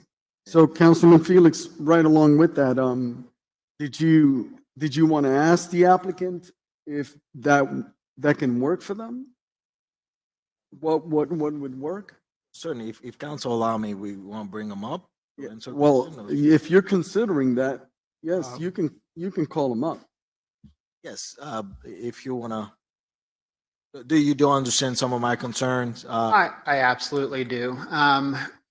And I understand them and I support them in some ways. But I do think by taking the element of the shelter aspect off, you're really taking away the ability to get the street homeless off the streets of Palm Bay. And so as much as that hurts me, because Community of Hope is the one purchasing that building, I would like you to consider that really those funds are useful as well. Putting some money toward that would be helpful, and we could finance and do some other things to make up the difference. However, please consider that while it is 3 units that are available right now, it's 14 units that are available in perpetuity because we're going to assign that to the land trust to where it has to remain affordable and within the city of Palm Bay. It probably does need a new roof and some hurricane hardening, that kind of thing. So Not currently, I don't think.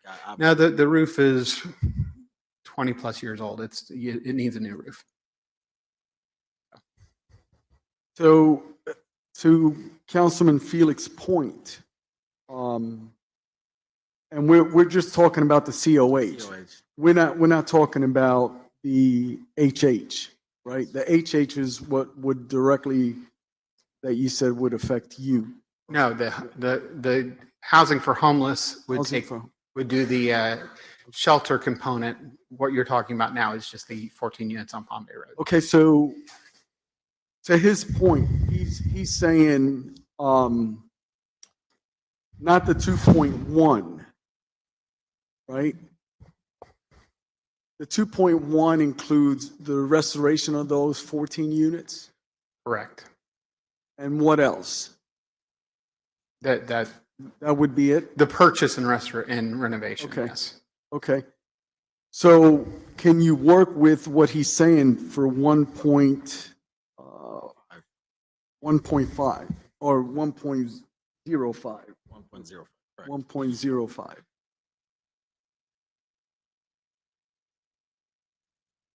We would have to do a pro forma and look at whether or not it would. I believe we could do that, but the pro forma was based on the numbers we presented and knowing the amount of rent people could afford to pay. So it really is. It is likely that we could make that work, but it does seem like that's definitely a stretch. So let me ask you, because you mentioned, if I recall, the rent would be approximately how much for those 2-bedroom units? It would depend on the household. So let's say an average household has $2,000 in income, then they'd be looking at $600 in rent. That's even better than the Volunteers of America. You see where that's what stuck to me was affordable housing in that component in perpetuity, right? So And this is turnkey. So that's where, I and I agree. guess he needs the 2.1 to really make that work over that period of time. I do agree with you, Mayor, but however, I'm looking at right now, this property's the level of the occupancy rate is probably about 80%. Would you agree? I've Roughly. been there, the parking lot is full. Roughly. So, I mean, there's rent that being collected. Should you inquire that property today, I suppose you're still getting full market rate. I don't know what the agreements look like, but what I'm saying is I'm just not seeing the value. I mean, I'm sure not to minimize what you do, but in terms of, my position here is to make sure we're getting more, as much as possible for the taxpayers down. So I'm just not quite comfortable putting because we still got other organizations to address. Putting 2.15, just not willing to support that. The council certainly can do forward and Any other weigh discussion? in. Okay. Yeah, because Deputy Mayor? Councilman Felix, I think I get where you're saying, because like with Volunteers of America, she was saying that she'll be able, while it's going to take longer, because I do acknowledge this will be ready faster, but 30 that are off the street instantly, where they're, if Miss Sherman, can you have Miss Nancy speak a little bit on uniform relocation assistance, please, to kind of get me there, I guess. Well, absolutely. They would have to adhere to they would have to adhere to the Uniform Relocation Act. So they would have to pay all of the expenses for the people that they would be relocating out of there. It's really based on the size of the household and et cetera, and provide them the notice, let them vacate the property. And is it timely, or it depends on? There is a certain time frame. I mean, I don't remember exactly how many. Try to get closer to the mic. How long it takes. Maybe Drew, as far as how long of notice you would have to provide them in order to vacate the property, and if you have existing leases already. Yeah. Do they have existing leases? They do have existing leases, and I'm not sure the timeframes on when those leases would expire. I looked at that, but I haven't. I don't recall it because, frankly, I'm getting old and don't remember stuff. But no, I think the Uniform Relocation Act, I believe, is 90 days that you have to help them move. Yes, sir. That's just what she said. And that is an expense that if we, I would like to see, and of course I'd like to see as much money go toward this project as you all would do. And the reason for that is that it really is a huge impact on the city of Palm Bay. That said, even just the one component of it, the Community of Hope component, buying and renovating that one unit, the funding, I mean, if we did have to relocate people, that's an extra expense that I don't believe we'll have to, because I do have some idea on the incomes of the people in there. But if we did have to, that would be an expense that, Community of Hope is taking a big risk. Okay.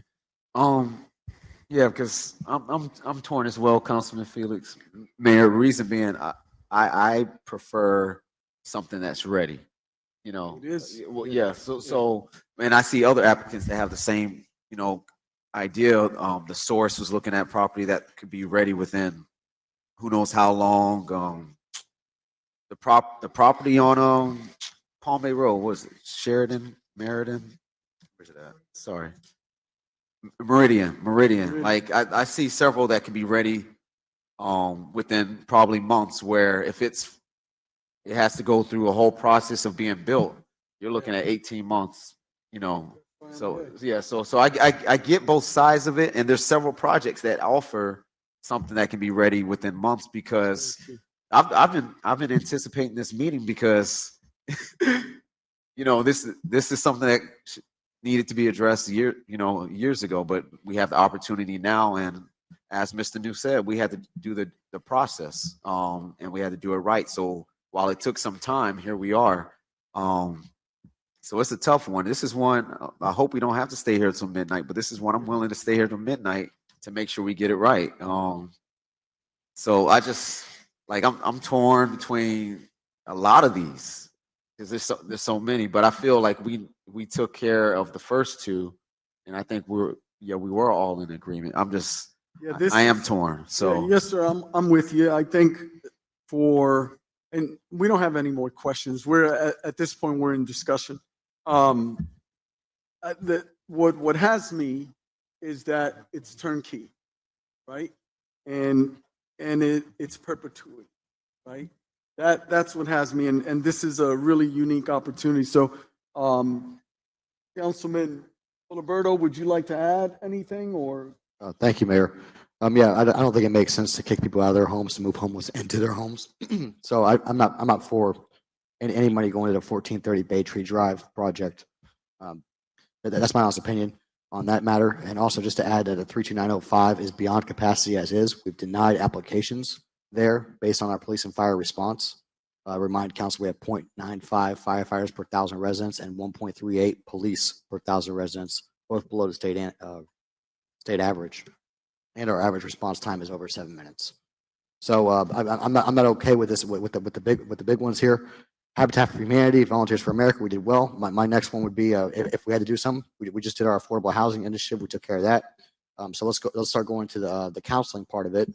If council wanted to discuss this, and this would be like Catholic Charities, counseling 127 houses, doing case management, taking care of that aspect of it instead of looking at housing.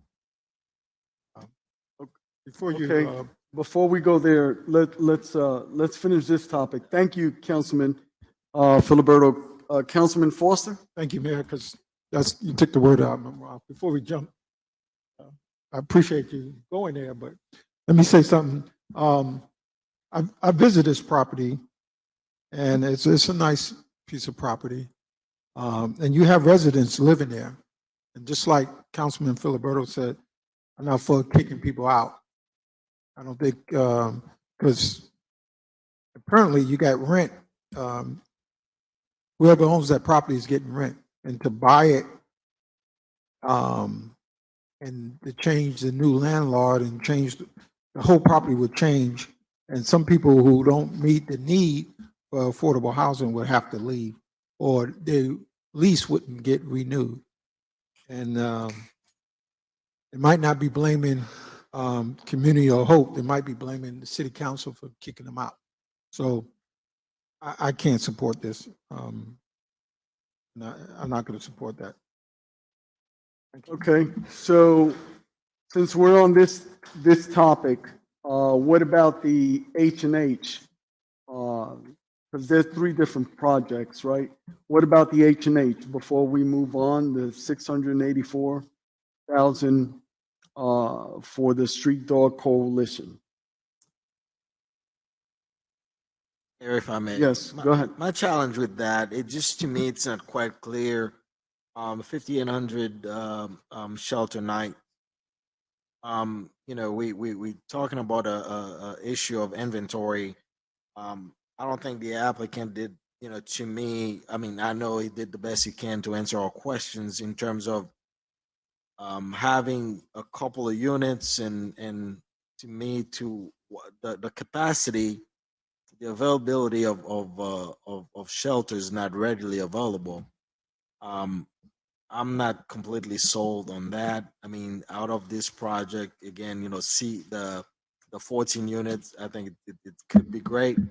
I disagree with my colleagues on both sides of me. I'm just not quite sure, 2.1 million, and that's where I'm at. I'm not sold on the 5,800 a night. And certainly Okay. the 3-1, if we want to jump on that real quick, and I'll stop. Okay, yeah, go ahead while you're there. Yeah. These properties are in Melbourne, right? They're not in Palm Bay. Or in Palm Bay? No, they're in Palm Bay. I think it's the Driscoll Heights area. Is that correct? And it's a vacant property. Certainly, and to me, 2.1 million for 9 units, that it does not add up. It Yeah, doesn't make much sense to me at all. Copy that. I'm tracking. So if I'm still hearing you correctly, Councilman Felix, you would consider the COH, the Bay Tree, that perpetuity opportunity for 1,000,005, or I would go half. I would be willing to go half unless certainly you guys seems in support of it. We can certainly, if you guys see something more fit, I mean, I'm willing to support. I love the idea. I think it's more unit added to the cause. 100% support. I'm just can't, to me, 2.1 million, it's not. I'm tracking you there. Deputy Mayor Johnson, so I'm trying to get a feel for where you're at right now. He's thinking a reduced amount for that. I'm on the fence because I realize that, I'm still looking at the other applicants at the same time too. We have exactly $3,063,880 left. So I'm quiet because I'm really looking like, all right, if we dedicate this amount to this organization or this amount to that organization, what do we look like from there? So so that's why I've been quiet, sir. Well, so he's good with 1 million, and I'm willing to do that. I'm looking at it as a long range. It's shovel ready. It's ready. So that's where I'm at. So because if we have 3 votes to grant the 1 million, and then they would still go through the process, I think we could get that. So that's why I'm asking where you're at with this. If you're not, then we could just move on. But that's where I'm at. When you talk about, and a lot of these projects aren't turnkey, right? They're not homes. So this is where I think Councilman Felix is at. This is something.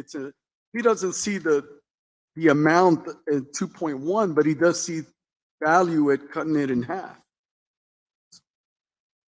So I guess, and it might be a question for him. If we do go down to that amount and then it's not enough, now what are we? Well, I think he said he could work with it. Yeah, but if not, so that's. Money that's come all. back. Money But- comes back, Yeah, but I so- think he said he could work with it. Okay. Well, I mean, Hold on a second. Okay. All right. Go ahead, So- Mr. Councilman okay. Foster. Yeah. you're talking about turnkey. We got residents already in that place.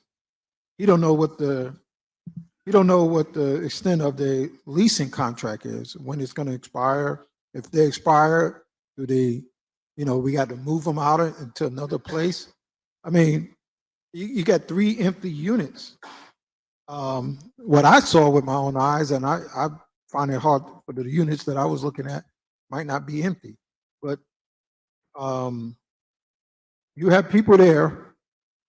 I don't think they're going to meet the income threshold for public housing thresholds, because they got some nice cars was parked out there, some B&Ws and some nice cars are parked at that location. So whoever's living there, I mean, I don't know, I might be wrong. If you're driving a B&W, I don't think you meet public housing assistance.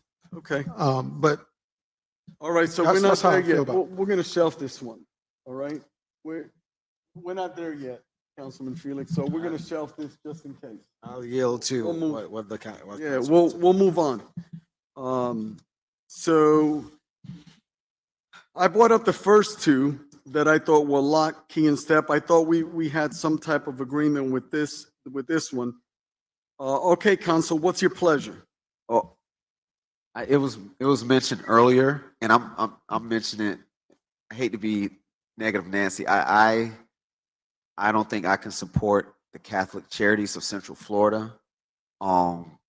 Reason being, we already have with Brevard County rental assistance, and they just finished up the first allocation, and they're looking to do the next. So to that point, rental assistance is already out there in the county for those to apply. I'm looking more so of getting people into housing, like we said. So I don't see this as doing that. While it does, help them maintain their housing so they don't go into homelessness, there is funding there for that already. Okay, So but I think there's a gap, and I wanted to ask because there was someone that reached out to me, and I plugged them in with Miss Nancy, and it appears that there was no help for him. Can you shed a little bit on that? Because I think you might have referred him to the county. Is that correct? Yes. I don't want to mention names, but. Correct. Unfortunately, I did correspond with him again, and it just was a situation where he was already served eviction, so it just was beyond the time frame. So he was evicted from the unit. Okay, and so there was nothing else that could be done from the county? And it just took, it was just the timing of it? Correct. Okay, but if he hadn't been evicted, he would have been helped at that point? Yes, and he had been helped previously. Oh, that's, okay. By the county? Okay, okay. Yeah, because I've seen it, and I remember Yeah, the county had millions of dollars still left over. Trust me, I know.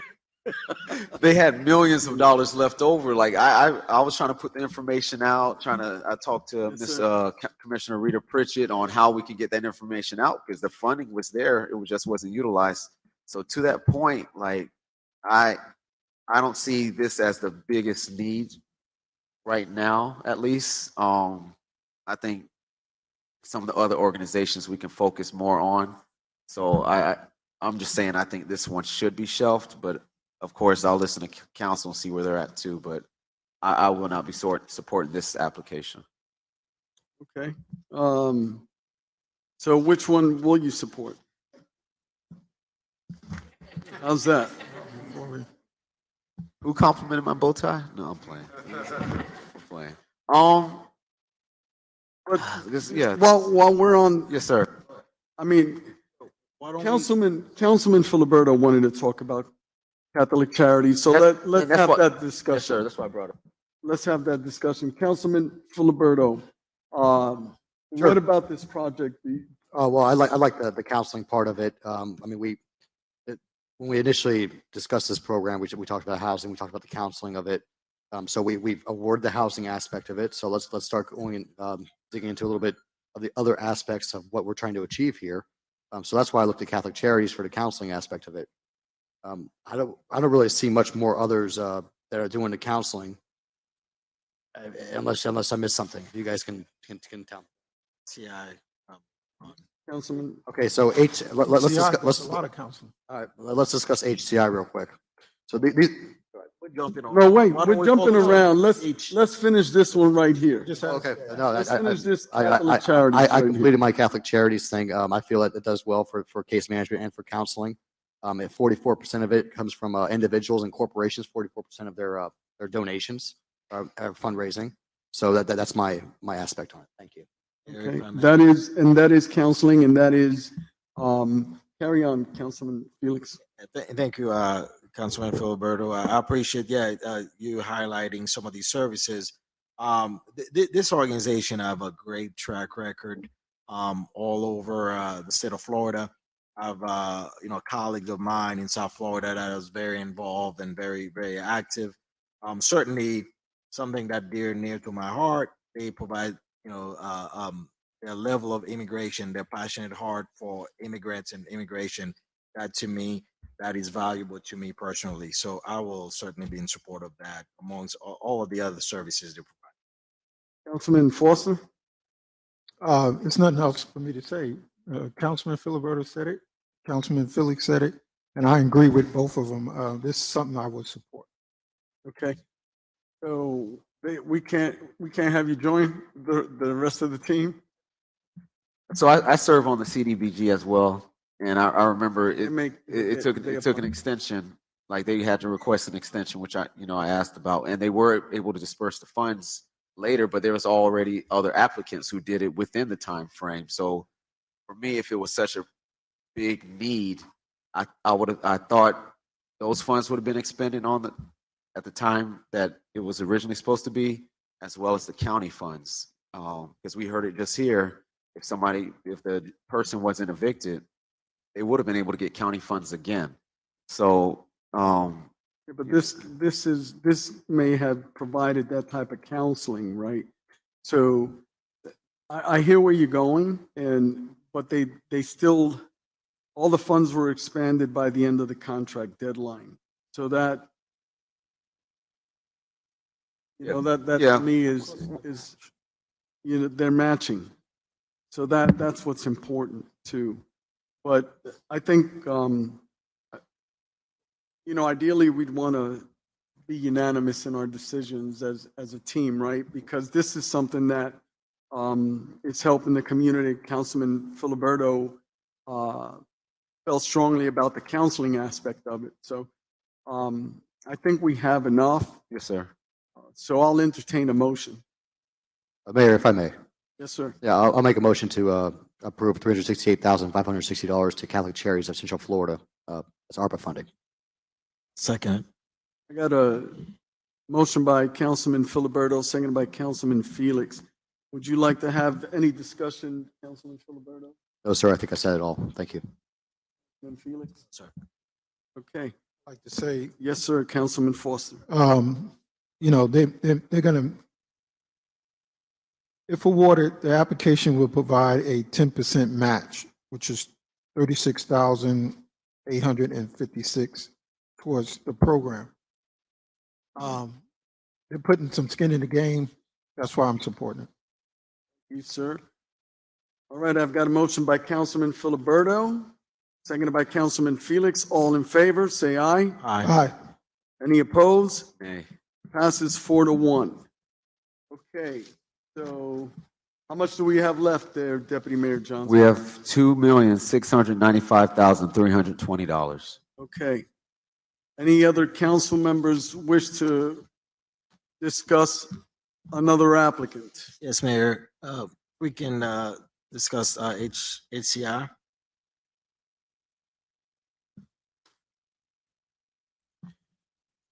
Okay. HCI. Carry on. Mayor, thank you. HCI obviously presented quite a long list of different organization partnership and services for an amount of 1,120,430. Looking at these different area, I don't know where you guys. One of the thing that certainly attract my attention is the cold night shelter services they faithfully been doing for the last year or so, and we really admire that. We know certainly the heart of this church and the people that serve Bishop, the relationship. I would be willing to honor the full ask, the $15,000. Is that a motion? Mayor, Not quite. Councilman. I just wanted to clarify. So for HCI, it would only be the 15 grand for the cold night shelter, correct? Or would it be- Correct. That's the aspect I wanted to speak on and be in support of. Thank you, Chair. Yeah, just I'll support the cold night shelter, $15,000. Thank you, Councilman Filiberto. Councilman Foster, any comments? Yeah, I asked a lot of questions about the cold night shelter, and as far as I know, that's besides the Dignity bus, that's the only place where someone could go. I'm just going to cut it short. I'll just be in support of the $15,000 for HCI. Okay, so out of the whole package, right, we're just talking about the Palm Bay Cold Night Shelter for $15,000. We certainly can go over the other. I mean, like I said, I just wanted to speak on that particularly. Certainly, let's just talk about it all. Deputy Mayor? Out of the whole packet, because I'm like I said, we're looking for like shovel ready. Well, not shovel ready, but like projects that are ready to go house immediately. We're coming up on October. It does get cold for us Floridians sometimes. Yeah. So I don't see it. I don't see any issue with the 15,000 at all. Okay, all right, so I have a motion. Motion to approve the.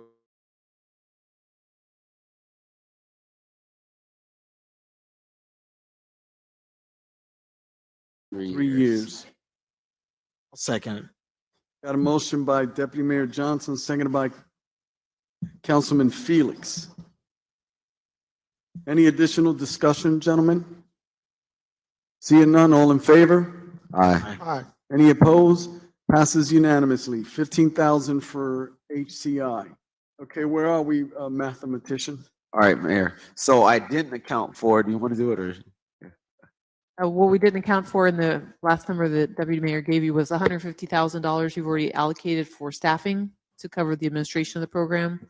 So the new number is, So originally I said 2,600,000. Yeah, right. originally, 150. I'm trying to say it so everybody's following me. All right, bear with me. So before the awarding of this, I said $2,695,320. But several council meetings ago, we had to award for a position to make sure all the expenditures are allocated correctly, and that was 150,000. So 50,000 per each year, which brought us down to $2,545,320. So with the awarding of this 15,000 to the cold night shelter, it's $2,530,320. Everybody tracking? Say that again, 2 million. $2,530,320. 530,000. Okay, and in So it's 2.5. Yes, sir. right, in those 2.5, the 150 is already. It's already taken care of. Yes, sir. Okay. So let's talk about IM Ministries. We talk about cold night shelter, right? They were asking 4.9. So clearly they said they can, clearly they can't do 4.9 now. Right. I do remember he said 1.29. 1.29 would be for the purchase of the. For the purchase, but in regards to renovations, everything is 2.5, which is what we have left. And we have other applicants. So I don't know which way council wants to go. Great project, like I said, also like the Meriden project as well, but they asked for just as much. So I don't know if either applicant can do anything with the 2.5 or where council's looking. So I'll lean on y'all. So, as you know, Deputy Mayor Johnson, you highlighted the work that IM Ministries conducted in Indian River County. I was familiar with them, and I had seen their exponential growth and their impact in that community, and so I believe you invited them up to this city. And they've blessed the community with their buses, and they've partnered with HCI and St. Vincent de Paul in providing, when you talk about impacting the community and having like that young man Marco that you said, right? I remember him well, and how he's going back and he's giving back to those individuals that went through that system. So I think what they do is extraordinary. So those are my thoughts, gentlemen. What are your thoughts?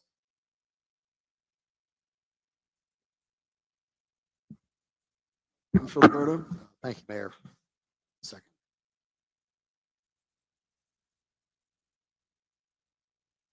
Just initial thoughts here. I mean, for the source, again, they've done great work with the Dignity Bus and everything like that. But I'm a realist here, so they don't have any control of the properties of the proposed properties.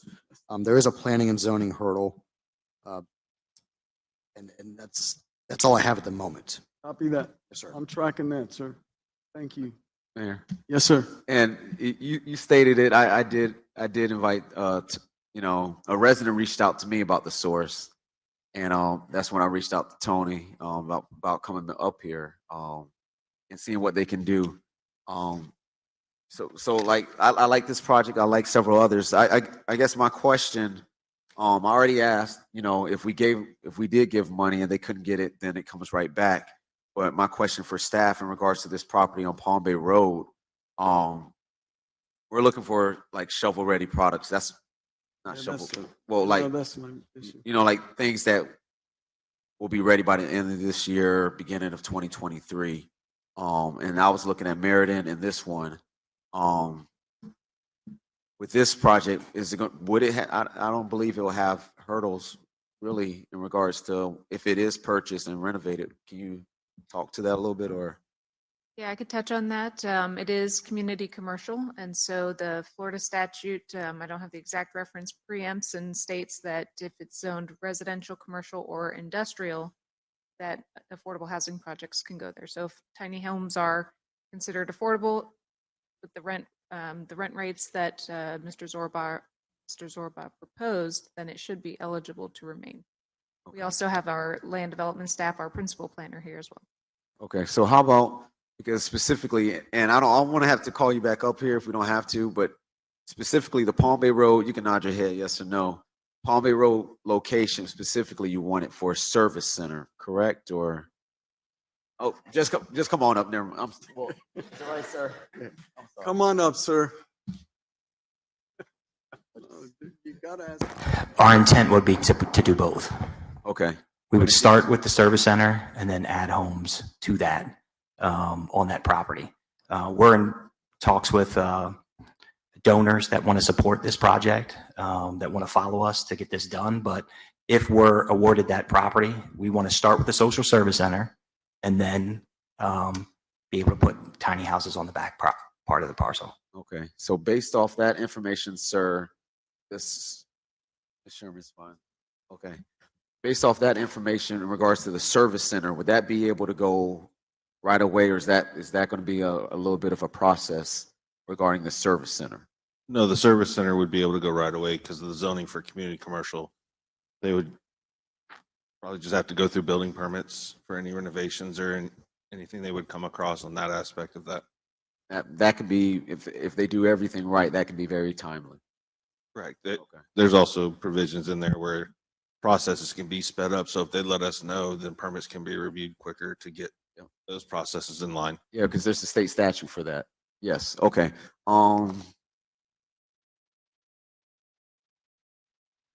For the tiny home portion of it, there's also process to speed that up as well if they're within.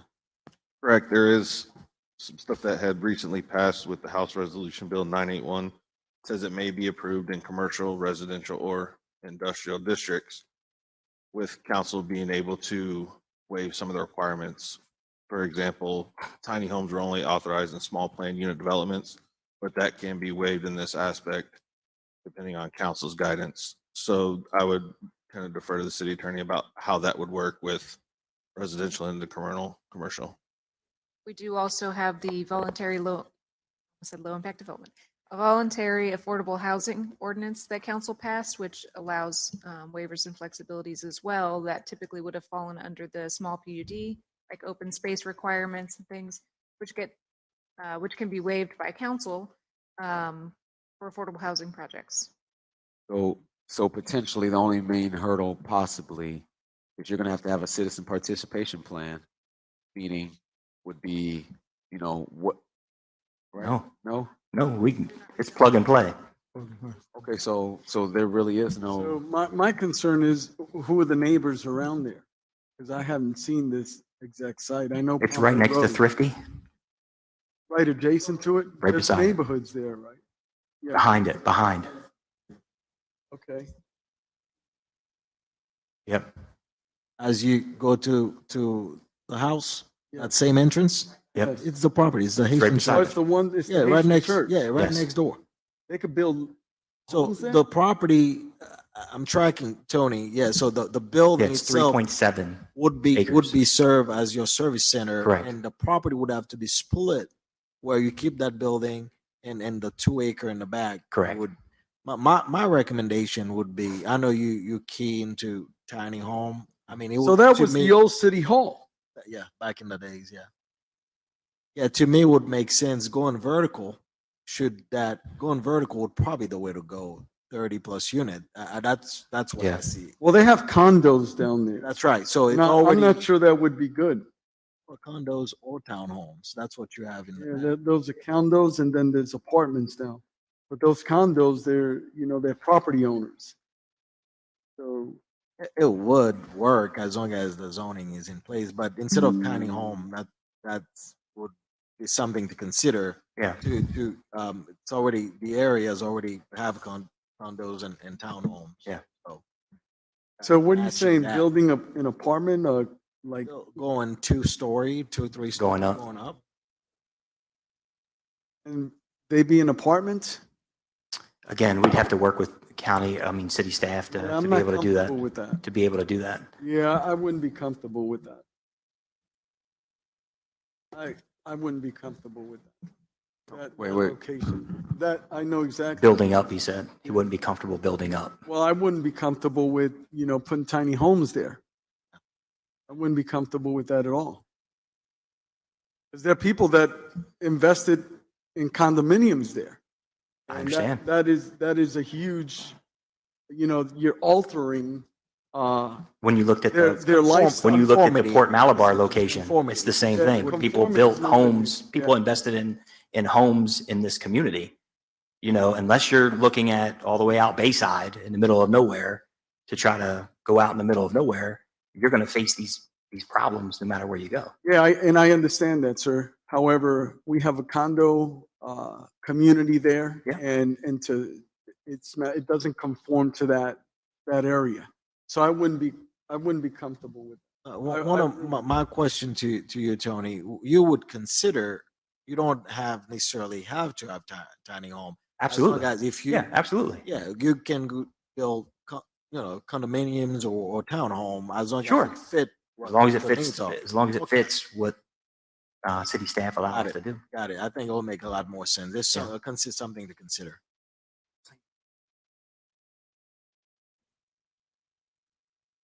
Yeah. That concludes my. Any other questions? No, I'm not going with that at all. That's just me, counsel. I'm sorry. It's all right. I could see this being a very complicated issue at this point with that location. So again, when you talk about if we're going to do something like that, then we should go back to the Community of Hope project that we discounted. Can I answer a question? Yeah, go ahead, carry on. This property, you're looking to put your resource center there, right? Correct. Do you need, We don't need to do housing. you don't need to do housing. We don't. But that resource center is needed Correct. to help the homeless. Correct. What you've been doing in a small little location now. Correct. You could expand or build and that's my thinking. Because from that resource center, you can help them find homes or rental properties through your resource center. Correct. And that's case management, and that's what I think is. But Yeah, how much is, right now, there's nothing in the city of Palm Bay. right? It's nothing. There's nothing. Right, and you've been doing a great job with what you have right now. How much is I'm a little confused on the ask. So the property, the building is 1.299. 1.299. So 1.3 million. You have renovation cost, and then you have programming cost. So the total cost for the building and property is So the property and the building, 1.3 million. 1.3 million.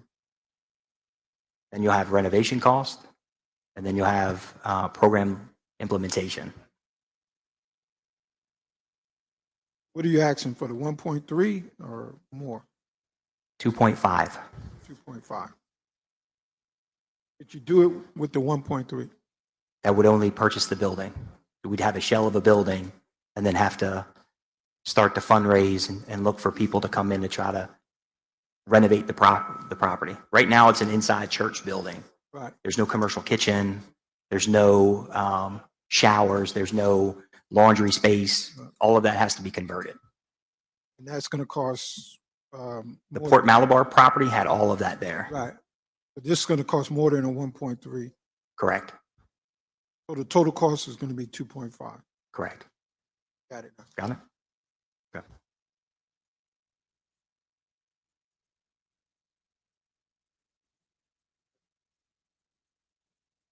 So I already said, gentlemen, I don't think this is good for that area right there. I would prefer that we go back to the community of hope and see how much we can allocate to them based on that Bay Tree Drive opportunity. Those are my thoughts on that. 'Cause, And you know, go yeah, ahead. No, because I love both projects. I love both projects, and I will be able to support the Bay Tree one with no issue if it wasn't, replacing But those. I don't think, I'm going by taking his word. He's done this for a while. He doesn't see that he's gonna have to relocate people. So that's why I like that project. I really do. I love the perpetuity aspect to it, where I'm at. And we've always said on this dais, I've heard it, straight from you, sir, that we need to do something about keeping the rent down, and this is a unique opportunity to do that. And that's why I would support that. Yes, sir. Yeah.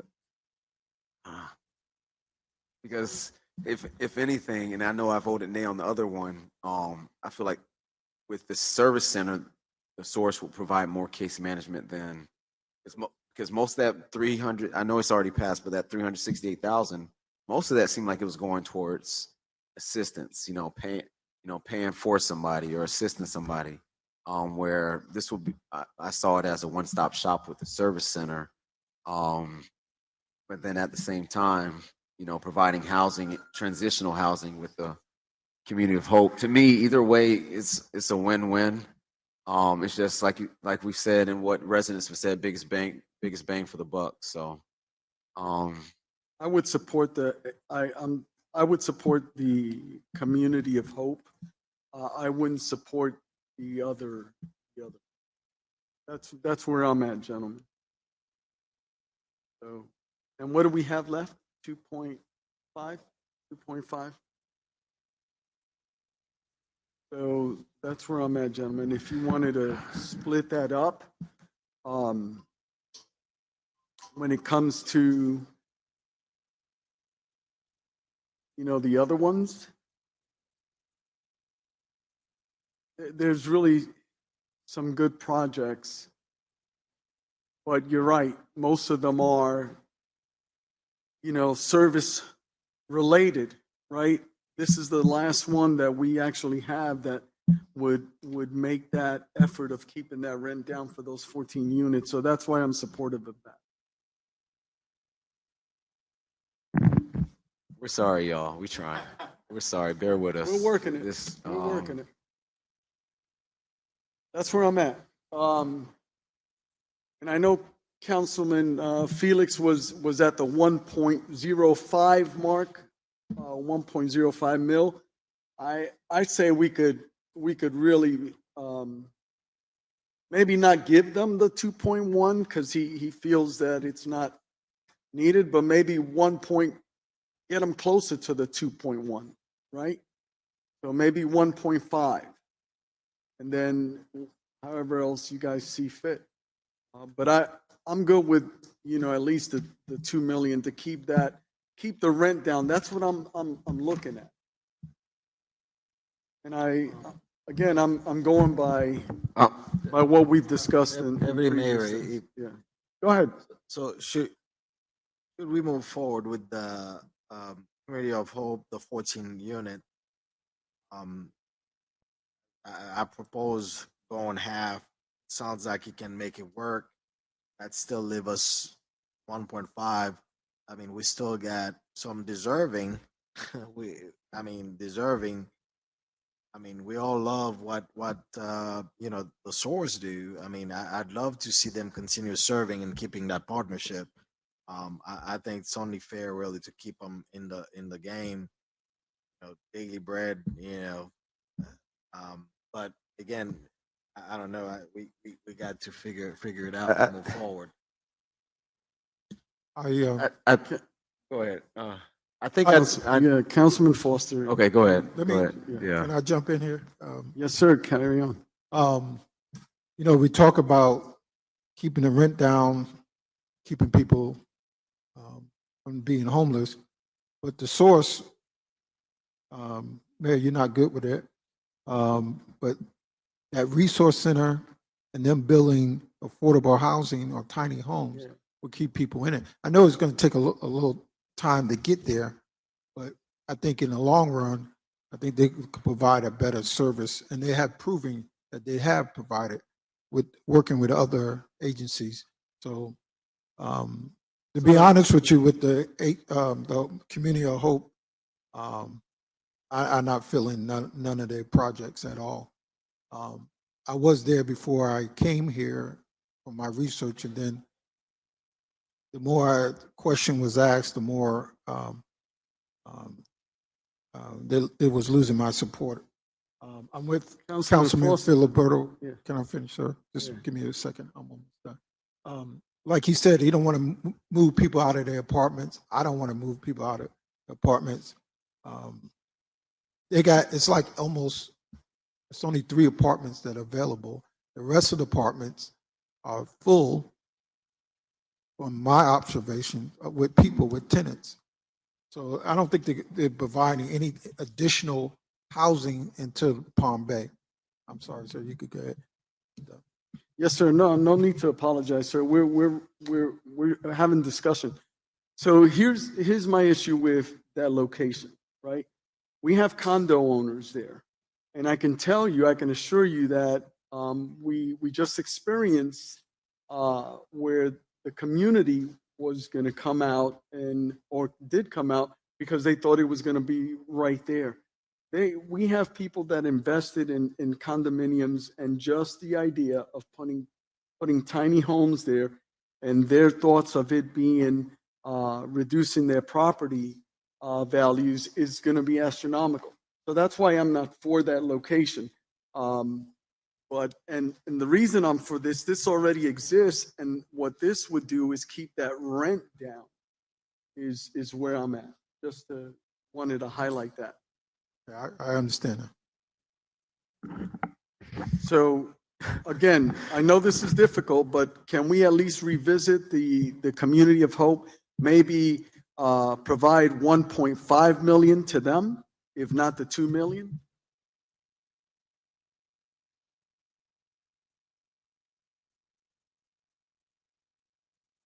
Okay, so there's no appetite. Go ahead. I have a question for Mr. Zorba, sir. Zorba?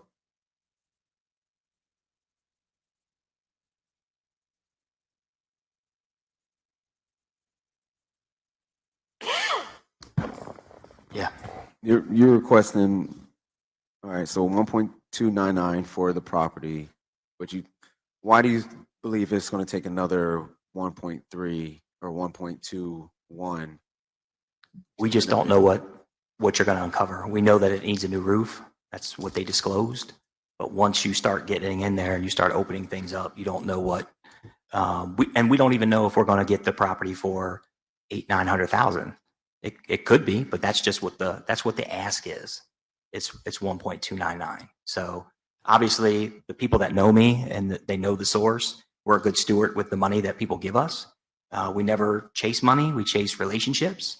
And we will do everything in our power to make sure that we get that property for the best price that we possibly can. Okay. But right now, that's what it's listed as. Okay. I'm trying to get there for everybody, and I know I said I could stay to midnight, but I know y'all don't want to. We all got to work in the morning. I'm trying to see, do you have confidence that you can get more funds from other sources potentially, or? Yeah, I mean, the people this is Christian, he's my finance guy, and they'll tell you that we're really good at tracking down resources and community support. We've been doing this for the last 5 years. If you look at our financials that we submitted, we're pretty good at getting community support. But again, this is a brand new project in this city, in this community, that it's going to take some time to get to there. Okay. Right? Homelessness is not an easy sell. We do not have children and puppies where it's an easy sell. It's not. And that's where it takes building relationships with people within the community to believe in what we're doing. I think we take it slow as we start to get into this process. But again, we'll bring a team of people in and try to get it for the best price that we can. But as of tonight, we can't give you that number because we don't know that number. Yeah. I'm pretty sure Daily Bread would want to go in and say, listen, we have a budget of 24 million. They want to come in at 20. They're going to try to do as best as they can to be a good steward with the funding that they get. Okay. I don't think anybody can answer those questions. I don't think Community of Hope could say, hey, can you do it for 1.5? Because we don't know. We're in a world of, supply and demand and building and renovation, and you just don't know. Because where I'm at, Councilman Felix, and I'll let go. I'm thinking at potentially 1.5 for the source and the remainder for Community of Hope, or something of that nature. That way we're addressing, service center and services, but at the same time addressing, locking in those properties, transitional housing. So, yeah, I'll yield. Okay. Yeah, let Councilman Felix, then you, Councilman Foster. Councilman Felix, you were next. Okay. Councilman I just want to, the mayor explained to me why he's not for it. And I kind of agree with him about the home values, the tiny homes, right? Could you just do your service center and that's it? Or yes, absolutely. Absolutely. And no tiny homes on absolutely. that property? Absolutely. So, because I understand what the mayor is saying, and I kind of agree with that. People might be upset with the value of their condo. Again, we've been working with city staff for over a year to identify locations for a village. We presented that to city staff, and that's going to be some of the issues: is location, location, location. Right. But this service But the service center, we can do it without any housing. I'm thinking, and correct me if I'm wrong, it'd be a game changer in the homeless population. Yes. As far as what you could provide, your service, the kitchen, your culinary arts, and everything. I think food trucks. Right. I think it'd be a game changer for the homeless and the population and people who need of your resources. They don't have to be homeless. They Correct. need your resources. Correct. Right. So I think it'd be a game changer, and that's what I'm thinking. But I understand what the mayor concerns about tiny homes. So if we could exempt the tiny homes and just do your resource center, that's work for you, right? Yeah, that'll work. Okay. And that's just to purchase the property, you need 1.3. As is today. As is today. Okay. But obviously, we go in and negotiate. We might even take Wings of Grace in with us. We might take Dwight from Wings of Grace. He's a pretty good negotiator. He might be able to get us the property a little bit cheaper. Well, I want to save some money for some other. Sure. What would you be doing at that service center? We would be providing showers. We'd be providing laundry services. Our culinary arts program would come out of there. Our food truck business would come out of there. Our catering business would come out of there. Our employment specialist, mental health counseling would come out of there. All of our day services would be there as well. Our AA meetings, our Bible studies, all of that comes out of our resource center. Yeah, I think the neighborhood wouldn't appreciate that. That's for sure. That's what I'm thinking. I don't think the neighborhood would really appreciate that back there. Okay, so council, I can't support it. But any other questions of the applicant? Thank you. We're still at that place. Yes, Councilman Filiberto? Yeah, I'm just gonna bring up, if I may I bring up another project, or you want to continue to talk about this one? I wanted to try and finish whether we're going to HCI, a community of hope, if we're gonna, because I think Deputy Mayor Johnson was looking to give a portion of that, and then Yeah, you if were. if I may, I know you're trying to get somewhere there with the source, and I'm tracking you. I stated that before. Having a little history of the building, knowing the folks, I've been in there several times, and in fact, I was just in there sometime this week. Okay, I truly believe you'll get your money worth to some degree without saying more. I think Deputy Mayor, if you want to go ahead, 1.5 might be a bit. I wouldn't go that high. I think awarding the 1.2, if you're willing to go there, I can support that. Um, and that would allow them to purchase the building and also do quite a bit of repair. In addition, um, and that would still allow us to have some money left and look at other applicants. As you know, the community of hope still heavily. I'm in support of it, so that would still give us enough to consider that.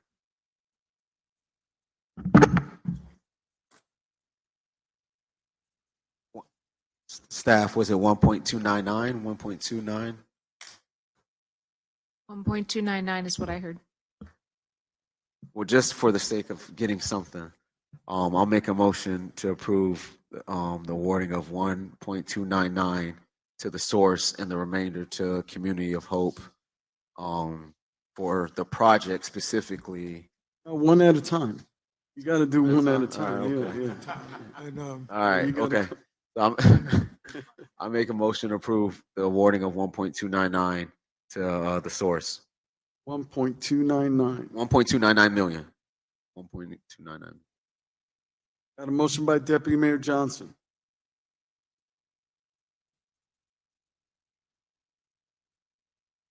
$1.299, you saying? Yes, that was the advertised cost. Okay, I'm going to second for discussion. Okay, I got a motion by Deputy Mayor Johnson, seconded by Councilman Foster. Deputy Mayor, you made the motion, and then I'll yield to Councilman Foster. Nothing else to really add. This council spoke specifically. I remember, and you remember, Mayor, you talked about mental services, and everything of that nature. And I see this addressing all of it, and they've been doing it down in Vero. So it's a proven project that's been tested, battle ready, and we have people here who were homeless who are no longer homeless. To that point, I've seen that they've been able to raise funds for their project, for other projects. So that's why I don't feel we have to go through the 2.5 million. And I feel, they'll do their job in trying to get the rest of the funds and work hard. But we'll have somewhere to help those, get on their feet, whether it's in collaboration with thrifties, getting them employment, things of that nature, having them work there. I see it as a benefit, for the people who are down and out on their luck to get them back as upstanding citizens in this community. So that's why I made the motion, Mayor. Thank you, Deputy Mayor Johnson. Councilman Foster? Yeah, I just want to say, I think this resource center will be a game changer for Palm Bay, especially the homeless. I think the source is a good steward. Look what they did with the Dignity Bus, working with other organizations, and also not to change the subject. I think Daily Bread would be a game changer too, but I don't want to go there right now. But the source, I think, will just provide that support that they need. We already approved affordable housing. Habitat Humanity, the Cold Night Shelter. Cold Night Shelter don't get us where they get these people into permanent housing. HCI already talked about it. So I think this the source with the resource center will get there. I just think, like the mayor said, I think they need to be very good neighbors in that area. I think if you open the resource center, respect the other neighbors in that area. And I think they will do that. So that's why I second it. Any further discussion, gentlemen? Mayor. Yes, Councilman Filiberto? Yeah, I'm hearing you out as well, Mayor. I won't be supporting this. Tony, there's nothing against you or your organization. I don't think this is just the right time or place for it. Again, I mentioned my police and fire needs in the Northeast area. So that is my primary reason. Thank you, Mayor. Thank you. Any additional discussion? Yeah, just to every member of the source, I appreciate what you do. However, I don't believe that this is the right location. So I won't be supporting this, but I've got a motion by Deputy Mayor Johnson, seconded by Councilman Forster. All in favor? Aye. Any opposed? Nay. So it passes 3-2. Okay. So the next motion, Deputy Mayor? We have left. Got 1 point. Sorry, I didn't do the math. Have it.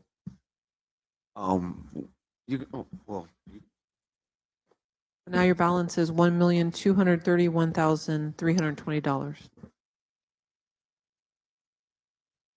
So I'm make a motion to approve the awarding of $1,231,320 to specifically the Community of Hope project.